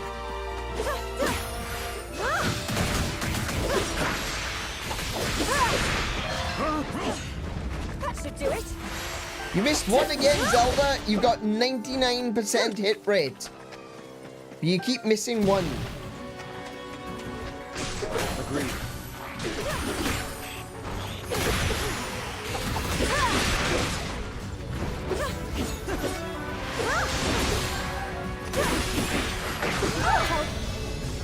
Oh, switch. I'll crush you.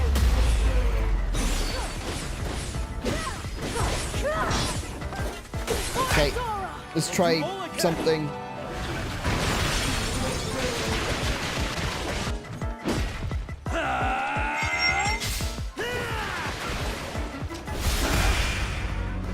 Cool. That's ours.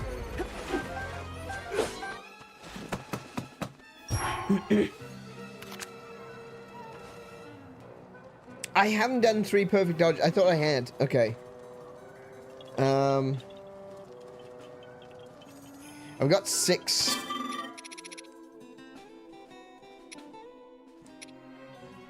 Okay. Negate the effects of burning, freezing, shock, and sludge.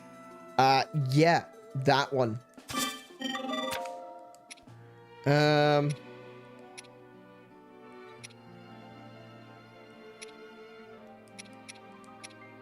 I'm gonna fully charge the sync gauges as well.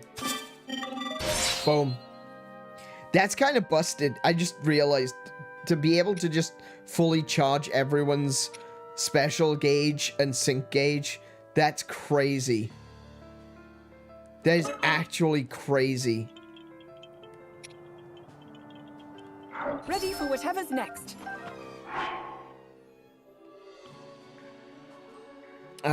Whatever's next is gonna be you. Stay here.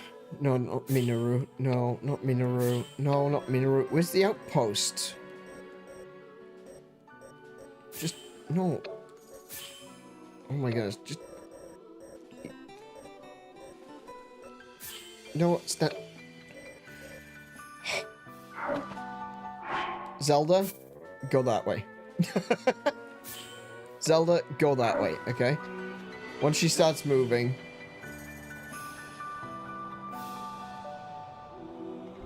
Cool. Right, you stay. Is this not an outpost? I guess maybe it isn't an outpost. Okay. You can start run. You just rush in. Go on. Just just rush in. I'm sure it'll be fine. Actually, I'll send Zelda after her. Honestly, probably safer that way. And I'll switch to Rauru.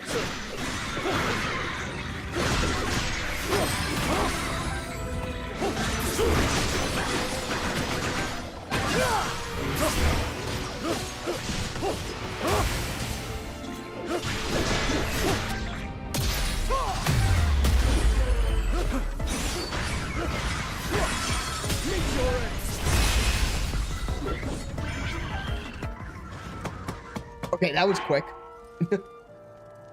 I was thinking Kia's only weak because you arrived with much higher levels than the Zora. I don't think so. The fact that she gets interrupted so easily. Now, to the task at hand.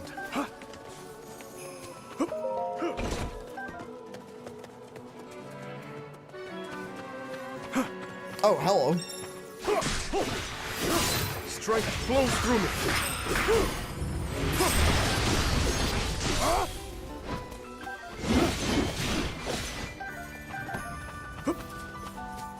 And there's some more dudes up here, look. Oh, a hidden chest. Very cool. I got a spear zonite steel from it.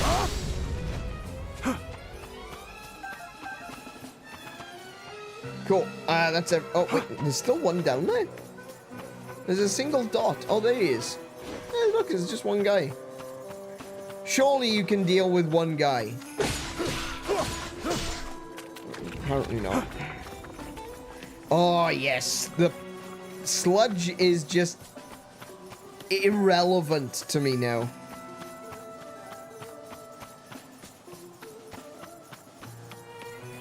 Sup?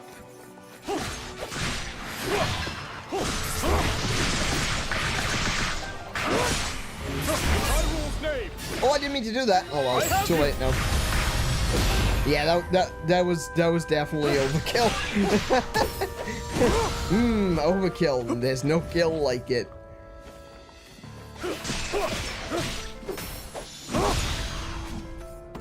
Head towards question mark's location. Alright. Alright, if I must. Oh, I can just run straight through the muck. It's brilliant. It's brilliant. I love it. That is so OP. You know, they created this game with the intention that you're supposed to use the hydrant to get through the muck. And then they just give you the ability to just not have to worry about the muck at all.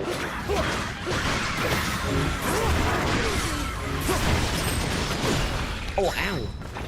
I'll not yield. I do still have to worry about the Hinoxes, however.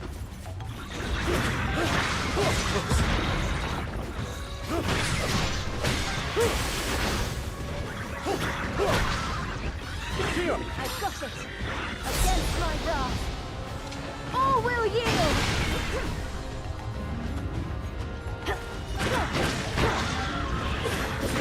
As one!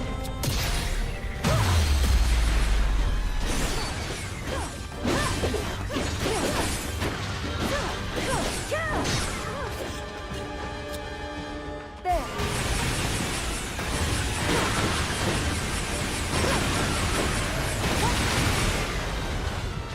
Ow. Okay. Zelda, what can we do together?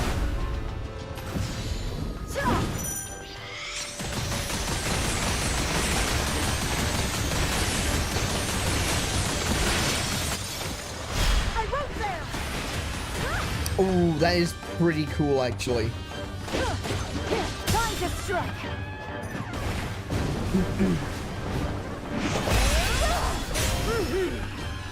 I'm not satisfied yet.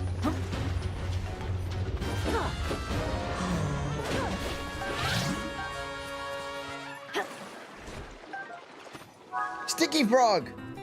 I got a sticky frog! King Rauru! Certainly. Oh, where is King Rauru? Oh, hang on. Oh, I had him. Oh, yeah. Whoops. hang on, Rauru. I need you. You go punch the Octorok in the face. You stick with Zelda, okay? And I'm gonna control Zelda.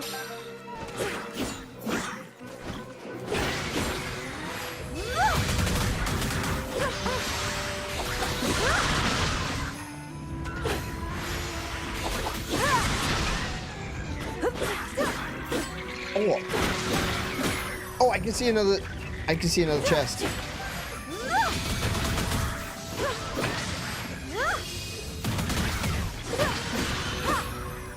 Come here, chest. Oh, 400 rupees.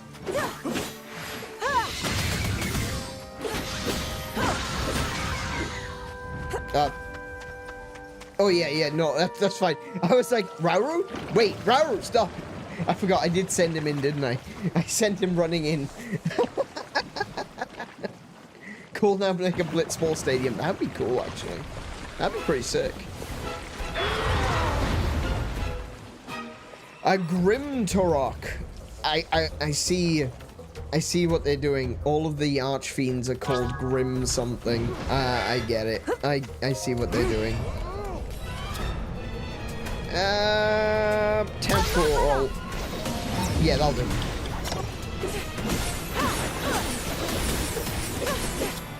Hydrant. Set it down.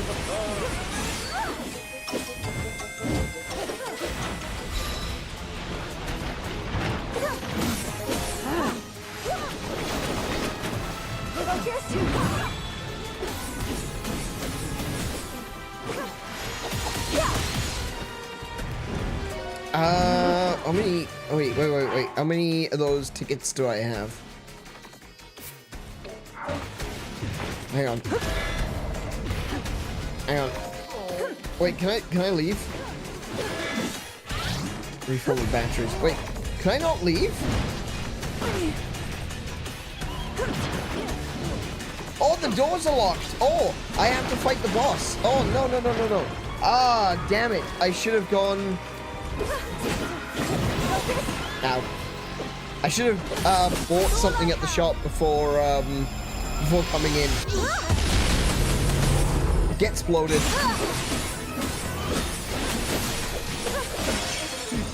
Oh! Whoa!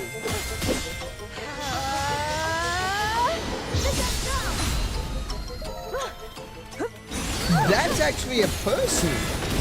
Not yet. Almost kind of looks like Yet begun. almost looks like a Gerudo. Like they've taken a Gerudo and they mutated them. Ow, damn, that hurt. That did a lot of damage. With my aid. Switch!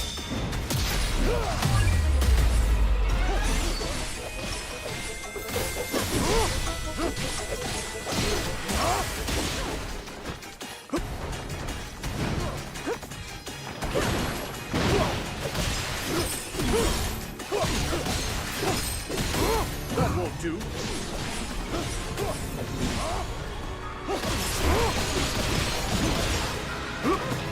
Ow.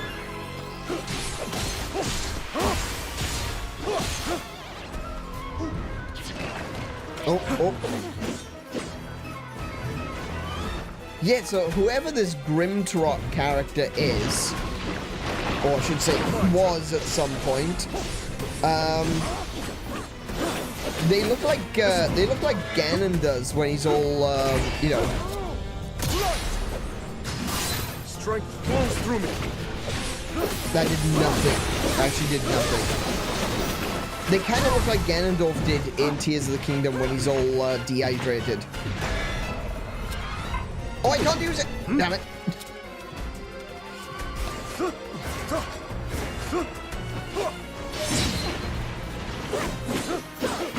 With me, Zelda. I'd be honored.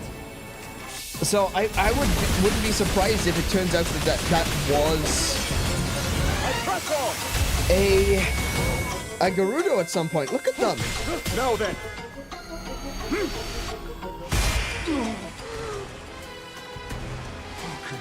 My elegant visage, a blemish upon the Demon King's boundless majesty.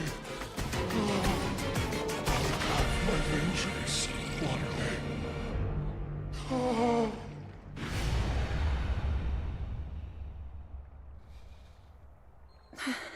Whatever that thing is, it was a person.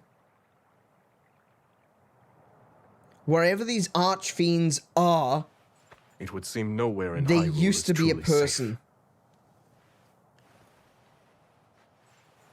The Gorons, the Rito, all are at risk, especially against these archfiends. I mean, we've killed 2 out of But 4. then I wouldn't we worry must too help hard. them. Yes, we'll stop the archfiends, build an army, and defend every corner of our home.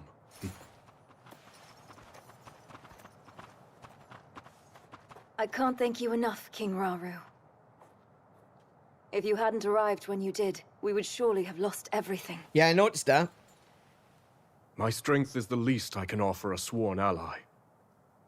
And my condolences. He was a fine king. Can she take the narwhal horn off, please? That looks Foul so weird. construct was like none I've seen. The Archfiend alone couldn't possibly have defeated someone as strong as my father. But that construct was something else entirely. Oh. It tore through our ranks like they were nothing at all.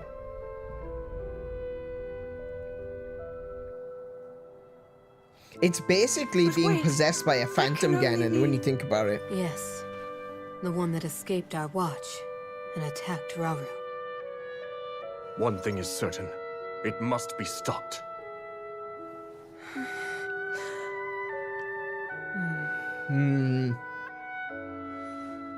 Not really bothered by the horn. I am. I don't like it. It just looks so strange. Rauru. The fact that it's pointing down makes This it is look so yours. strange. If she had it on the top of her I head share pointing your up, desire for unity that's between fine. our kingdoms. I can promise you that. But it's just But the you way gave it just this sticks mark to my out father, forward is not just me. that, and slightly down It's is only a bit right that I return it to you. weird. No, I'd like you to keep it.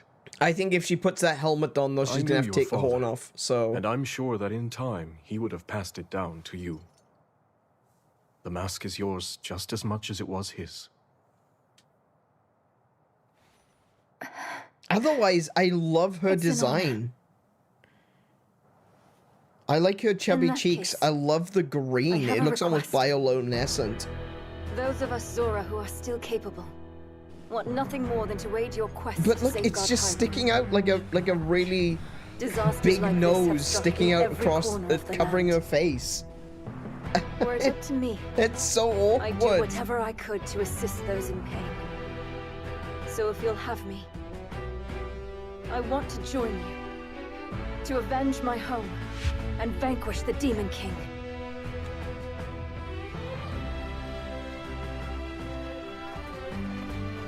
Another of those constructs. Yes, except it seems to behave completely differently. One of them is Ganondorf's puppet, shrouded in evil, although the other one appears to have sided with us.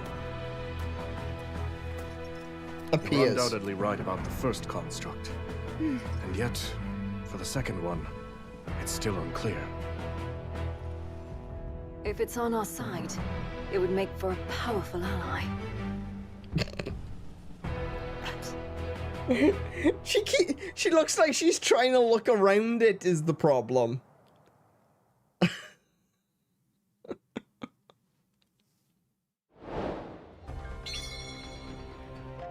Oh, it's gonna be there forever, isn't it?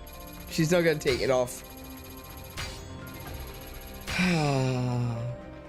I bet it's pointed down so it fit into the mask of the trunk. Character design needs to learn when to abandon a concept. Yeah, especially yeah. Like it's a cool idea, you know. It's like a narwhal horn. It's even got a spiral to it. It's an interesting idea, but a horn pointing down just doesn't look good at all. Hang on, sorry, left my pointer over there. I don't know. Maybe it's just me. Maybe I'm the one that's the odd one out, and everyone else is like, oh, I love her design. She's so cool. But no, that horn does not do it for me. I love everything else. She's very pretty. She's got like chubby cheeks. Like if she was a bit younger and she was pouting a lot, I would completely understand, right? But she's got these like chubby cheeks. She's got these dots that look like freckles, and it's such a vibrant green that it looks like bioluminescence. She's a very cool looking oh, and the bioluminescence against the fact that she's black is freaking cool. She looks gorgeous, except for the stupid horn.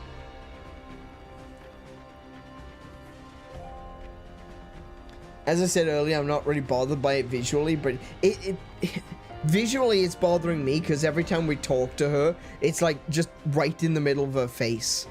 It's just like a white line that's drawn down the center of her face. I don't like it. But yeah, I think it should be pointed upwards. She's a princess. When you have characters that wear horns, there's a bit of visual storytelling that's going on. A unicorn's horn points up. It's a divine being. It's a creature of the gods. So the horn points up because it's pointing to heaven. When a horn is pointing downwards, that's usually some sort of a demon or some other kind of creature. Yes, demons also have like curved horns, but very rarely will they just be like straight horns that's pointing upwards. They may have horns that curve downwards, like ram's horns. They may have horns that sweep backwards, but they very rarely point directly straight up. Queen now? Oh yeah, the fact that she said that made me feel bad for her, because I've always said, and I always will say, and it's as true now as it ever has been, if you have to tell someone you're the king, you're probably not the king, you know? So if someone's calling you princess and she's like, it's queen, actually? It's like, no. In that case, it's not. Actually, I'm the king now. Oh, really? Actually, I'm the queen now. Yeah, okay. Sure thing, love.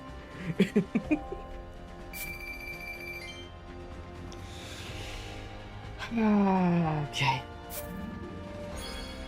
Ooh, what's that one do? Recharge energy every 100 KOs. That one is useful. That is super useful. That one's crazy useful. Gain XP for every 100 KOs. Okay. Sell at higher prices. Oh, I can just sell that one.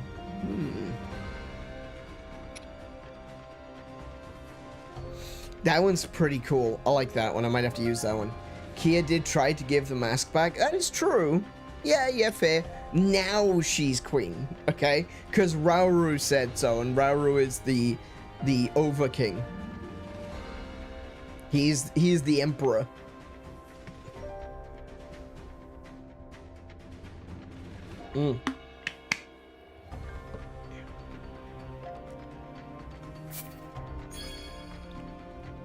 We got some new resources. Very nice. Oh, look at that. We got the sneaky snails.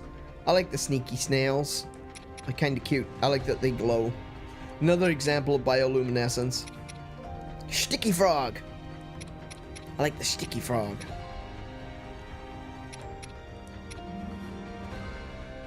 Ooh, 10 bonus vouchers? You're just giving them to me? Alright. I'm not gonna argue with that. Holy crap. Alright. I'll take it.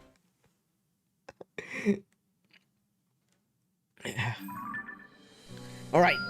Do we... Kia... Oh my goodness, that horn. The new Zora Queen and a skilled fighter whose courage and valor inspired her people. She inherited the throne earlier than planned in the wake of her father's untimely death in battle. Killed by the construct. The Phantom Ganon construct. Oh, whoa! We got all 3 of those regions? New information has been added to the map. So this is the shrine. Another shrine, the dungeon. As the war rages on, allied territory may come under attack.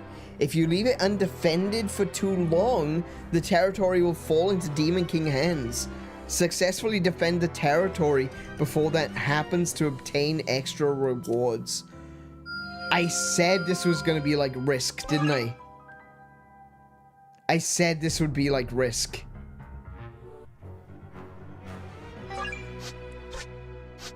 All right, we're gonna do one of these. One-handed weapon upgrade, yes.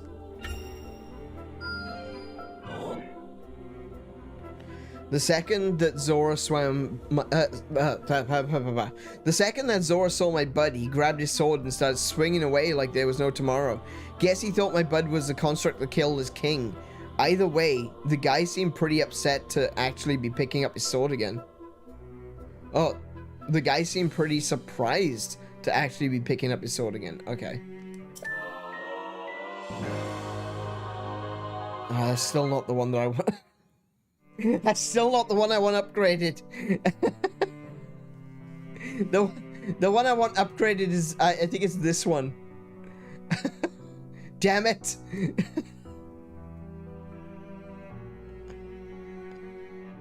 I want that downward slash.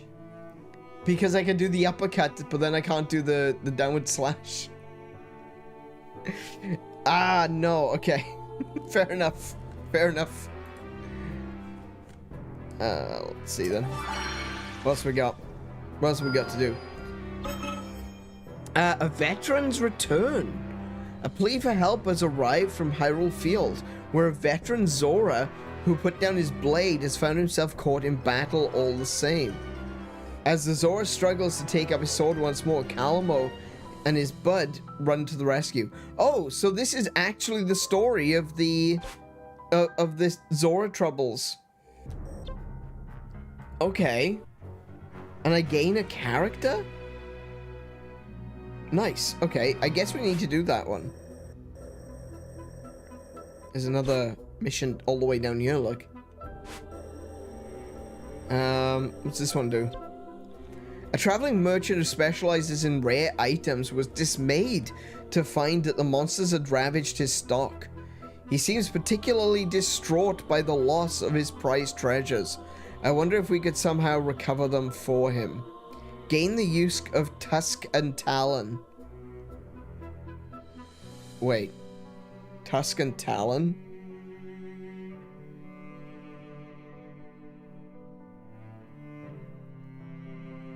Oh no. Oh no.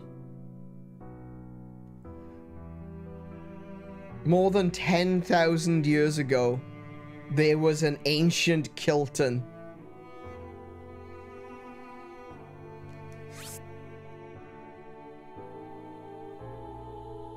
My cabbages! My cabbages! The merchant, maybe. It's Kilton, isn't it? The merchant's spirits were instantly lifted when we returned his prized treasures, and he promised he would stop by our camp later to sell his wares. Be sure to pay him a visit when you have the opportunity. Gain the use of Tusk and Talon. Oh no. A strange merchant has become visiting your camps, offering special wares in exchange for pose. He'll also sell materials that are currently assigned to your sensor, so keep an eye out for him. I haven't assigned anything to my sensor.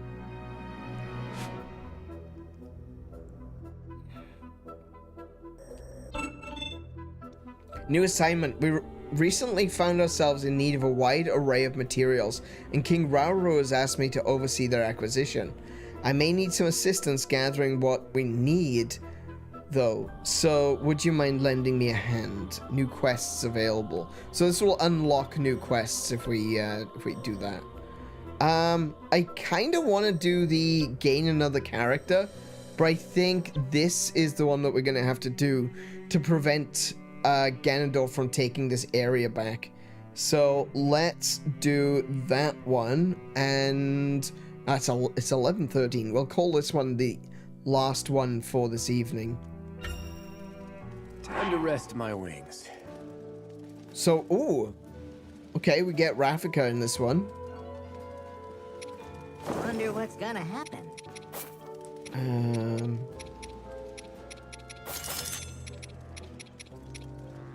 Carrots, carrots, carrots, carrots, swift carrots. I've only got 12 left.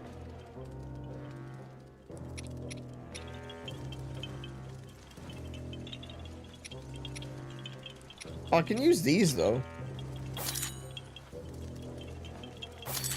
There we go.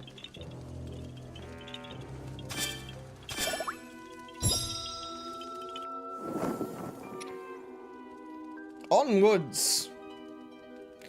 Look, it's the bokoblin again. Look at it. Look at his glowing eyes. Why are the bokoblins so evil in this?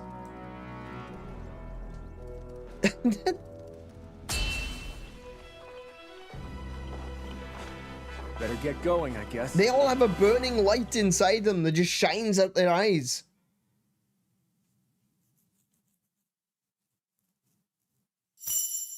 Let's go. What do we start with? Oh, I can actually do... Ow.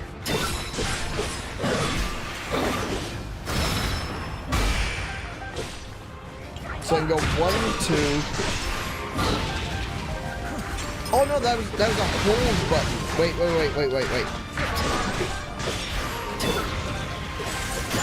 Oh, bloody hell.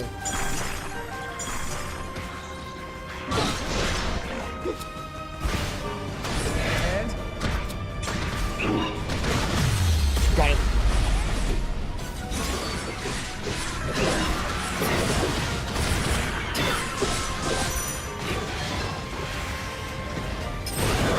Oh, yeah. Okay, I see. That's why you gotta hold it, because he does a second charge.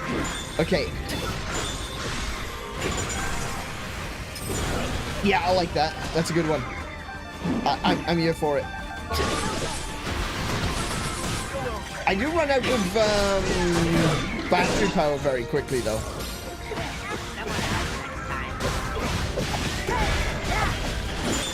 Oh, crap.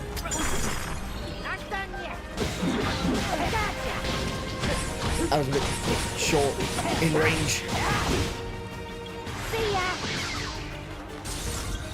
Don't chuck rocks.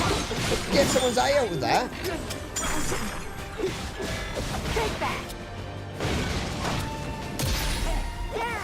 Get flashed.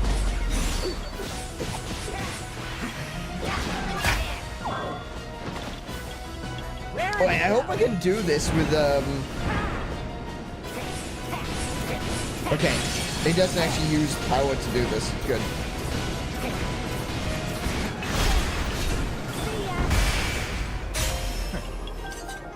Getting pretty good, aren't I? Can I get a battery?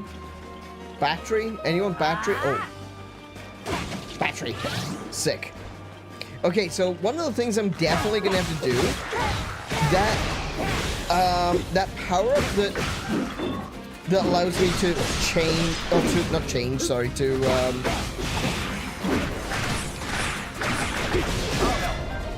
oh, switch, yeah, go for it.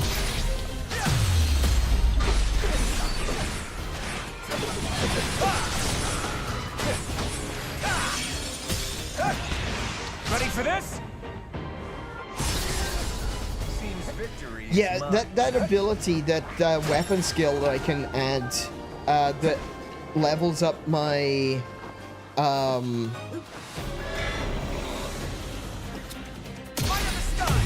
that levels up my, my battery power. I think I'm gonna have to give that to, the construct. because the construct is very thirsty for oh bloody hell, very thirsty for power.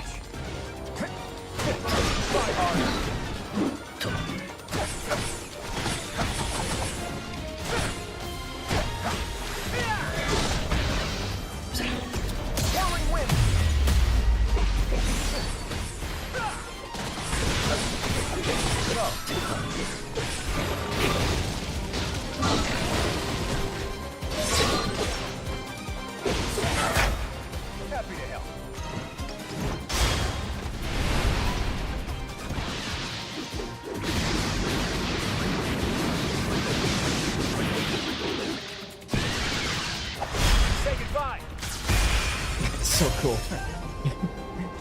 These combos are so good. Oh my goodness.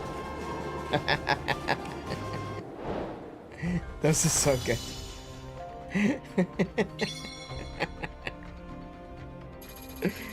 Oh my goodness. I am just I turn into a giggly bitch when when playing this game. Oh my goodness. Oh wow. Yeah. I have got a smile going all the way across my face because this game is just so freaking fun. Whoa, what's that? Zonite steel, pristine. Zonite steel can be used to enhance weapons. This type of pristine condition can be used for any type of weapon. Oh, that's useful. I got it as a reward for defending the location. Nice. That's really useful.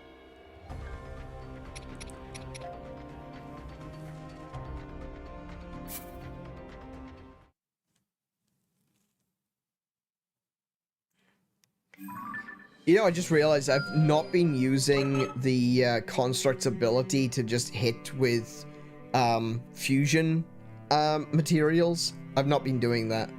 Let's have a look at the weapons just very quickly. Yeah, I think I want to give the... because I'm using the high guard sword. So what I'll do is...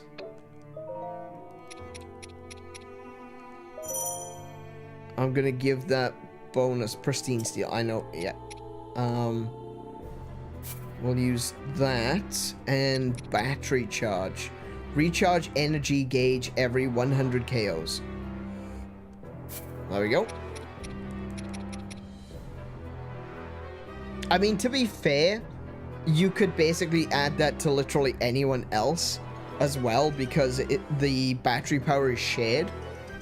But I think because the construct uses energy, it would also be useful that he would also be the one that's generating energy. So, yeah.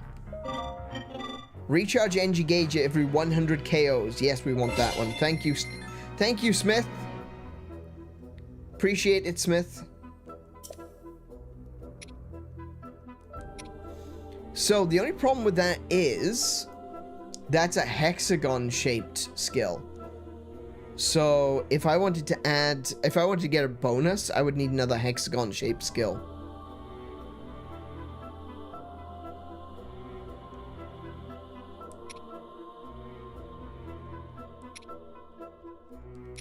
Okay. We might have space to do that in the future. Let's have a look then.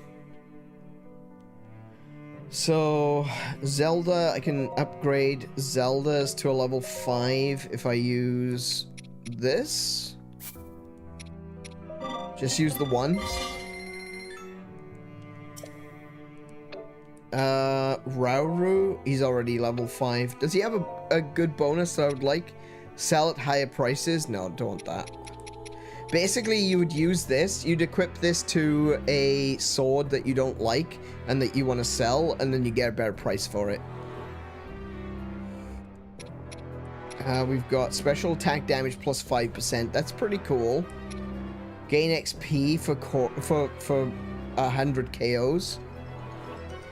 I mean, you get XP for every enemy you kill anyway, so that seems... it's just like a boost, so not that useful, I don't think, right now. Depends how big the boost is, honestly.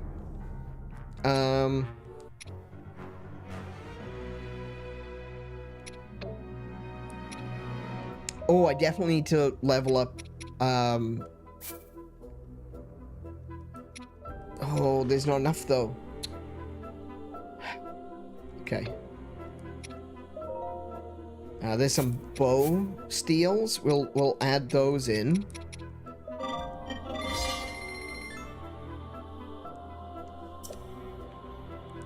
I'm gonna keep the pristine steel for now, because that might be useful later. I'll give this one to Calamo.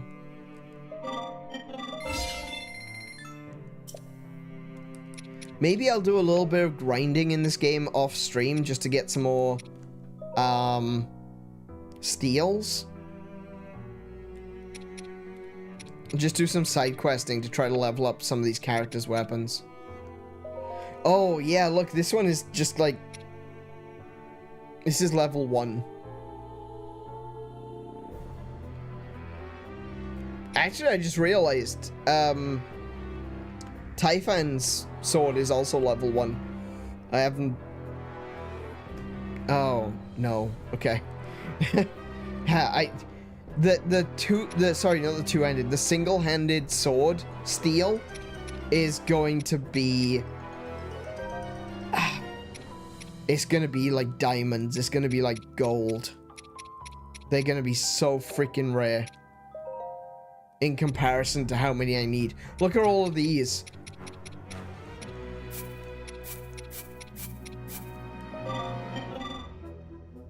Wait, just double check that I don't accidentally use one with a skill on it. Yeah, cool. Yeah.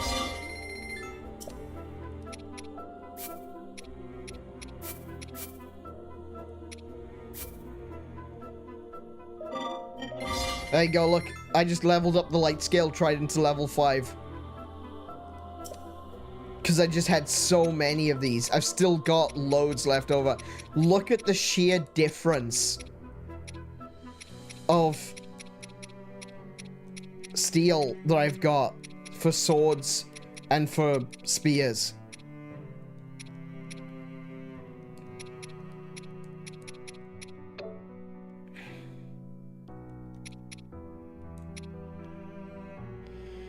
Oh, no.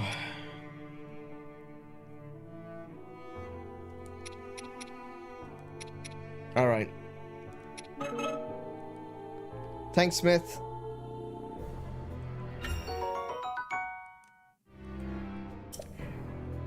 Alrighty. And with that, I am going to call it there for this evening. We're going to save right there. And I'm going to take us over to the chatting screen. Oh, boy. Yeah, I'm having loads of fun with this game. I am thoroughly enjoying myself playing Hyrule Warriors Age of Imprisonment. I can't wait to come back and play it again. And we're going to be playing again this Friday. So do come back for that. If you like Legend of Zelda, if you'd like to hear my take on some of the lore and some of the updates and what we are learning, the recontextualizing of the memories that we saw in Tears of the Kingdom, because all of this is canon. This is the thing. Age of Calamity was kind of a what-if scenario. It was a miniature egg guardian goes back in time and changes the past in the Age of Calamity. And so the way it ends is different than what you see in the memories in Breath of the Wild. And, you know, that's fine. I would hate to think that Breath of the Wild just spun off another bloody timeline. But there we go. That's being considered a what-if scenario. Everything that's happening in Age of Imprisonment is 100% canon, which is insane. To begin with, it's insane that they are allowing another studio to do something that is 100% canon. Any time that they have done that in the past, there's always been like a little bit of a caveat, you know? There's the Oracle of Ages and Seasons was made by Capcom. As like, yeah, Capcom were making it, but it was gonna be depending upon whether or not the two games succeeded, whether or not Nintendo considered it canon. Same really goes for Minish Cap, though Capcom had already proven themselves with Oracle of Ages and Seasons. So when they made Minish Cap, they had a little bit more leeway, and they were told, hey, you know what, go all the way back to the beginning of the timeline. Tell us a new story, right? And then you look at the Philips CDI games, for example, you know? You look at Faces of Evil, Wand of Gamelon. Nintendo straight up will disavow those games, right? Just straight up disavow those games. And I don't blame them. They weren't great, and they introduced a bunch of new places. I feel like, do you know what? I'm gonna say something incredibly controversial, especially for fans of the Game Boy trilogy of Zelda games. But I feel like Oracle of Ages and Oracle of Seasons is Faces of Evil and Wand of Gamelon if they were done right. Pause for effect. And the reason I say that is because they are a pair of games that you can play in any order, and they are officially canon to one another. It doesn't matter which order you play Oracle of Ages or Oracle of Seasons, they're still considered canon. They exist in kind of a Schrodinger's time loop, you know? Whichever one you played first is the correct one, you know? But it's the same with Wand of Gamelon and Faces of Evil. They don't straight up tell you which one is first, but they do exist within the same timeline. They are very close together, and the difference is that Faces of Evil is Link, and either it's before Link goes to the Face of Evil, or after he comes back from the Faces of Evil, he is sent to Gamelon, and he's trapped, and so Zelda has to go and do the adventuring, which I thought was a really, you know, considering the time period, considering what a lot of people were doing, Philips CDI, especially considering the way that Zelda was portrayed in the video games up until that point, the fact that they thought, hey, what if Zelda was the main character, was really cool. And the fact that they did it twice as well, because there's also the third game on the CDI, Zelda's Adventure. Now that one's even worse again, right? I would say that Wand of Gamelon and Faces of Evil are not great, right? They are very not great. I have already played them once. I played them when I was still streaming on Twitch. And, I finished Faces of Evil, but I couldn't finish Wand of Gamelon because the final door that was supposed to take me to fight the final boss was locked. I had all the items, I had all the keys, but the door wouldn't open, so it glitched the hell out. Yeah, I was kind of stuck with that. That was annoying. That was really frustrating. I got all the way to the end, and the glitch didn't open up the bloody final door. I was kind of mad at that, but I considered it complete. I considered that I had finished the game, so yeah. Maybe I'll replay them at some point in the future. Won't be happening anytime soon, though.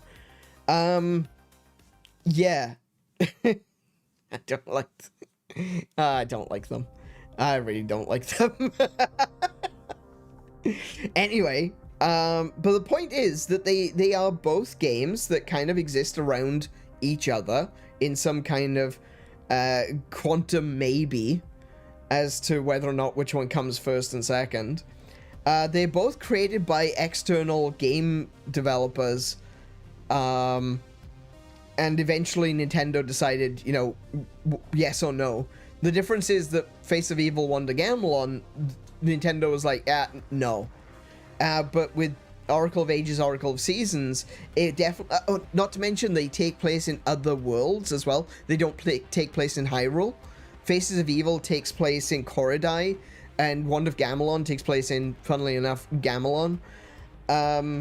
Whereas Oracle of Ages and Seasons take place in Labrina and Holodrum.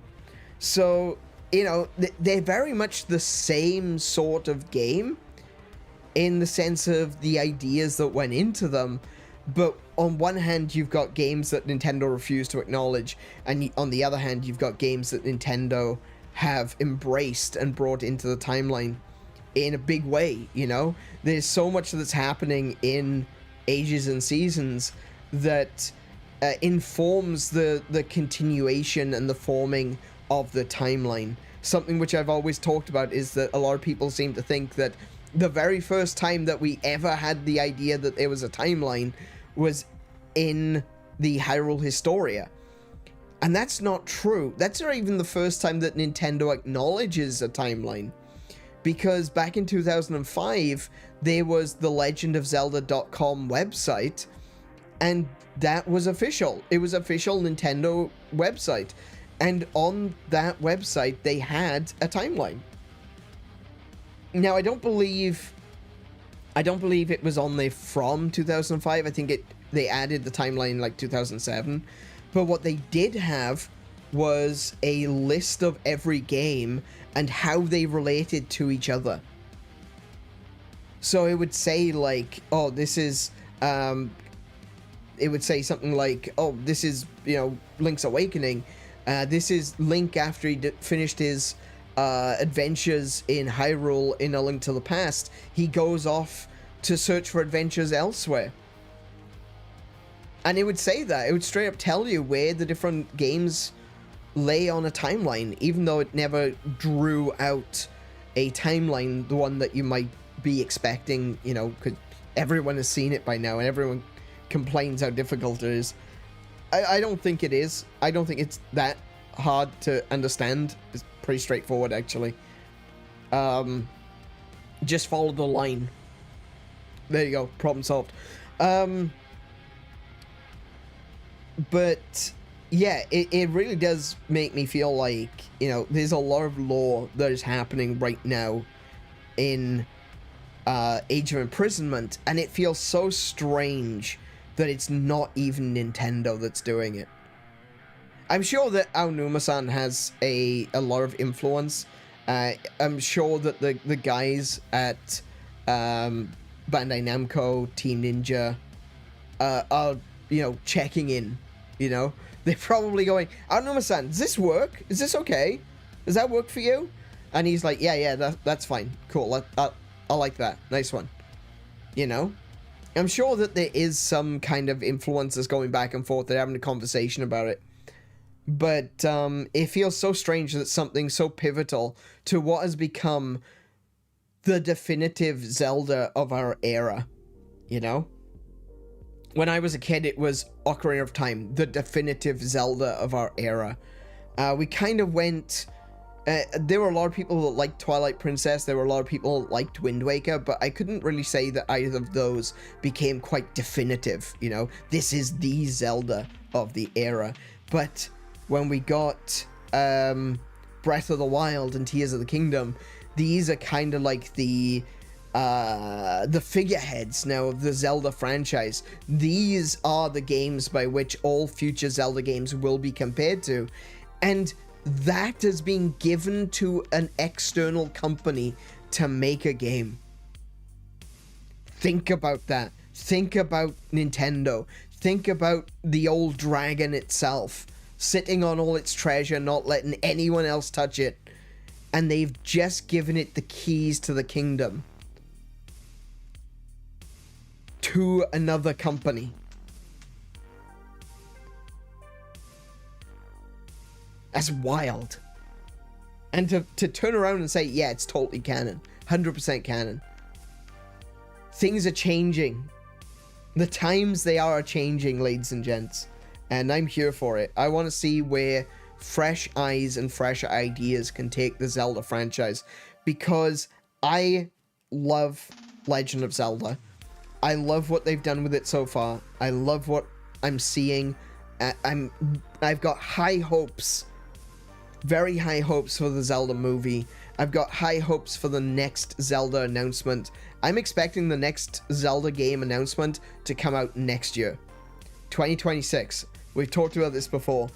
But I'm expecting that Aonuma will announce that they're already working on a new Zelda project next year. I'm waiting for it.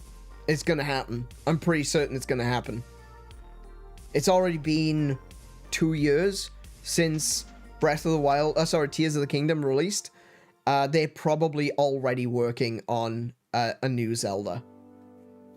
So, yeah. That's what I'm expecting. I think there's going to be a lot of Zelda happening in 2026. Crazy amounts of Zelda that's going to be happening in 2026. It's going to be insane. Because we got a bunch of anniversaries coming up, and I think this is going to be Nintendo's opportunity to go, yeah, you know what? You've been asking for it for ages. Here's Ocarina of Time. Here's Twilight Princess. Here's Wind Waker. Also, the movie is going to be Ocarina of Time. Also, we're going to do like an anime or something like that. Also, and I'm waiting for this one as well. I'm expecting that the next Nintendo Land park expansion is going to be a Zelda theme. I know they've been very focused on, you know, Mario and Donkey Kong, because obviously the Mario movies. They might do something Yoshi themed, specifically Yoshi themed. That would be pretty cool. I would like to see that. Something like a Yoshi's Island side attraction. But I think that Nintendo are going to branch out a bit, and what we're going to see is a Zelda expansion to the Nintendo parks. Like I said, lots of Zelda to be announced this coming year. It's going to be wild for Zelda fans, and I'm here for it. So, with all of that said, if you've enjoyed tonight's stream, please do consider leaving a thumbs up to let YouTube know that you liked it. And when the stream is over, maybe consider leaving a comment to let me know that you liked it, or that you didn't like it, or what have you. I don't care. Make a post. I love to see your posts. I love to see your comments, and I will try to respond to every single one. If you're new here and you'd like to see more Zelda, if you want to hear me talking at length about more Zelda things in the future, it's going to happen. We're going to be playing Echoes of Wisdom at some point next year. Do please consider subscribing. Again, that really does help out the channel. We're kind of small at the moment. I never considered myself to be small. I've got 800 people following me, but I never considered myself to be small. But I was chatting with someone recently and saying that, hey, I don't feel like I'm a small YouTuber. And they said, are you kidding? There are people with millions of subscribers. Even if you got 10,000 subscribers, you're still a small YouTuber. And I'm like, oh yeah, fair. Okay, fair enough. So I'm a small YouTuber. I'm a whittle boy. I'm a whittle boy. And I played video games. So please, subscribe to help the channel out and help me out. And I'll be back tomorrow with Silksong. So look what we got.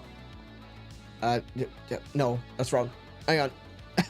Hang on, that's wrong. We'll fix this. Monday we didn't play Wilds. We played Gen Ultimate. And we're going to be playing more Gen Ultimate as well. On Thursday... Don't usually stream on Thursday, but we're going to be doing that. And this Saturday, sorry, not Friday, this Saturday, we got South of Midnight. There we go. That's... Oh, hang on. I just realized the dates are wrong too. November 17th to 23rd. There we go. Well, that's what the schedule is looking like. I'm giving myself a little bit of extra work this week by putting in an extra episode of Monster Hunter, because we're not going to be playing Monster Hunter next week. We will be playing some Atari games because it is my birthday next week, And when we celebrate my birthday, we celebrate it with Atari, the place where my road as a gamer started, the Atari 2600. So we'd love for you to join us for that. My throat is telling me you've been talking for too long. It is time to go to sleep. But yeah, I love doing Atari Week. We're going to do it every year. We might expand it to doing more than just Atari in the future. I do have some ideas, some plans that I'd like to have a crack at next year at some point. But we celebrate my birthday by celebrating the console that made me a gamer. And that is the Atari 2600. We've got a lot coming up. So I hope you're looking forward to it. And with all of that said, big thank you to every single one of you that have joined me tonight. It has been amazing. I have had so much fun. I hope you've had fun as well. So until I see you, be good to yourselves, be excellent to each other, play more video games, and I wish you all peace and high scores. Good night, everybody.